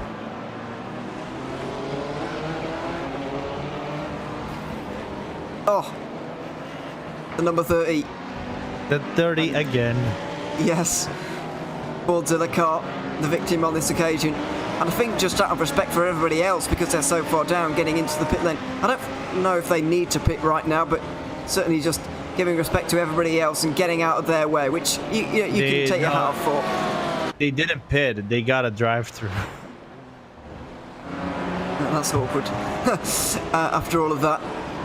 So, I think they reached the limit point for them, so they had to get a drive-through.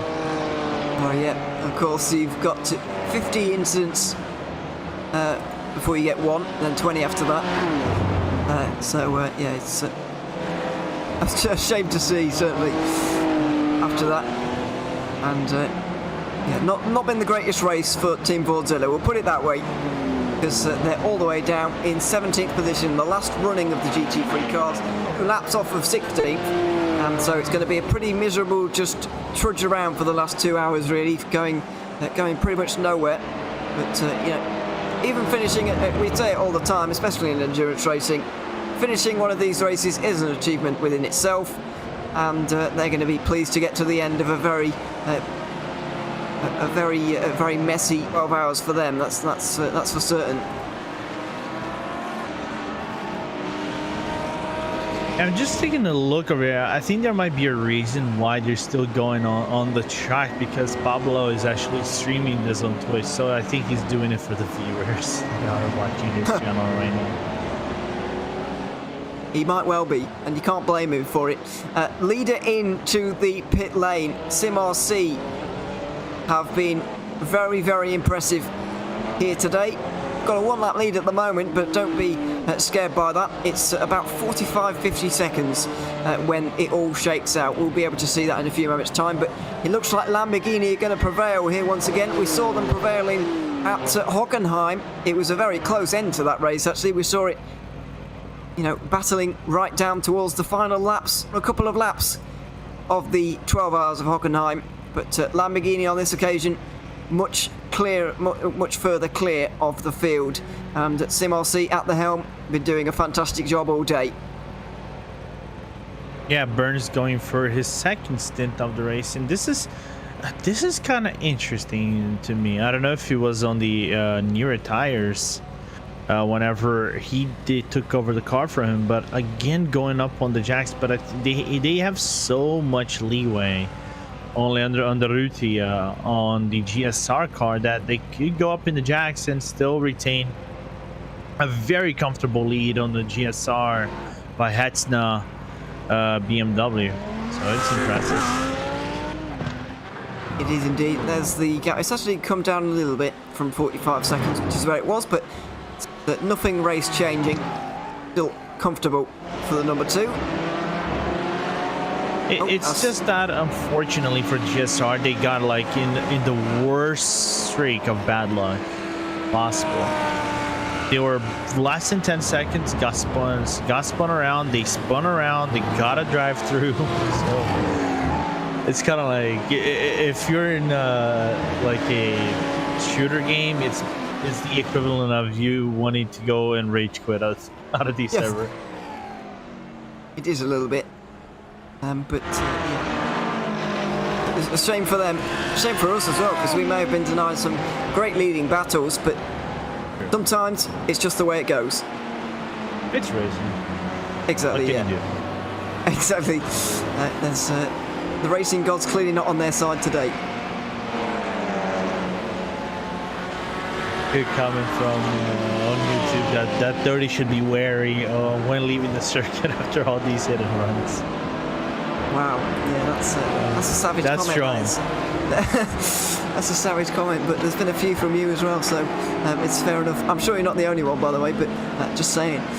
They are currently in the pit lane right now, and see if they can get a driver with a shorter name on, which I might be able to say on the stream. We'll wait and see.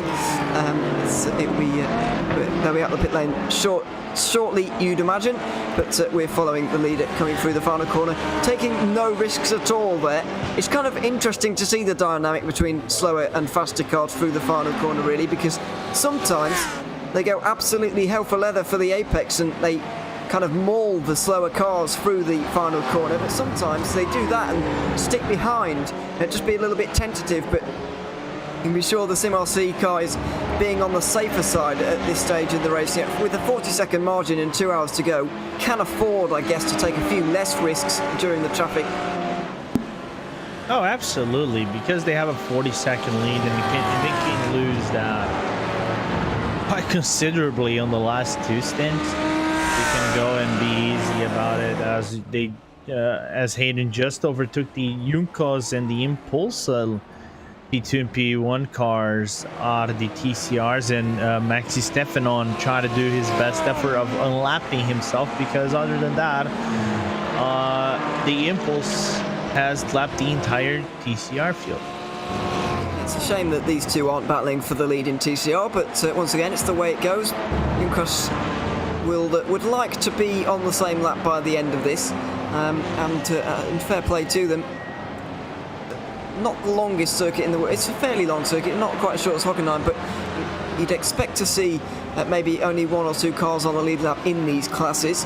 Just over a 12-hour race, it just kind of happens, but Junkos would like to push as hard as possible. It is creating a bit of a clump, though, has to be said. There's 6 cars within about 2 seconds of each other right now, and all 3 different classes are represented. So this is a classic Creventic situation that we're seeing right now with these sets of cars, and yeah, it's getting a bit busy, I think it's fair to say, and too busy actually for the Impulse racing car. They've just been pushed out wide ever so slightly, so going to be under a bit of pressure from Junkos here. Even if it isn't actually for a position, they're not going to be too worried about it.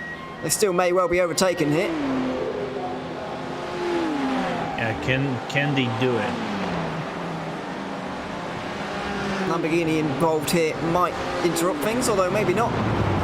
Junkos were very close there. I would have thought they could have made the dive, but I don't think they really wanted to, especially given the fact they're a lap down. You'd take a few less risks in these situations than if they were on the same lap, for example. Yeah.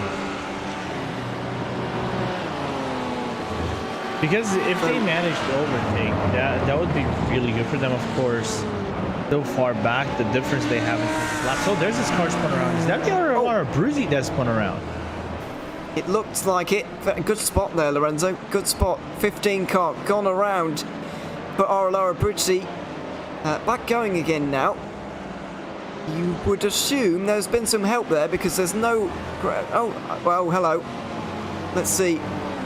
Around the outside of another blue TCR car, but not on this occasion really the TCR's fault, I would say.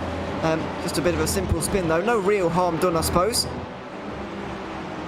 Yeah, the thing, I think he just overestimated the fact that he thought the TCR would be way too deep into the inside line and made the clean overtake on the outside. So Jakub Jezierski actually just not managing the gap pretty tightly and spun around. I just didn't like the rejoin on track. Luckily for them, there were no GT3s around to go for that corner specifically. There were only slower cars.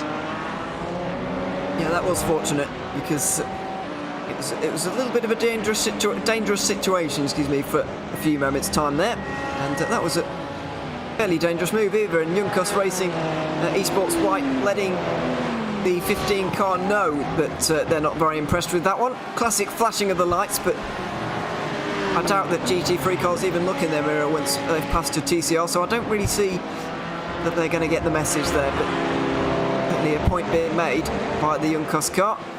Around the outside through turn 3, very similar situation, they go there once again, but this time a lot cleaner for Aurora British Esports, and they go towards the place where they had their little bit of a moment into turn 4 last time around, but they managed to keep things a lot cleaner on this occasion. So got back going again for Abruzzi, knocking on the door of a top 10 once again. Yeah, knocking on the door on top 10. Actually, the last car within the top 10. Comfy lead here, full send. The 16 car out of the BMW that is driven by Oystein Heeford, and that car also retaining a comfortable lead to Fabio Rawa of Simsa Esports in the GT3 field, which is a car that still surprisingly, in my point of view, has most cars on track. Yeah, somewhat surprisingly, but I guess I always find it really hard to tell who I think is going to be ending up with the most on track at the end. I think it's somewhat down to luck sometimes. Just sometimes a class has a complete demolition, and other times it's completely the opposite way round. So it's very hard to tell. As Abruzzi comes in now, the Abruzzi Esports car, that might be a clue as to why it was in the top 10. I was slightly confused when I managed to find it inside the top 10 briefly, but that would explain an awful lot. They still have to make a pit stop, although the fact that they've run longer than some of their rivals means that they'll be pitting for a little bit less time at the very final pit stops might help them catapult and stay inside the top 10, but it's still going to be difficult for them, as Williams Esports I'm seeing also in the pit lane. Yeah, RLR in the pit lane. If Williams got another drive-through. They're now over a minute behind the next car, but they've got a minute to the car behind them, so they might be all right, but drive-throughs are so frustrating because it feels so slow compared to the actual racetrack, especially if it's your fault as well. You must be exceptionally frustrated trundling down pit lane like that. It's one of the worst feelings. Shades of Hockenheim, though. Yeah. There were a lot of penalties at Hockenheim, I'll tell you as well, in case you weren't watching, especially in our portion of the last 3 hours of the race. Goodness me. Yeah. It's almost like when you saw someone coming into the pit. Got to get on a sheet of paper what happened at Hockenheim on our portion last time by. I think we would need more than one sheet of paper. We would need like a full book. Yeah, so many penalties. It was very chaotic at the end of the Hockenheim race, and when you saw a car going into the pit lane, you'd almost flip a coin whether this was scheduled service or a drive-through penalty for incident limit once again. It was absolutely rampant in the final few hours of the race, and I guess it's expected because you try and, as daft as it sounds, you do try and run that incident limit out as much as possible, but at the end of the day, you can't go over it because you'll obviously have that drive-through penalty to serve. So you've got to keep yourself in check, especially throughout the first hours of the race. You've really got to keep things clean and keep those incidents down. But I imagine Barcelona, I think it's a little bit less of an incident track maybe than Hockenheim was last time around. All right. So here's the funny thing about Barcelona. There are a few areas where you can easily get a 1X. For example, that area, turn number 9, the uphill climb, the right-hand side. If you go a little back in the day, if you touch the the green part of the track, you would get an off track, but they kind of corrected it, and you nearly have to go into the gravel trap now for you to get an off track. That is a point. I think if you run way too wide, as well as we're seeing the NR Esports Bravo, driven by Robert Thiem, trying to chase. That is P6, which is the Vulcan, some Racing West. So we got another battle, and the TCRs here. But you can get, I think, on the second last corner, the fourth to last corner, turn 1 and 2, you can get an off track depending on how aggressive you are. So there are a few points. but this generates more because of the radius of the corners more than anything else. Seems that I'm taken a bit surprised by that, but yeah, I guess it all makes sense when you think about it. Hockenheim Turn 1 was especially bad last time, though. The way you can extend there was quite ludicrous, and even to staying legal through that corner, it can seem a little bit weird on occasion, but yeah, it's all legal, of course. Battle for 6th, as you mentioned, though. TCR, Robert Team trying to get through for NRE Sports. Bravo, trying to get my words out all at once here. In the 76 car, just applying that pressure to the all-white Audi just up in front. A couple of GT3s behind to deal with. It's Vulcan Sim Racing white in completely plain livery, and just up in front makes them quite easy to spot. But it's been a while since we've had a TCR battle out here on the 12 Hours of Barcelona. Good to have another one right now, but looks like another one of these battles that very static for the moment as the leader just passes them by on the right hand side. I don't know if this will be short-lived, as there is a little bit of a lunge from Thiem on the outside, covered by Leahy on the inside for the Vulcan Sim TCR. Because there is it's not as small, it's a huge difference in terms of laps, as Leahy's on his out lap of sorts. First lap of the sim, about to finish the second one, and Thiem is about to complete his 30th first lap of the sim. Completely a little bit different, certainly. So let's wait and see anyway, because still an hour and 45 to go in this race. A bit of weaving to break the toe here going on, but not much toe to be had from all the way back there, really. Certainly not when you're weaving around like that into turn 1 and 2 again.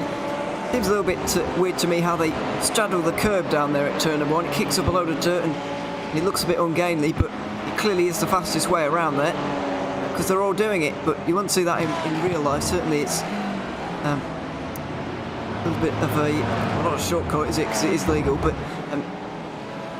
monstering the curbs through there at turn 1. Certainly closing in. I think they're not. Sorry, go on. Sorry, go ahead. I was gonna say, I think there's not a whole lot of difference. You can actually take the curb on turn number 1, that small turtle curb, but I don't know how that would much do in terms of long run, because of the suspension, not suspension travel, but the suspension straps that you put up every single time that you take a curb and you kind of go on a tough lane impact of sorts. It all depends on how the car is saddled up as well. I suppose these TCR cars could probably take it. They're fairly sturdy in that respect. We used to see in touring cars of any description really monstering curbs all the time, so I guess that fairly realistic for them as we encounter a rare TCR lap car for these TCR cars. We're seeing right now, it looks like a 30 got out of the way of the first one there. Did it? No, not quite. Just having to negotiate car in front there, the Vulcan Sim Racing car, and then the NRE Sports car having a bit of a poor time trying to get through. That was not great. That's not really how you be a lap car, but I'm afraid the 76 have really lost out there. Finally getting out the way now, but the damage is really done for NRE Sports. They've lost an awful lot of time there. Yeah, unfortunately, the NRE Sports getting cut off right on the apex. The 30 kind of barking on the apex. Again, good intentions, want to let the cars go by, but the thing is that 30 has been so slow on the corners that has been prejudicing for not only the TCR car, but any car in general. Yeah, absolutely. Been lapped a fair amount of times. I think what we mentioned earlier, about 22 laps off of the next car or something like that. The 30 at the moment, still running. Just fair play to them, but a long way off the next car in this event.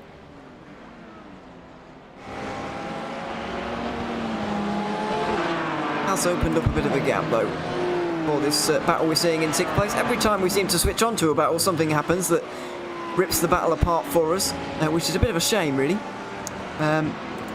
Because we'd like to see a bit of battling, but for the moment, a bit of a dive into turn 9 there for the 16.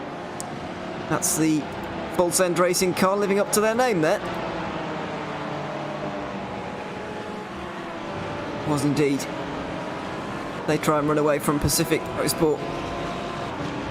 About 15 seconds behind them at the moment.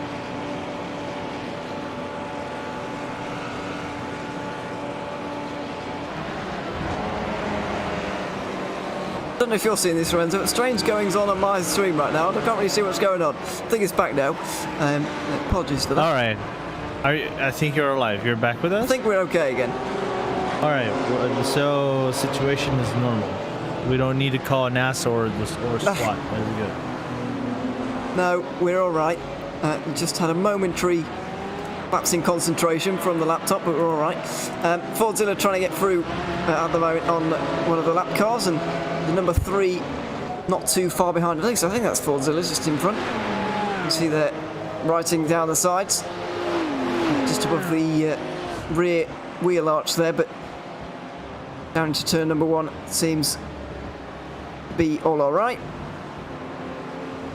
Still single file for the moment. I think that the battle's really starting to quieten out at this stage of the race, Lorenzo, which is a bit of a shame, but it's the way things go, especially in endurance racing. You can't fault these guys for being spread out after 10 hours of racing, more than 10 hours of racing, excuse me. It's bound to be like this. It's bound to be like this. It's not surprising, to say the least. It's the nature of the track, the racing itself, this kind of multi-class racing with some disparity in speed. So I'm not surprised to see this huge gap spread out among the drivers. Of course, we could have seen the battle for the lead brewing in the final hours of the race if we hadn't had the bad luck streak for Underuti, which is driving right now the number 200 car of the GSR by Hetzner. Other than that, it's basically been a clean drive out of everybody, especially the Entropic leading GT4 and the Impulse leading TCR. Yeah, and fair play as well to the 200 team and driver as well, involved in most of the bad luck, for picking yourself up and getting back going again, because it can be very, very difficult once you've had that kind of bad luck to really motivate yourself to go again. You can get very downbeat about the race all of a sudden, even though, you know, they're in second place and it'll be a fantastic result in a very competitive field. You can still get very downbeat about it, and it just shows a lot of mental resilience for them, certainly, and that they've been able to pick themselves up from all of that and actually go out and get a second place, which is very respectable. Yeah, very, very respectable, you know, the work done by everybody, especially those cars that have been battling through hell up and down the grid and then getting P2 so far. It has to be commendable, to say the least. Very commendable indeed. We'll see if they hold on to second place. It's German Sim Racing we're talking about, of course. 200 is the number. 40 seconds just behind SimRC, and 25 seconds over the 228 and the 227, who are not too far behind. So yeah, they should be holding on. One of the rare Ferraris going on your screen right now, the 42 car. Not many of those here today either, but Forerunner Motorsports running up towards the 4, it has to be said. It'll be in 9th place at the moment. It's been a lot of Ferraris a lot of BMWs up at the front of the field though in GT3. It seems to be the car of choice as we go and see a replay of Alex May in the 1-3. Well, oh dear. All right. So I'm confused about this one.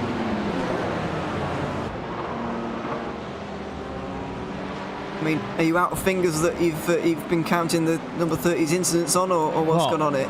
It's been incident number 303. To be very honest, I'm just checking around. But other than that, it's confusing to me, because I think May could have gone on the inside, stay on the inside line whenever he was making the overtake. So it does look like he miscalculated the car and the space whenever he made the overlap on the 30 car. And again, it comes back to a recurring theme we've been talking about. It's been happening constantly, this. Yeah, it has indeed. I mean, I've been commentating for an hour and 20. I've seen 3 incidents from it already, quite possibly. Say the least, and I think I've watched more than 20 in this race. It's not been particularly great, it has to be said, but we'll leave it for now as they're not on us. Oh my goodness me, that was brave. Possibly a bit too brave from that BMW. Flying through the middle of a 3 wide moment. You can tell we're getting down towards the end of the race. You probably wouldn't see that during the middle, as we see in one of the, I think 791 was the number on that one in the BMW. Flying through the middle of 3 wide into turn 4, something you don't see very often, but it was a ballsy move, there's no doubt about that. Now, talking about standing in for Anderson Silva, just to let you guys know, it's not the fighter. It's not the former UFC fighter. He's actually he's Brazilian as well, but the courage done to try to go up through the middle and then kind of split up the cars and things like that. We've seen it from more than once in these GT3 cars. They're weaving through traffic like it is nothing, or rush hour, trying to get towards a specific place has been mind-boggling and cool to see, but it also has been scary, to say the least, because the one thing you really don't want is cars weaving through traffic just because they want to get to a place faster than anybody else. Yeah, absolutely. We saw this especially, we see it in every endurance race, multi-class endurance race anyway. The first run through traffic is exactly what, like you've just described there. It's a slalom for these GT3 cars, as we've got Leonardo Natasi off the road for the SRT number 33, trying to rejoin in a safe way, and he has done so. But how did he end up through there? Because you don't often been through turn 3 on your own. These cars, you're normally battling understeer through there rather than oversteer. So we'll try and get a look, see what happened to him there. But not an orthodox place where you actually spin out. Looks like the BMW of Fordzilla getting into the back of that Porsche, and great avoidance from that TCR to go right round the outside and not get caught up in it. And that would have been big in this late in the race. Remember when I said that if there's a race that likes to break down things, is Barcelona. So I think the SimTech, driven by Shane Burton, needs to thank the makers of sim racing, because that was really close, and they're in P3 in the TCR spots. Bit of a and they're actually into the pit lane at the moment. It looks, I'm sorry, that was the P3 and GT4 I was looking at, wrong timing screen. But oh god, 3 wide again, another GT3 through the middle, and this is full, I think that was full send racing that time, although maybe not. It might have been Pacific Motorsport, I get them mixed up. But here is the fight. TCR, it's on again, it looks like, with Robert Tim and NR Esports Bravo getting through on the 30 there, down the inside into turn number 10. And now finally, it looks like these two might be close enough for some kind of a scrap. That real clump of traffic we just saw really closed these two up together. One of those classic situations of 3 wide with a GT3. The car in front we're seeing right now just backed off a little bit, not to get involved in an accident, and sometimes caution can actually be a downfall. Sometimes it's a good idea, obviously, but on other occasions you can be overcautious, and it's allowed the 76 to get back into this fight somewhat once again. Yeah, because Lee's last lap wasn't a very good one, but I think better than Sim because of traffic alone, and played out more in the factor of the number 19. But Bam on the last 2 laps has been constantly fast. Now it doesn't help you going wide into turn number 1 and then allowing the room to get overtaken by a Lamborghini and also a GT4 on the outside. Yeah, GT4 McLaren going around the outside. I think oddly that dive, or that moment going wide at turn 1 was actually introduced by the Lamborghini going down the inside. A little bit spooked by it. I don't think the GT3 car did anything wrong, but a little bit spooked by it, and that can happen. Sometimes you can be watching your mirrors a little bit too much in the slowest category. You do have to keep an eye on your mirrors, of course, but if you're looking in your mirrors too much here around these circuits, then you're not going to be going as quickly yourself. So you do have to have an incredible balancing act of concentrating on what you're doing, but also minding out for everybody else who's flying up behind you. It's a very difficult job being a TCR car in this situation.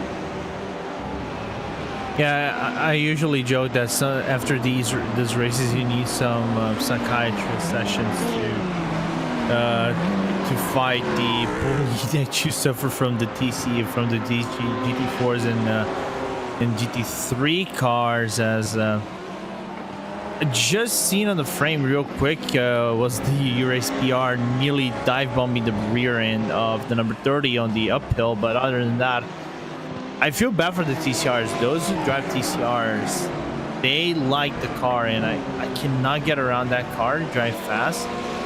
But getting bullied constantly by faster cars is not the biggest thing I really want to feel whenever I'm driving a car. No, it's not a nice feeling by any stretch. And the face difference is fairly large, really, compared to what we see in some categories. And it's a characteristic of Creventic Endurance Racing. Actually, some very slow cars do enter the races, and GT3 cars go whizzing past them. It's a wonder no more huge accidents do happen. But fortunately, it was all avoided on that occasion.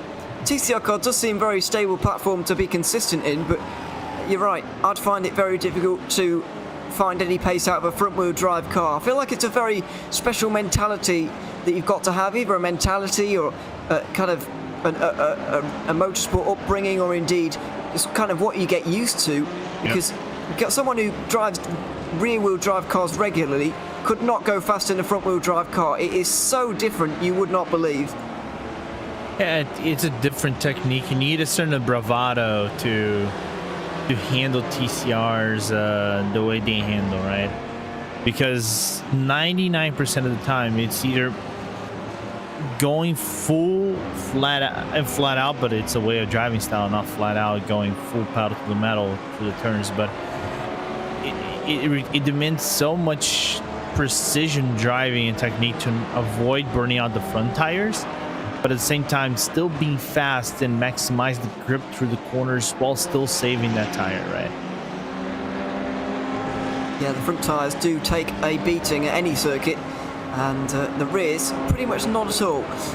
So yeah, working out what you do on the strategy, and of course these guys have been so far. The final moments of strategy will be coming up in a short while as well. Over the next half an hour or so, we're going to be seeing some of the final pit stops that we are going to see in this 12 Hours of Barcelona. But we're going to give you all a bit of a rest from our voices, and we're going to let you enjoy an onboard with one of these cars for the next few moments as we step away for some RaceBot TV fan immersion.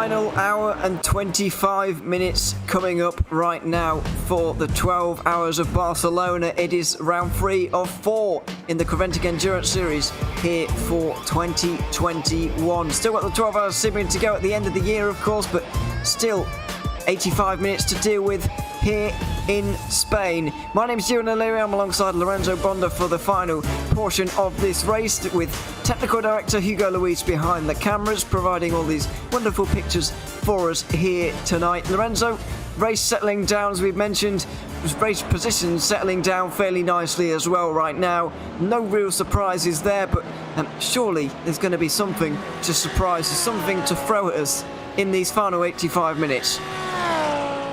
We hope that it stays like this of sorts, you know, this kind of good racing where we haven't seen too many contacts or things like that in these final moments. So to be more of a calmer racing than what we saw at Hockenheim. But other than that, we know how infamous Barcelona is, and especially during this dusk moment, we're gonna get a 1 hour of nightfall racing after we're reaching the sunset, which is 20:30 p.m. at 8:30 p.m. on sim, as we're looking into what happened between Stefan Lagarde and actually getting contact with the Race PR car. I think that's what we're mentioning on stream, on Chris Pereira's stream, that the other driver had a heart attack. Yes, absolutely. A bit unlucky for the GT4 there, I have to say. Just got caught up behind the Lamborghini involved in its own accident, and when you're expecting the GT3 to kind of go away, then the GT4 gets straight into the back of the GT3. I can't really tell what was going on there. It's just one of those racing incident things that just kind of happens, really. When you see someone spinning in front of you, sometimes you've got the time and reactions to avoid it, and sometimes you haven't, and it seemed on that occasion the GT4 wasn't quite able to avoid.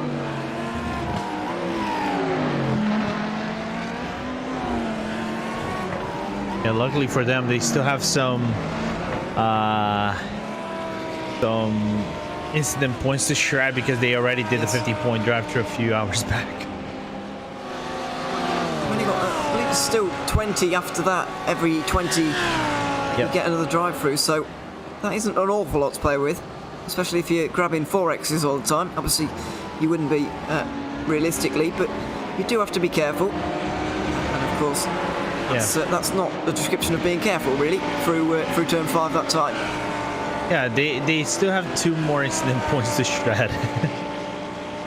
Over 80 minutes. That's I don't know. I can't say I've driven extensively at this circuit on iRacing, but I would say that's not very many, really, for them to be able to get round the end of the race. Particularly if someone hits them, then it is very unlucky. But it will still be a drive-through, of course.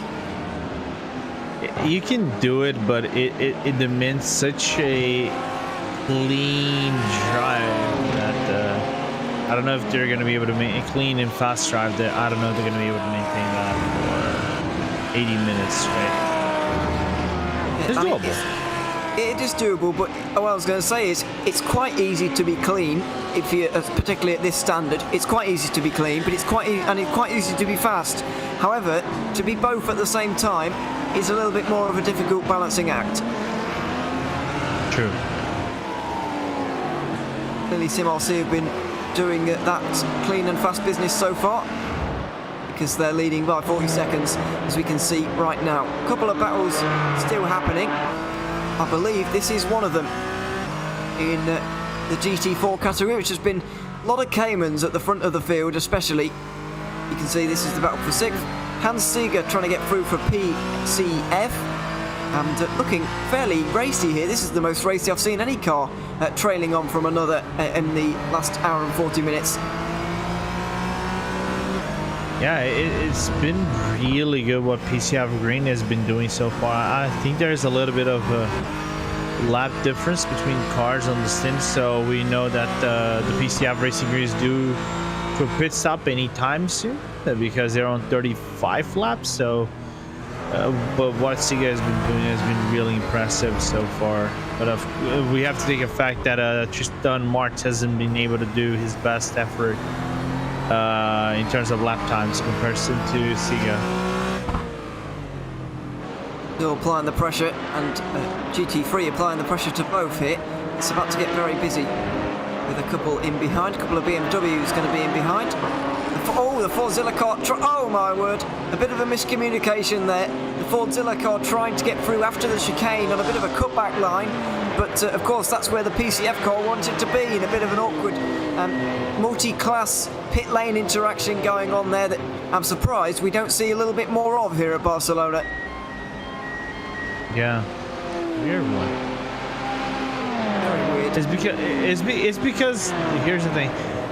The pit entry is right at the exit of the final turn, and the final turn is kind of like an open turn of sorts, and it's so difficult for you to go into a perfect 90-degree angle with that car. Normally cars don't do 90-degree angles perfectly, so it's one of those odd ones to look at. Of course, if there was some like when you can saying that you were pitting in or something like that, it would have made your life a little bit easier.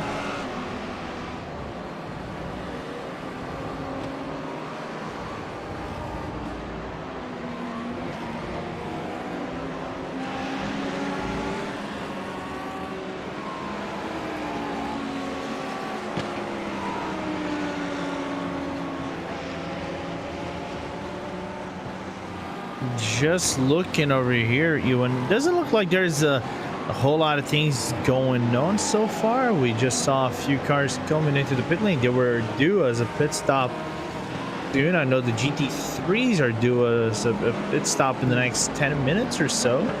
It's going to be interesting who requires maybe a splash and dash towards the end of the race, but looking here at SimRC, they are not due whatsoever on the splash and dash. They might make it to the hour because they still have about 10 laps of sorts to come into the pit lane.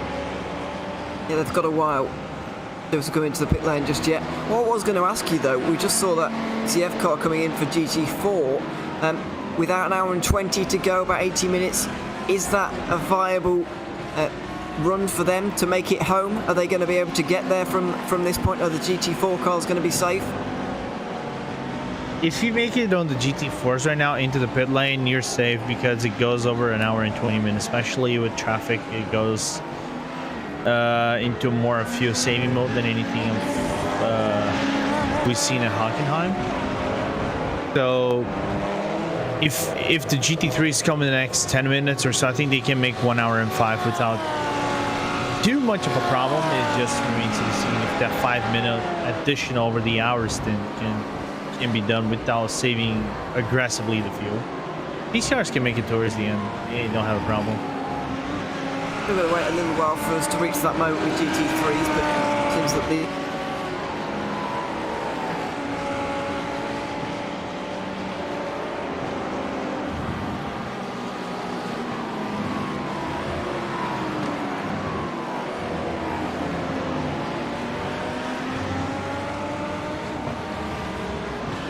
and it seems that the race still goes on over here, and there's still a gap in between the cars that are provided. SimRC still leading. Well, they are due as a pit lane, like I mentioned, in the next 10 laps or so. And in the meanwhile, Entropic due to pit lane maybe the next also 10 laps, 10 to 11 laps, but retaining basically a lifetime of lead. They still have a whole lap in the entire field. As TCRs, I don't even mention TCR is basically a lifetime, so it's gonna come down to maybe possible incidents that split up the field in a little bit. No major battles in the grid so far. I think closest one are the TCRs of NR Esports and Vulcan Sim Racing White. That is a 3 seconds separating Stephen Leahy and Robert Thiem, but Thiem is due to a pit stop in the next 2 laps or so. My name is Lorenzo Bonder, and I'm with Hugo Luis in the cameras. Ewan Leary will be right back with us, and you can still see SimRC basically a swap of leadership. Basically, the leader of the GT3 is lapping one more time the GT4 separated, I think, by 14 laps, if my mathematics is done correctly, the GT3 leader and the GT4 leader.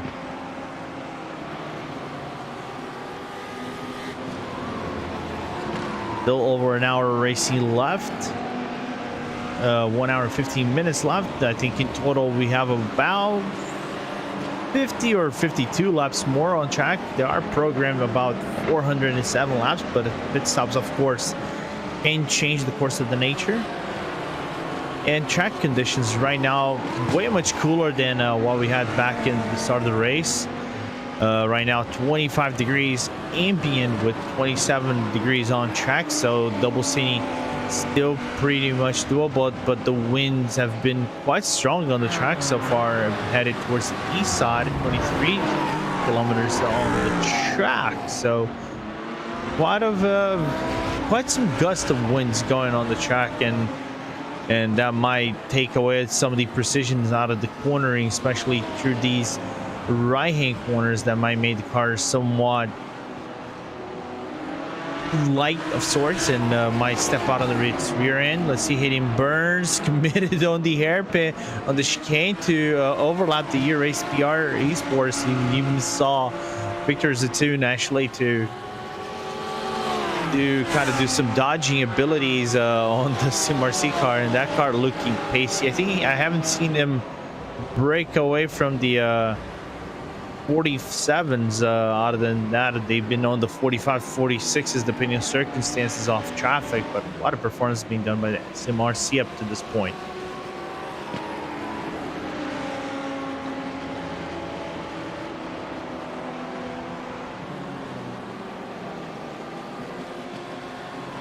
Other than that, remembering that the round 4 of the final round, or round 4 of the Creventic Endurance Series, will be back at the 23rd of October with the 12 hours of Sebring. It's going to be a really interesting race. We normally see the Pilot Challenge being driven over there with the GT4 and TCR cars. It's going to be an interesting one to see GT3 cars added to the mix. We normally see GT3 cars being ran on the 12 hours of Sebring for IMSA, so it's going to be a different add to the mix, seeing those GT3 cars sharing the track with their slower counterparts. And you can see SimRC getting a little bit entangled with I think that's the 417 car right outside the La Caixa hairpin, as it is a 417. You can see Hayden Burns not happy, and the 417 blinking the headlights in a little bit of displeasure towards the leading GT3 car in the grid, that's somehow managing to break away.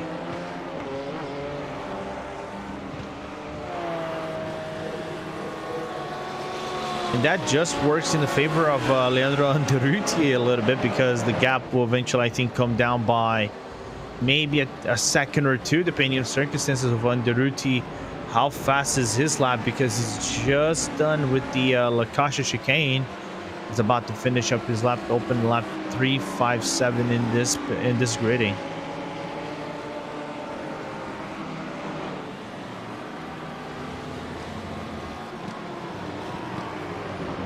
On that, I'm probably going to take the chance over here, give you a little bit of a top 6 rundown, as I think, is that a car spun around at turn number 3 that I spotted?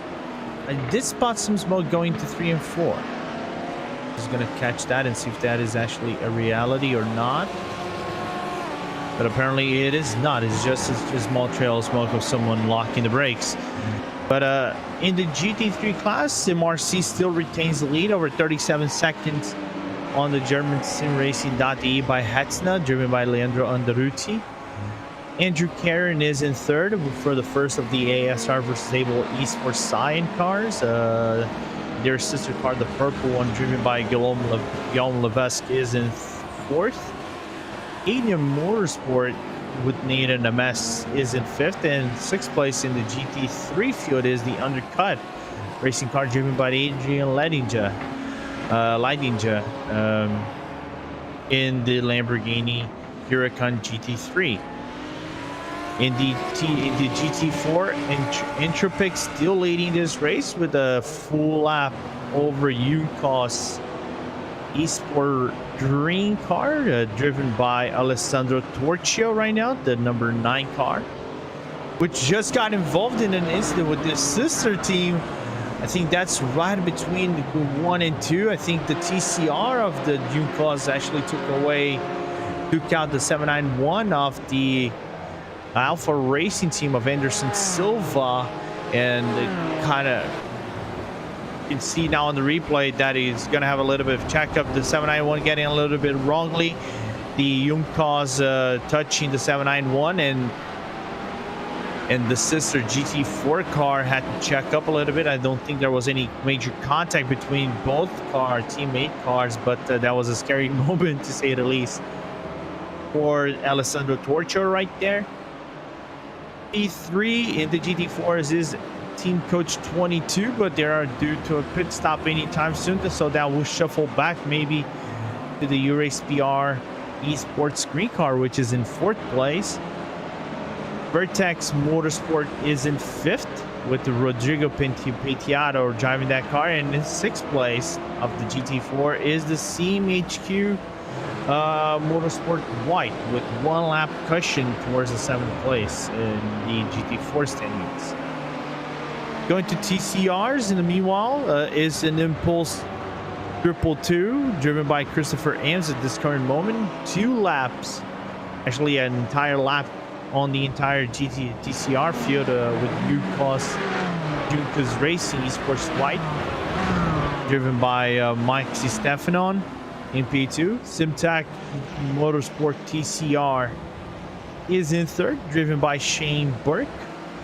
And then you get basically a whole lap on the entire field with the 4th in the TCR standings being driven by the Hungarian of Garibaldi, which is an individual. It's the first time I think I've seen Garibaldi in iRacing driving TCR. He's kind of a TCR specialist in other sims, driving for the M1 RA Esports.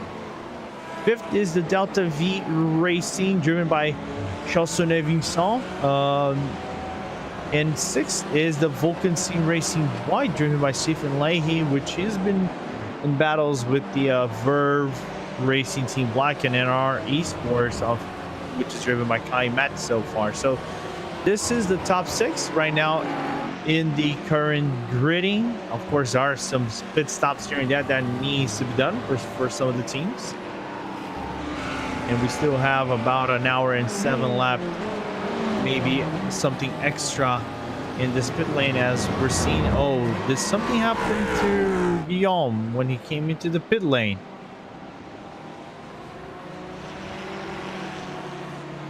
Just checking real quick, because I think we lost the 2nd place of the ASR versus Abel. Just confirming if he made it into the pit lane before handing the car to Phil Bouchard. No, actually, it's unfortunate. We had a connection issues for the ASR versus Abel purple car. I know Phil Bouchard is on that car, but the thing is how much of a time loss that will be for that P5 car in the field right here, because he just opened the lap as Guillaume Levesque crashed his car not crashed the car, but crashed his internet right on the pit lane. So that's really unfortunate. They might have to take the tail of a full lap and then get back on track, but they are dropping back several spots. Well, people, remember when I said that Barcelona is one of those tracks that kind of gives you a little bit of drama?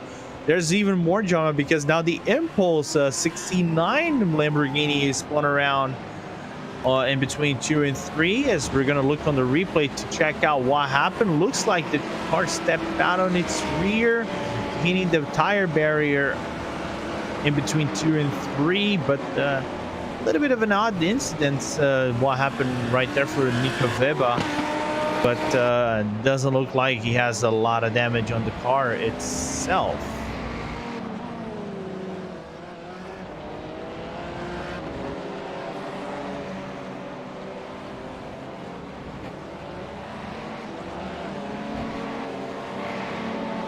On that, you're taking a look at Blake Neck right there, which is about to overtake Phil Bouchard, which is still on the pit lane, so that might be a really lengthy tow to Phil Bouchard. That might be basically a 3-minute or 4-minute tow around the track to try to get the lap in and stay on the same lap as the rest of the fifth and then back spots.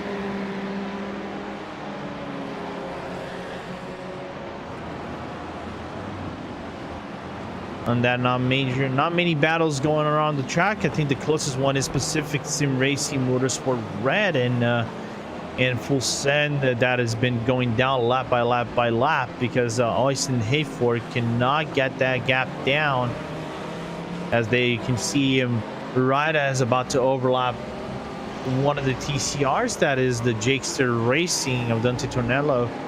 And now you can see the Phil Bouchard car coming out of the pit lane, but the damage kind of has been done over here, being dropped back from P4 all the way back, not the way back, but back to P6. So still around the realm of top 5, because the first car that they have to overtake is Adrian Leidinger, which is about 5 seconds back.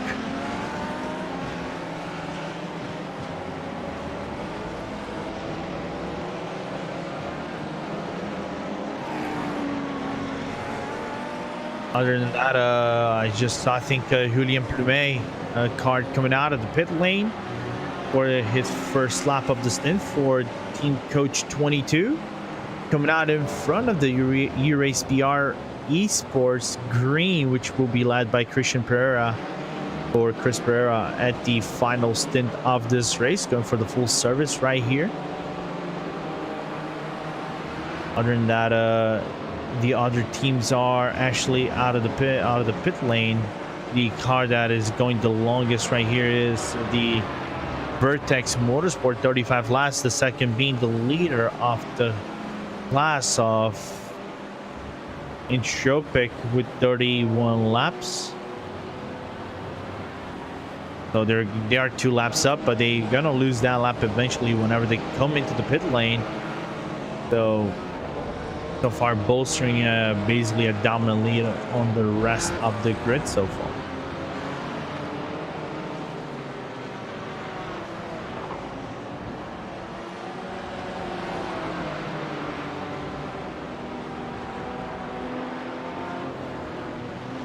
And I think we have someone back with us.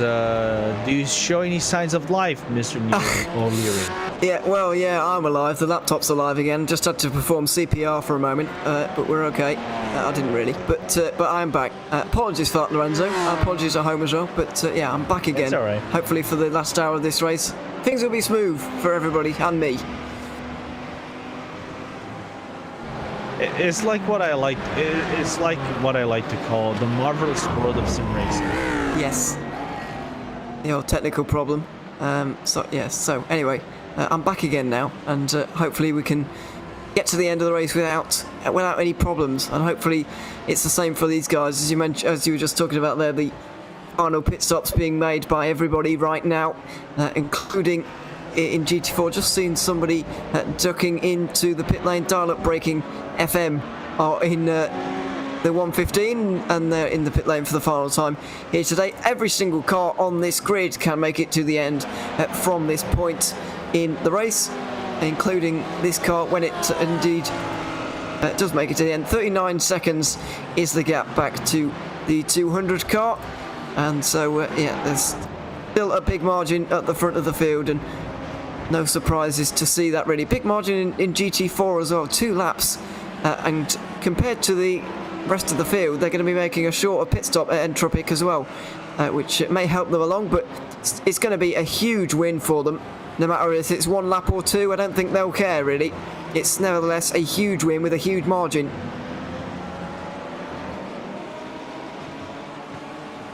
I agree. I don't think they will care about how much of a dominant lead they will get on the entirety of the field. It's just that will be a really good, strong showing out of Entropic. Unfortunately, we don't see Entropic in some of these major leagues that we have in iRacing. Now we're covering here a race pump, for example, but I think what does result, I'll be very honest, it should be a team that we need to start paying attention for future references, for future leagues and fixtures that we're probably going to have. Like what we said, we're back on October 23rd with the round 4 of the Creventic Endurance Series. I think this should be a team that we should be looking for Sebring if they are taking part of it. Yeah, absolutely. Another iconic circuit on this fantastic calendar, I have to say. We started off at Spa, Hockenheim last time out, Barcelona here, and Sebring to end off the year, as this is the GSR car, the 200, just getting its final service of the day as we tick under the final hour for this 12-hour race.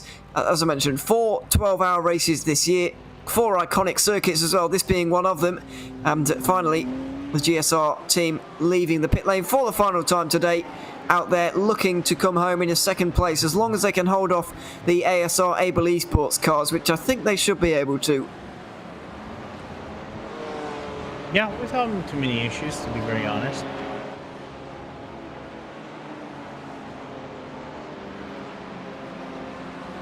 It wouldn't require the inhuman effort to try to make it towards the end and then get closer to the other drivers, especially with the traffic like this. We still have a plenty full of cars around the track. We still have 45 cars running, which for me is, regardless of pace and anything else, is rather surprising.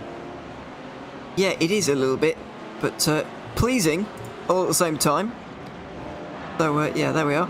Big clump of cars going through turn 5 here. It was 3 wide briefly. This is Fabian Hegley. Oh, we've got a bit of a bump there on the left-hand side. Oh, sorry, on the right-hand side of that corner.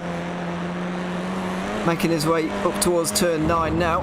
It looks like things just calming down, but that wasn't nice at all. That was very, very bunched up indeed, and a bit clumsy as well. A few bumps are going on.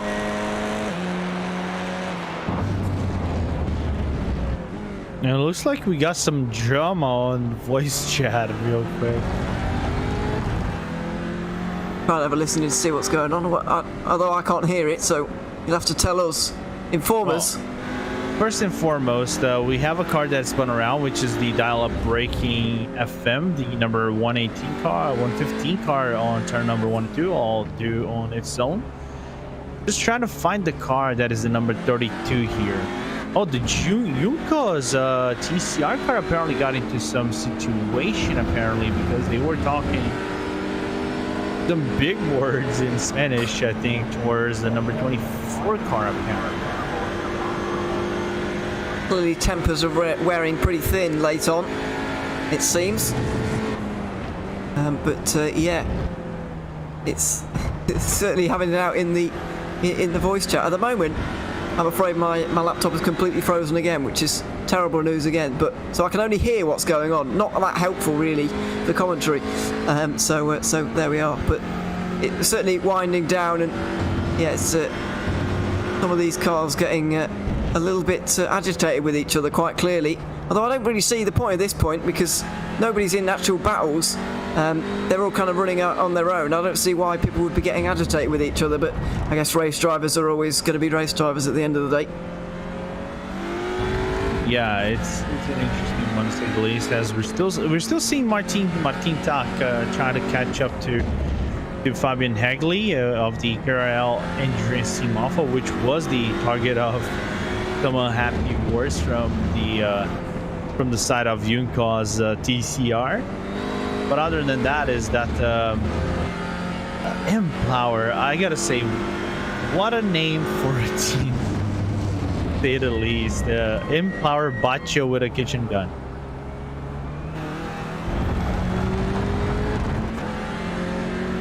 Oh, sometimes that's why I love sim racing. You can make up some team names and come away with some brilliant ideas.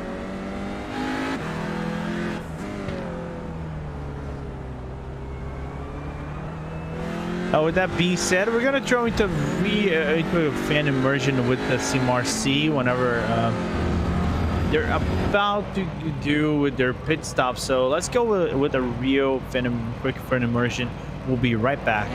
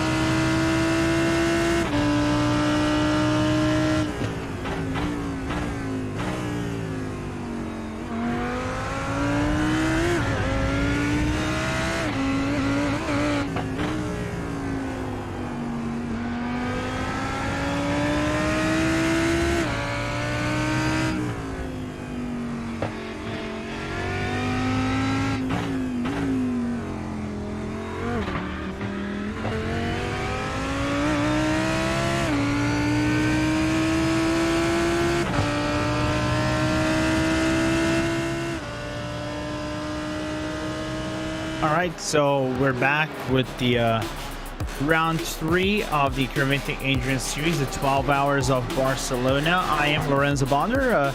I'm with Hugo Luis on the technical direction, providing you the cameras and all the action throughout the track. We still have about 47 minutes left here in the session so far. We're still seeing here the lead car of the GT3 field, driven by Lucas de Vries, which is the SimRC Lamborghini Huracan GT3 Evo, retaining quite of a comfortable lead so far on the Leandro Anderuti vehicle that is driven on the German Sim Racing.de by Hetzner BMW M4 GT3. Despite being on the off cycle by 3 laps in comparison to the SimRC car. In the GT4's Entropic, still retaining that lead by a whole lap on the entire field, starting by the Juncos Racing Esports Green, driven by Ezequiel Montero. And lastly is Impulse with also a full lap on the other Juncos, which is the Racing Esports White, that is driven by Renzo Tejada Gomez. But so far, not many battles. Everybody spread out to one another across the track. We're not going to get any more pit stops from a good portion of the field. I think the only car that is due a pit stop anytime soon is that Impulse car, which you see it on screen. 44 laps on the stint for the TCR lead so far, so they're going to go for a shorter stint than everybody else once they come out of the pit lane, and see if there's going to be still M's in that car still. A 3-man effort divided by Chris Shorter, and also Tim De Vries, which started the car and basically did a double stint. But other than that, what a performance out of the Impulse team once again. Here on track, basically going for that back-to-back win and basically putting up the 222 car in a really good spot for the championship here, as we still have some racing left here to unfold, as I think we have Ewan back on comms with us. Yes, hello. Let's hope that's the last time I have to say that, because yeah, it's been twice already. So I apologise again, but yeah, it's not being kind to me today, I'm afraid. It happens. As again, even we don't have a lot of battles to break down over here. It's more like drivers managing the gaps and maybe managing the incident points, because right now we are under night racing. It isn't full night. It's just going to be a full hour night racing. Night racing itself might be, I think, maybe the last, if I have to say, final 20 minutes of this race, if we have to make a rough estimation around the track. Yeah, absolutely. It's a bit more difficult to see where you're going, of course, because of the night conditions, but the incident points are going to be the main talking point here. Who's got a drive-through late on, and who's going to be suffering because of that? I don't know if you can see the incident points and see who's closest to getting them, maybe up front in the order, but yeah, it's certainly going to be a big talking point. It could be a defining factor for at least one or two of these teams' races right towards the very end here. And by the way, I just noticed this, and I actually just Googled the stream to make sure this happened. The Entropic leading car actually got spun around by a TCR. Was that the Simtech that spun them around on lap 2 laps back? Yeah, it was. Apparently, the leading GT4 got spun around. And what happened is that the U-Race BR Green, to avoid any issues, had to go into the cutoff area, but went so deep into the turtle curbs, he went nose first. They actually got damage and are on the pit lane trying to repair the damage, and they are thrown back several spots. They might be out of the range of the top 5 apparently here, Ewan. We'll get on the replay to showcase what happened a little bit if we can, but that is luckily for them, they haven't been involved in a race any crash leader of the GT4s. Oh dear, that was a bit of Oh, no. contact with the 30, but yeah, it was the 30, but I don't think it was their fault that time. 11th place car, the Simsa Esports Lamborghini, just getting into the side of them ever so slightly, but fortunately they both got away without disaster there. It could very well have been a fairly large accident, but they've got away with it. That was really close. It was, yeah. Lamborghini got kicked up into the air. Here's a bit of a move that the one that you were talking about a little bit earlier. It was a TCR car. Classic, Yes. exiting the pit lane at Barcelona, really. And you can see the Eurace BR just trying to avoid over the turtle curbs and just going nose first. That obviously damaged the car. I just looked into Chris Pereira's stream. Still on the pit lane, that I think accrued about 5 minutes of damage on that car. Will put him back in 6th place. Absolutely. The question is how far back they are right now to CMHQ car. Bit of an uncomfortable ride there for Christian Pereira, it has to be said, but needed to be done to get out of the way, and good avoiding driving from everyone once again. We've seen a fair few of these kind of single car spins throughout the final few hours of this race here. There's not been any mass pile-ups, any big crashes, I wouldn't have said, in the last 2.5 hours, but what there has been is quite a lot of good avoidance. When somebody has gone spinning around, there's been a good avoidance and acrobatic avoidance, in this case from Christian Pereira. Yeah, they've been trying to keep it clean throughout the entire race. They knew they were right around the edge with the new drive-through, but that is really unfortunate. You even saw the damage on the splitter of the car, and obviously not only you get splitter damage, you get floor damage, you might get engine damage. So that whole snowball things. Remember when I said, if there's a race, if there's a track that breaks down drama at the last possible minute, and I've commentated, I've been here for Race Spot for nearly 3 years now. It has been Barcelona. It does throw up some late surprises. Surely there's not race lead here, but you never know, I suppose. Here is the pit lane once again. And I believe this looks like a drive-through to me, the number 6 car.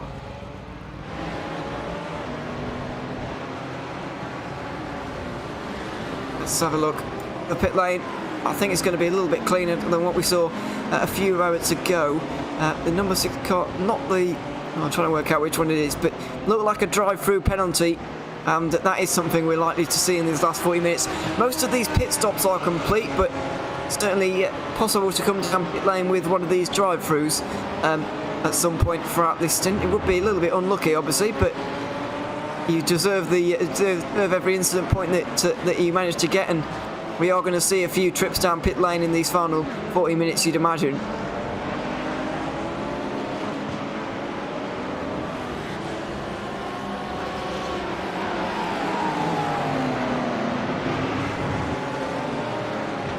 Oh god, that was close with the 30 again. One of the BMWs having to get through and just about being able to manage it. Nathan Ames for Ignum Motorsport.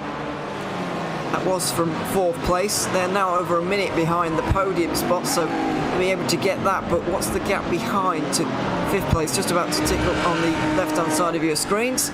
It is 27 seconds, so not really in any danger here for the 227, I wouldn't imagine.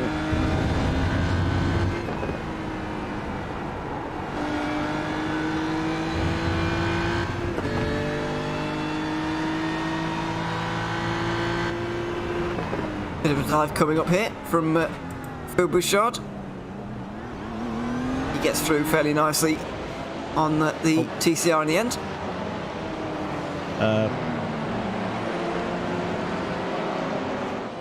Just let you guys know I am alive. Yeah. Yeah, but your mic is just got itself working again. I hope it's got itself working again. It'd be my turn to just talk on my own for a little bit while that someone else has some issues. But yeah, there we are. It seems to be working now.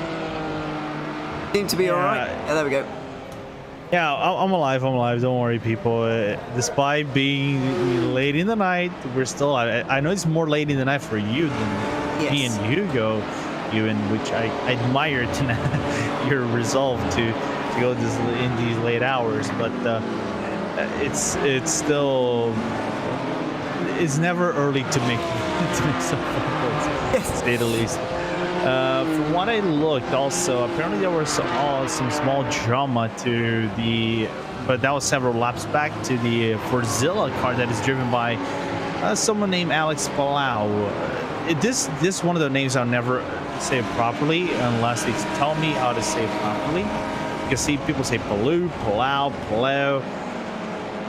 It is one of those things that I'll never get it properly. But he's just is he the real race driver? Yeah, he is the real race driver, which is currently the runner-up in the IndyCar season, which is enjoying his second to last week before the final 3-week stretch in the West Coast to wrap up the IndyCar season. Yeah, absolutely. Always good to see a real-life racing driver out here, and I think you pretty much nailed the pronunciation as well. So there you are. But yeah, but always good to see out there. You mentioned that he was doing a bit of background work for the team, just some race strategy and things working in the team like that, but a bit of driving here late on here in the darkness, just for a bit of fun really, and I imagine that's the memo for a lot of these guys, especially if you're far down the order.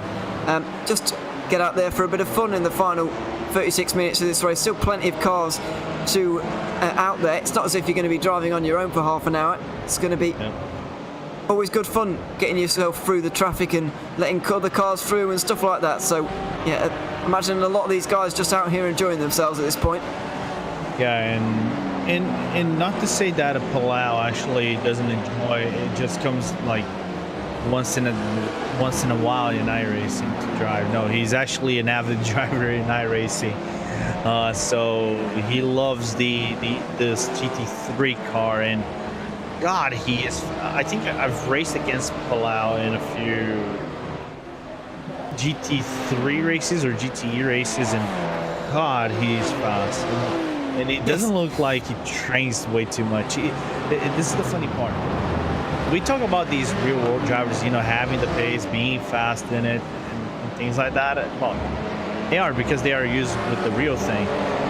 But for example, let's grab Max Verstappen in the 24 hours of spot that he did for Red Line.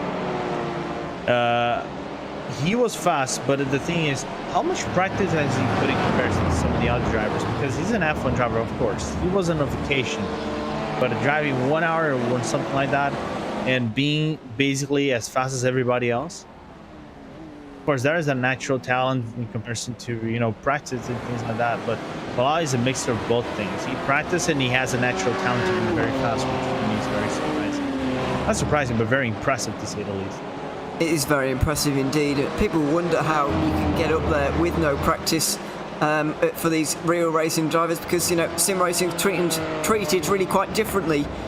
It's a different kettle of fish, and it is very different in some respects.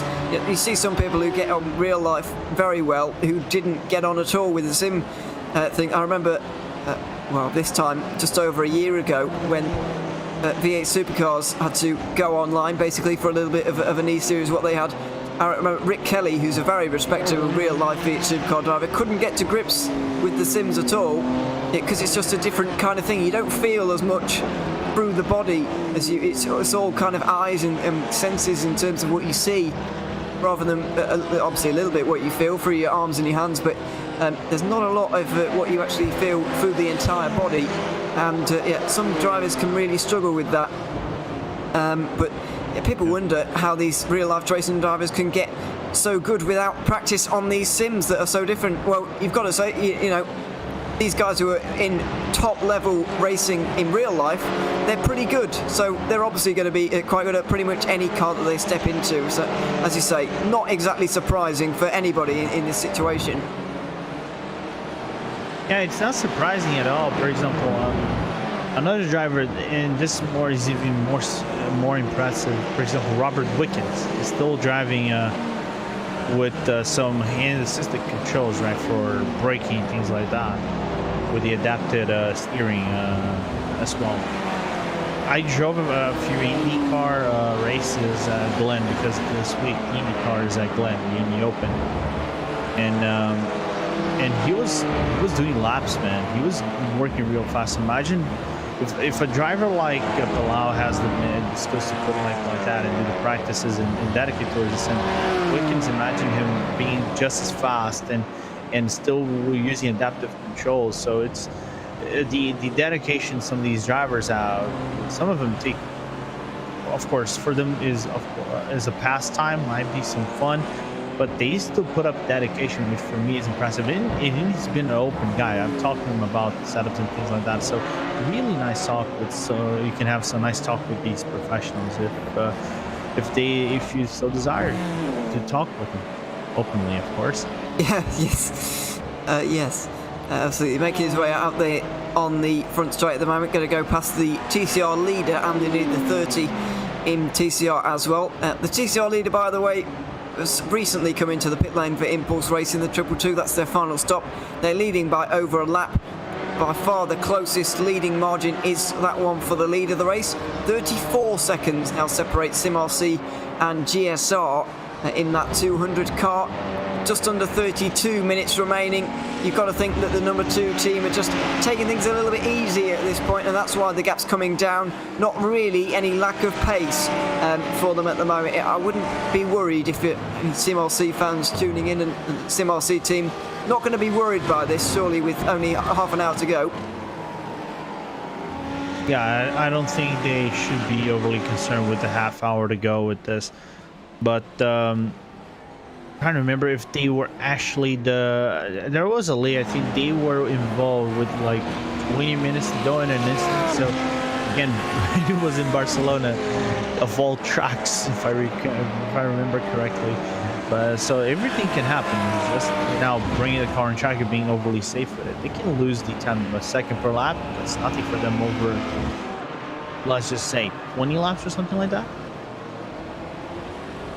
Yeah, we'll roundabout there, you'd imagine. Oh, a little bit of a half-hearted lunge into the hairpin at turn 10, but nothing doing, and a flash of the lights as well to show the displeasure of that car. We do indeed have a battle going on here in TCR for 11th position here in the class between Ignium Motorsport and GT Temple Racing. And finally, it looks like we might have a bit of nose to tail, maybe even a move coming up here in the final half an hour. Alex Sturm looking pretty good right now on the back of the car in front. Yeah, getting into the run-up of turn number 9, going to the La Caixa hairpin. Let's see if Sturm's going to go for that dive on the La Caixa hairpin, that left-hand side. Thought about it, contacts, and Alex Sturm just lets the car go in front again, because it wouldn't have been the greatest move to get through on Ignium Motorsport in that way, so just backs off, and that's probably the smart thing to do, even though I don't really think he was too much at fault for the contact that happened down into the hairpin. He still decided to back off anyway. Yeah, it was random braking. It's one of those braking things at the TCRs, because when you brake the TCRs, the rear end gets slightly loose and you kind of have to counter steer. I think both of them counter steered towards the same place, and they met themselves halfway and thus caused the incident. Yeah, it fortunately didn't turn into anything major, but certainly not what he needed. A big slipstream here for Alex Sturm, using that lapped car as a bit of a pick, but Ignium brake very late, too late on the brakes into turn 1, and that hands the move over to Alex Sturm, who gets through for GT Temple Racing, and very nicely done indeed, just applying the pressure until they cracked under it. Well, Ignium Motorsport, I'm afraid, threw that one away just a little bit into turn 1.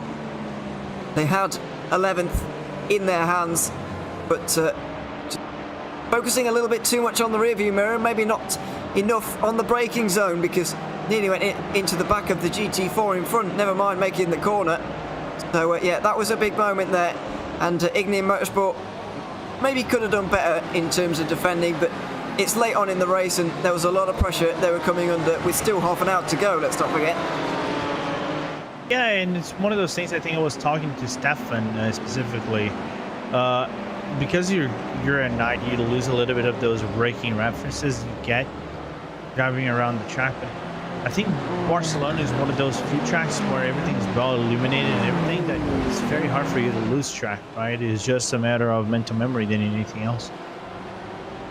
Seems to be fairly good around here. There's not many trees and stuff to get in the way of you you notice at Spa and the Nürburgring, for example, the trees can really block out any resemblance of light that is still lurking around, but it's quite open here at Barcelona. There's not too many kind of trees in the way for the light to get blocked out, so you can still see fairly well, and as you say, there's a fair amount of floodlights to go around as well. Don't forget they have the 24-hour racing here annually. It's been going on for a very long time. I think over nearly a decade and a half now they've been having a 24-hour race at Barcelona, one of the staples of the Creventic series, and so yeah, very much enjoying having it on the iRacing service and having a Creventic race here on the iRacing service as well.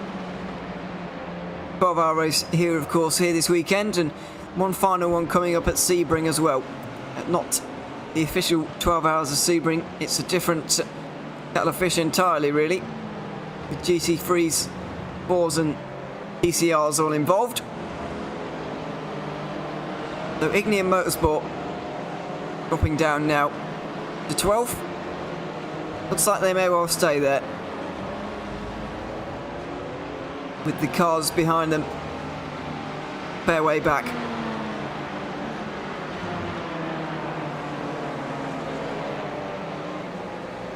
Came down briefly to about 30 seconds for the lead of the race here, but it's back up to 34 now. That battle seems to be stabilising just a little bit.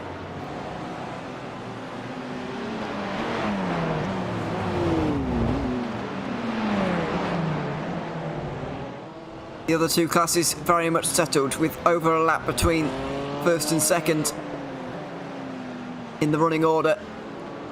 Closest battles on the circuit seems to be this one for TCR honours, really, in 11th. Full Send Racing trying to catch up on Pacific Sim Motorsport in GT3, but that's still a fairly large gap. Very big gaps opened up in GT4. Porsche Esports, for example, have got 5 laps to catch up to the next car, which is a remarkable amount of time. GT4 been a very... I'm talking about SRT. Screaming Eagle team. 5 laps to the next car. That is a huge one. And looking into TCR, the gap now 3.5 seconds between this car and your screen and the one we've just seen go through on it. This is the closest battle out there on the circuit. But after that pass, it is no longer a real fight here right now.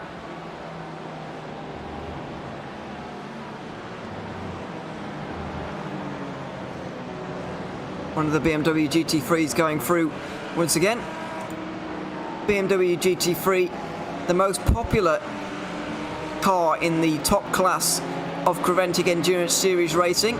However, over the last 2 events, it's going to be the Lamborghini, well, if you can include this one, over the Hockenheim's Barcelona events, it's going to be the Lamborghini that has prevailed. So I guess I can pose this to you, Lorenzo, as we've got no on-track battling at the moment. I'll ask you this, is that Lamborghini having the strongest car seemingly, winning the last 2 races, but not the most popular car within the guys who are racing GT3 here in this series. So why on earth is the most popular car not the one that's winning the races? That doesn't seem to happen very often.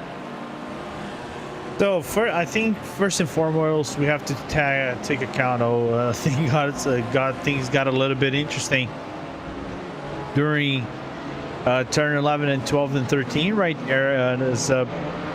Here's the thing. First and foremost, we have to take effect of the technical ability of SimRC to set up cars, and I think they run another league with the Lamborghini, so they know how to set up that car specifically. They are fast in it, and and of course, driver level, let's take into account over here the fact they ran pretty much clean all laps as well. No major incidents as well. Some teams got involved into some incidents took into effect, drive-throughs as well. So that's why they are leading. But in all scope of things, the Lamborghini is not the best car, I think, today in iRacing. It is good for some real good tracks. Is that thing with GT3s? Track A is going to be all Lamborghini. Track B is going to be all BMW. Track C is going to be all BMW. Track B, D, E might be a different car. So it all depends on what track does that car work for. And I think the majority of the tracks nowadays is BMW, but another track might be another car. And in this specific case, might be the Lambo. It continues to change around all of the time. We saw that in the most recent special event here on iRacing, the Spa 24 Hours. The BMW was the strongest ahead of the Porsche. The Ferrari was there or thereabouts, and the Mercedes was really not very strong at all. And the Mercedes doesn't seem to be very strong at many circuits these days.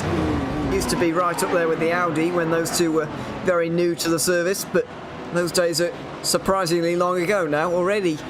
Seems like it was only last year or so, but actually probably 4 years ago now, wasn't it, when those two were introduced? So yeah, time's getting on a bit, has to be said. I have to say the Lamborghinis look fantastic in iRacing at the moment, and the sound is done very well indeed. I feel like the sound is almost more important than what it looks like in a game if the Lamborghini is in it as a GT3 car, because it's quite an iconic sound, but it's done very well.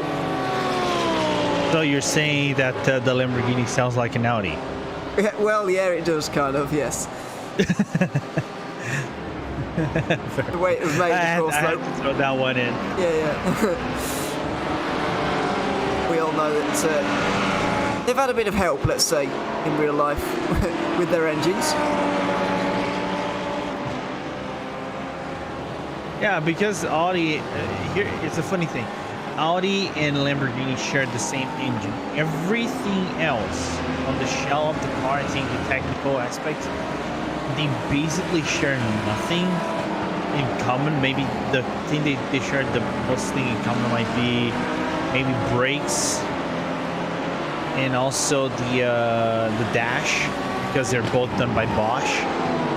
So other than that, I think the other technicalities of the car, the shell, the chassis, things like that, they do not have anything in common. It's not like that old joke anymore. I think they made this on Top Gear once. This is going back a few years. Is that the Germans would make the car and the Italians would do the brochure. You know what I mean? It's not really like that anymore. The Germans do still make the engines, but it's still a very well-made car, and it's won some big races actually. The Lamborghini, both in real life. It took a very long time for Lamborghini to really crack that big endurance racing win, but then they won the Spa 24 Hours and the Daytona 24 Hours and the Sebring 12 Hours within 2 months. So they had a great time of things. And they are also due to win the Spa 24. The Spa 24 with the I think in 2019, if I recall correctly. With Dennis Lynn, with the lineup of Dennis Lynn, Caldarelli, and I'm trying to remember, I think Marco Mappelli. When Dennis actually crashed the car into the Eau Rouge complex because it was that weird race where it was downpouring at 1 hour, it was drizzling, then it would come back to normal stuff. It's basically what happened this week, but it was more wild, sorts. But it was, I remember that I was talking to Dennis after race, after he crashed. He was devastated. But they were basically the fastest car on track by a long stretch of any other cars. If nothing had happened, probably they would have won the Spa 24 with a very considerable margin on everybody else. But hey, this is racing, right? Sometimes I think YouTube chat has pretty correctly. Imagine Toyota's 2016, right? Yeah. Perfect all the way until the last lap. Yeah, absolutely. It's heartbreak at the very end on that occasion. I'm struggling to remember whether the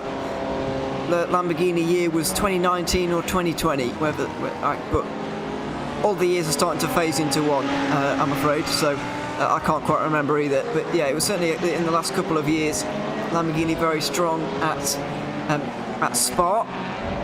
It seems to be a rolling cast of different manufacturers actually who take it at Spa and who seem to be the fastest. One year it was Mercedes, but then they actually got given penalties for being so quick. So anyway, that's another story for another day. Certainly putting it to good use at the moment, though. SimRC are leading by over 30 seconds ahead of the German Charge, German Sim Racing, GSR for short. And in a German car, of course, in the BMW, but nothing they can do about SimRC out front at the moment. Whipping through they go. A little bit close for the exit there, but fully in control, SimRC at the moment. And, you know, when you're at this stage in the race, when you're leading like you are, like we're seeing right now with SimRC, the one thing you cannot do is think about that winning moment just yet. You've got to stay focused and make sure there's no lapses in concentration here in the final few moments, because it is it's very easy for your mind to wander at a moment like this. Yeah, it's so easy to break concentration, but that's why they are top level drivers. I think they know the value of real good concentration from start to finish. That is not why.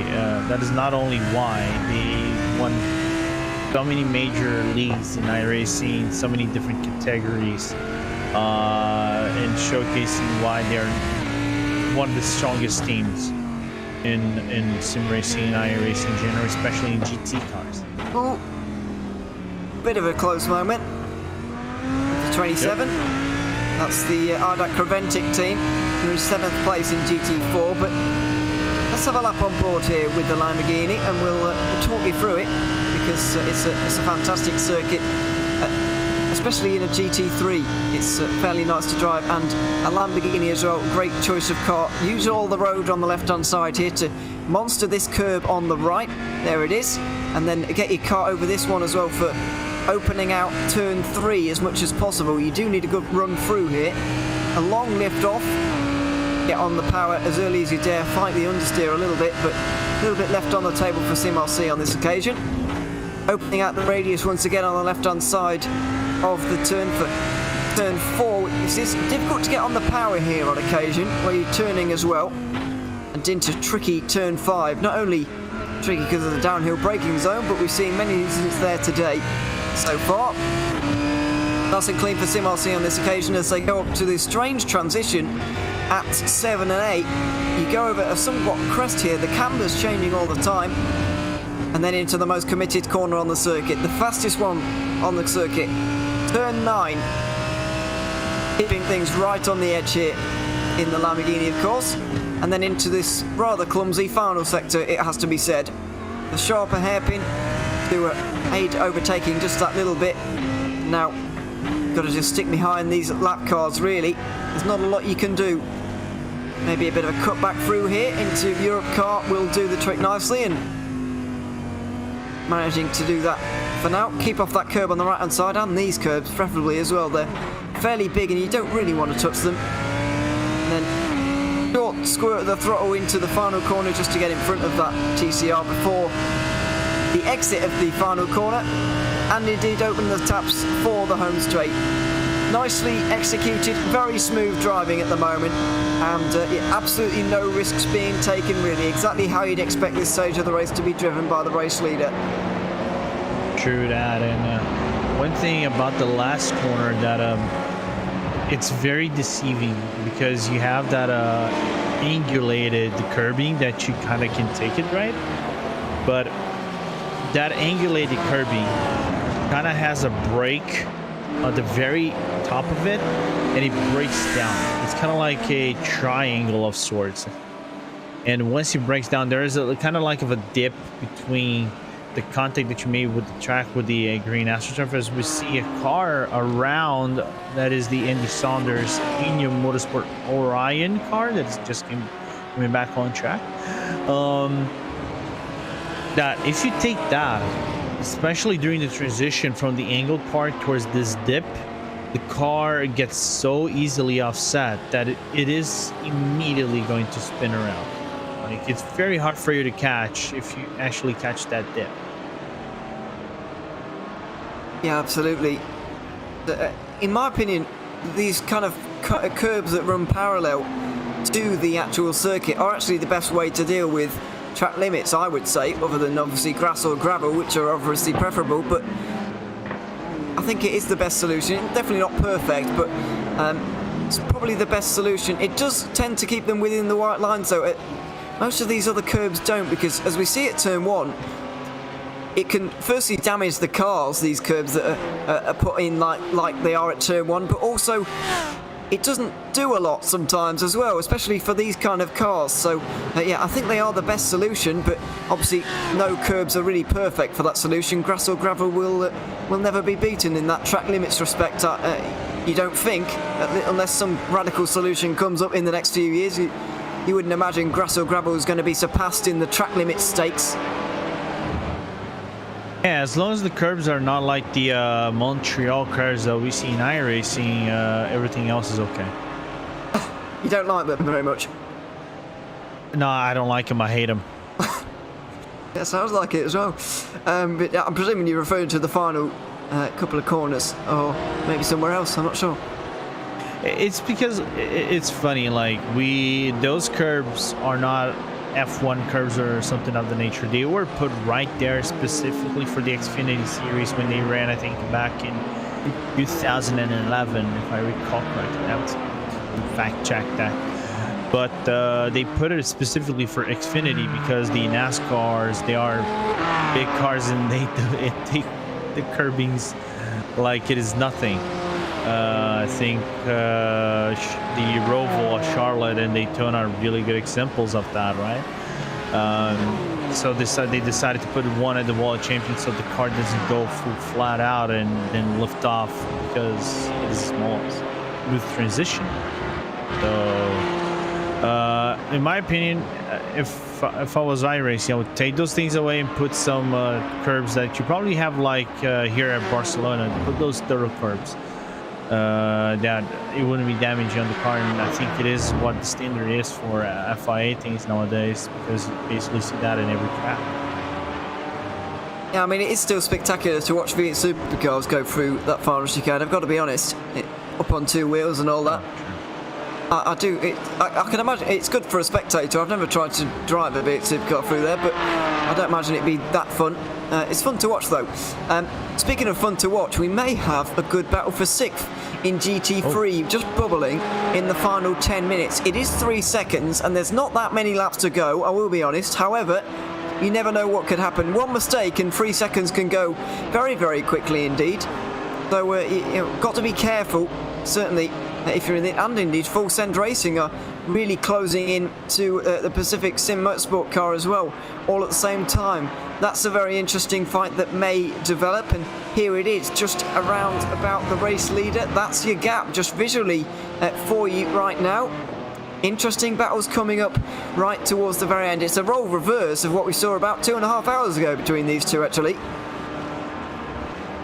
Sure, and I think to make matters worse right now for Williams is that they got caught up in the middle of the Chris Pereira E-Race BR in Chalsonnet Vincent Delta V Racing, and has lost a few precious tenths of a second, and are going to see other cars might be able to take the time back from them on the hairpin. So we can definitely see a battle here brewing for P6. Undercut Racing Team are going to be the ones trying to make the moves here. The gap 3 seconds. The Full Send Racing Team are starting to close at the end here as well, so it may well be eyes everywhere for the end of this one. These guys are looking like they might have 5 laps to go, including this one. The Sim RC cars right around them, and judging by the lap times that we're seeing at the moment, Lorenzo, I think 5 to go looks to be the call for the moment. I could be wrong though. We do over here it says 405, but of course 5 minutes to go, 8 minutes to go should be enough for you to get closer. You're probably gonna have about 4 laps, 4 laps if you get that one extra. But it should be the standard one for you to get closer and then try to battle for position. Let's see if there's enough time left for them to do anything. Cars scattered everywhere down at turn 7. The change of camber right in front of the race leader, who really doesn't want to be a part of this right now. It's the 15 BMW that has been involved. Is that one of the battling cars we were seeing? I don't think so, but looks like a 2-car incident. RLR Abruzzi Esports trying to get through on the 77 TCR car, and more contacts as well with other arriving cars. That was a little bit messy.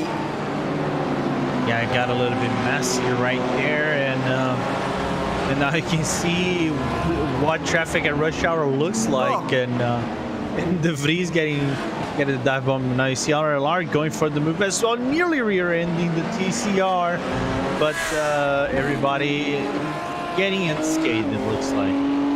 Looks like it. This is the fight though. 13th position, Jorge Solico has been able to get through this TCR car, just weaving everywhere to try and get out of the way of things, and not being very successful. The 77 car, which has been a bit of a punching bag, the Verve Racing team, in the last few moments, but looks like they're okay now. Look at it on the right hand side of the screen as well. A lot of cars going down towards the hairpin here once again, as we try and focus on too many things all at once. The GT3s have just been split apart for a moment, but it looks like they're going to come back together again. You might think that later on in this race it's getting a little bit quiet now because people will be out of the race. It will have been an attritional one, but there's still a lot of cars running here, and so a lot of traffic for these guys to contend with. Yeah, it's insane what this traffic is actually playing. And the fact you guys see on the right hand side the battle between for P9 between Ingenium Motorsport Orion here and also KRL Endurance Team Alpha. So Andy Saunders having to fend off. There is the M1RA car, the TCR, that is in P4 at the current moment, splitting both cars. So I think for now Fabian Hegley just not be happy with the fact there is a car splitting them off with a few laps to go. Not really, no. Let's have a look then. See if KRL Endurance Racing Team can get through on the outside line here. Looking like, is that them trying to get through here, or is this a lapped car trying to go through right now? Looks like a lapped car.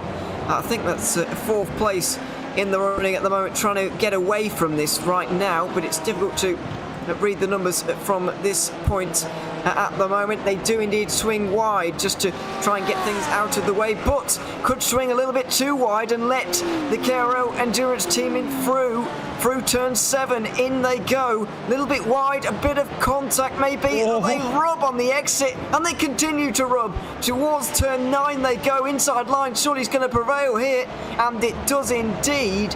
So this is getting interesting now. Ignium Motorsport carry on in the lead, but KRL Endurance certainly starting to apply a bit of pressure, a little bit of aggression. Into the back they go, but it's a bump and run. Away off the road goes the Ignium Motorsport team, and they're not going to be happy about that. They're not. Oh, we got a car spun around. Whose car is that? Full Send. Looks like Full Send, or indeed Pacific Motorsport team. I'm constantly getting them the wrong way around, but I think it's Pacific, quite possibly, in this one. I might be right the first time. We'll wait and see. Pacific Sim Motorsport, Gavin Cohn just gets things wrong into turn 4 and into the barriers. Ouch. Yeah, but luckily it's the tire barriers and not lost a whole lot of time. But other than that, damage has been done. Full Send has gone by and opened up a huge gap on the other car. Yeah, mate. Race has come alive in the last 10 minutes or so. 3 battles to be monitoring all at the very same time. I wish you were in the server right here, because the temper have flared a little bit on the voice chat, and I am all right. I'm gonna be very honest. That move done by Fabian into the hairpin off the KRL, that doesn't sit right with me, because that was late braking. The bump was that was kind of like NASCAR-esque of sort.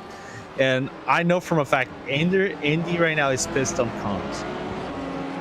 Yes. I can imagine. I would be, if I'm honest. It was a bit of a bump and run, and you don't like to see that at all, really. And so, yeah, into the hairpin. Things. I understand it wasn't intentional by any stretch of the imagination. It was just a bit of a misjudgment. But at the end of the day, still a bit of a hit and run, really. Yeah, because here's the thing for me. You saw cars going side by side, bumping boards in each other and things like that. What is the main thing for TCRs, Ewan? You have like trashing TCRs that drive like that. You have the RS3s in BTCC. What is one of the main purposes of the BTCC? Rubbing is racing, and so you get these door-to-door actions. These things are common in TCRs. They're gonna fight door-to-door closely, battle lap by lap. Yes. Every track, doesn't matter where it is, and you see door-to-door action and close action between one driver to one another. Is this a feisty one? Is it a harsh one?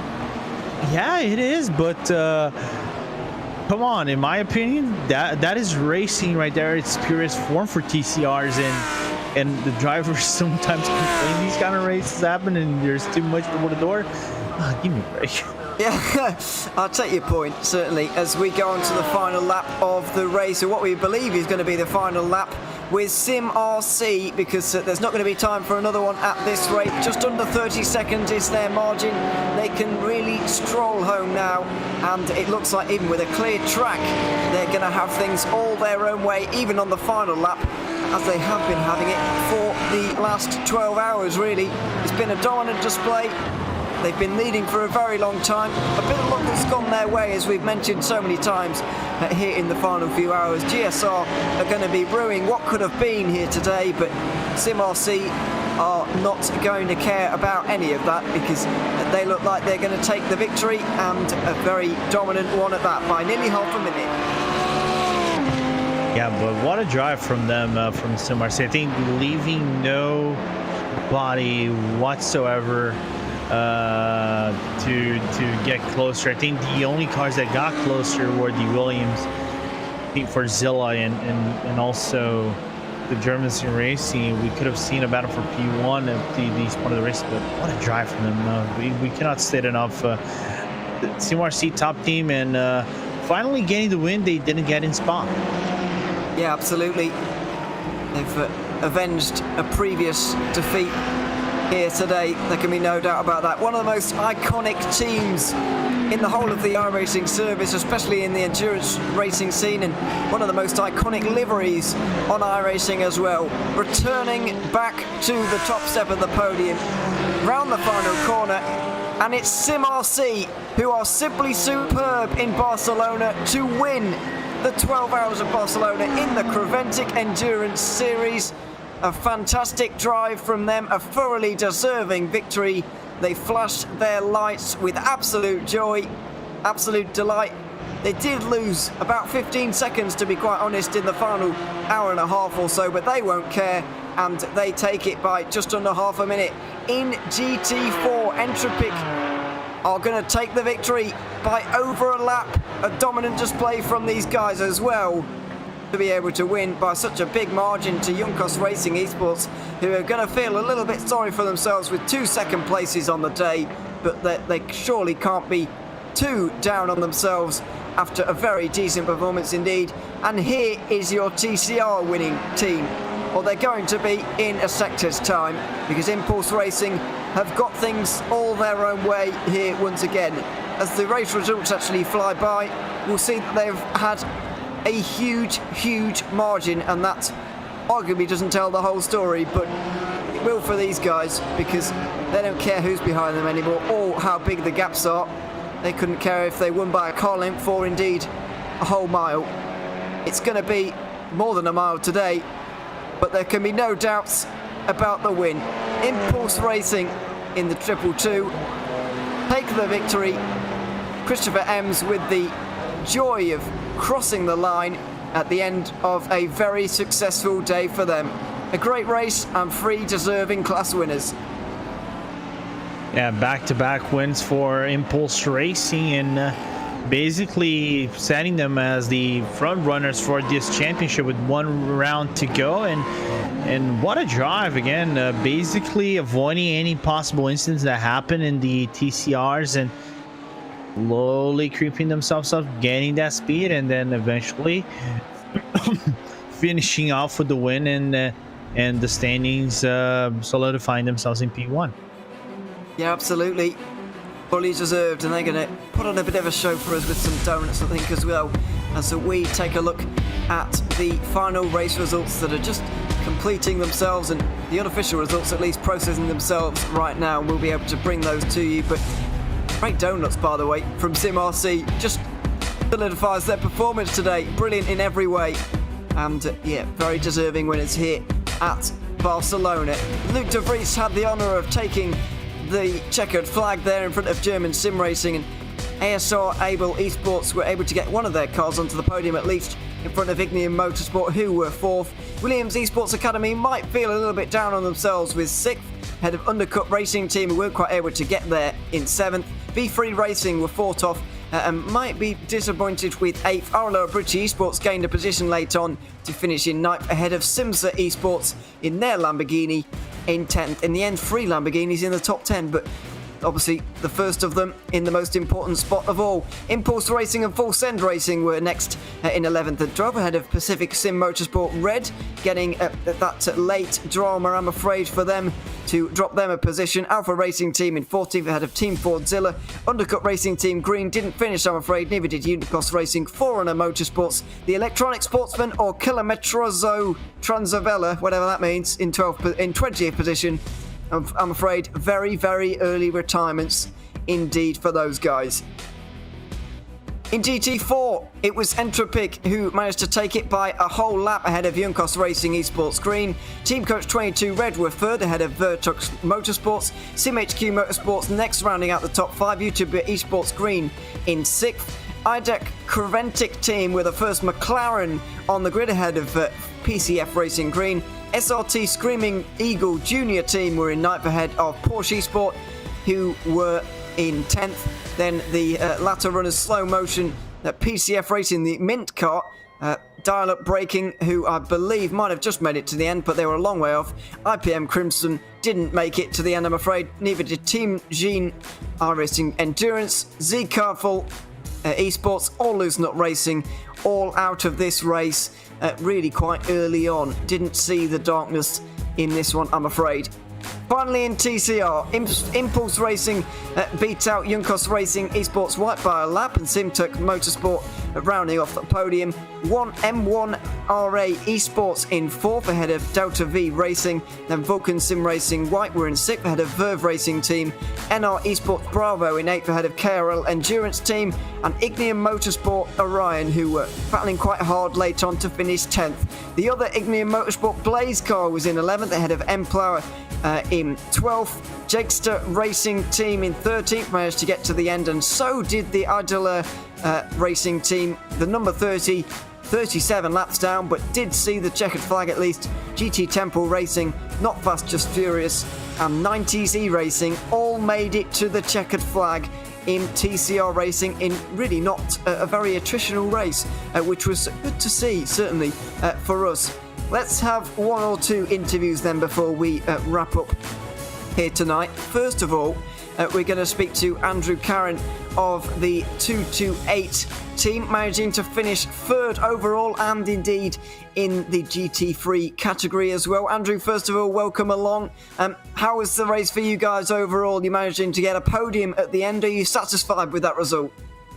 Hey guys, I'm doing really well. I hope you guys too.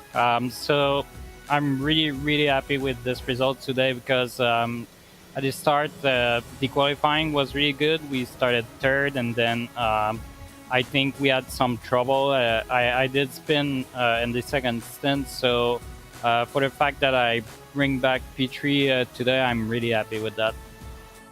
Yeah, absolutely. I mean, the darkness fell at the end. You managed to take the car over the line as you kind of saw the darkness falling. How does that affect you as a driver at this particular circuit? Well, it's a bit difficult because I kind of forgot to adjust my brightness. So when it got dark, it got really dark. But I still, just by the muscle memory of doing the tracks all day, I think it was a bit easier to do it, and I just wanted to bring the car home, so I took a bit easy there. Yeah, absolutely. Managing to get P3 in the end, and just one final thing as well, took us through the feeling of taking that car over the line. It's a podium for you guys today, but taking the car over the line in an endurance race under any circumstances, I think is special. Just describe to us what that feeling was like for you today. It was amazing, to be honest. Like, I've done a lot of endurance, and it's I had some good results, like SEO, I got a second place, but just being on a podium on an endurance race, it's undescribable, the feeling of it. It feels amazing. Yeah, absolutely. It's a great achievement for you guys. So congratulations, Andrew, and yeah, we look forward to seeing you in the future. But first of all, yeah, enjoy this tonight, and thanks for coming to talk to us for an interview. Thank you very much. If it's okay, I just want to say thank you to the guys at ISR Xable for everything. We just created a team not long ago, and we're already doing very well. So I just want to say thank you guys to everyone in the team. Yeah, absolutely. No problem at all. Thanks very much, Andrew, for coming for an interview. And yeah, we look forward to seeing you again soon out there in one of these events. That looks like it might just be it then. We've seen a couple of interviews and we've had the entire 12-hour race. So let's look ahead to the 12 hours of Sebring, which is coming up on October the 23rd. We've only got 4 weeks to wait before the finale of the Creventic Endurance Series here in 2021. We'll be here for that one on Racebot TV, I've no doubt about that. We'll be streaming it live from the green flag at the beginning to the checkered flag falling at the end, and of course having the post-race reaction as well. A big thank you to everybody who's contributed here today. Commentators Paul Smith, Samil Arora, Stefan Slacker, and of course Lorenzo Bondo, who's been alongside me, Ewan O'Leary, for the final 3 hours of this race. And of course a massive thank you to technical director Hugo Luis, who's been on the cameras here all day. And a final thank you to everybody who's been watching on at home as well. It's been lovely to have your company here once again. I hope you'll join us in 4 weeks' time for the 12 hours of Sebring, but for now, it's SimRC on top in the Creventic Endurance Series. Goodbye for now.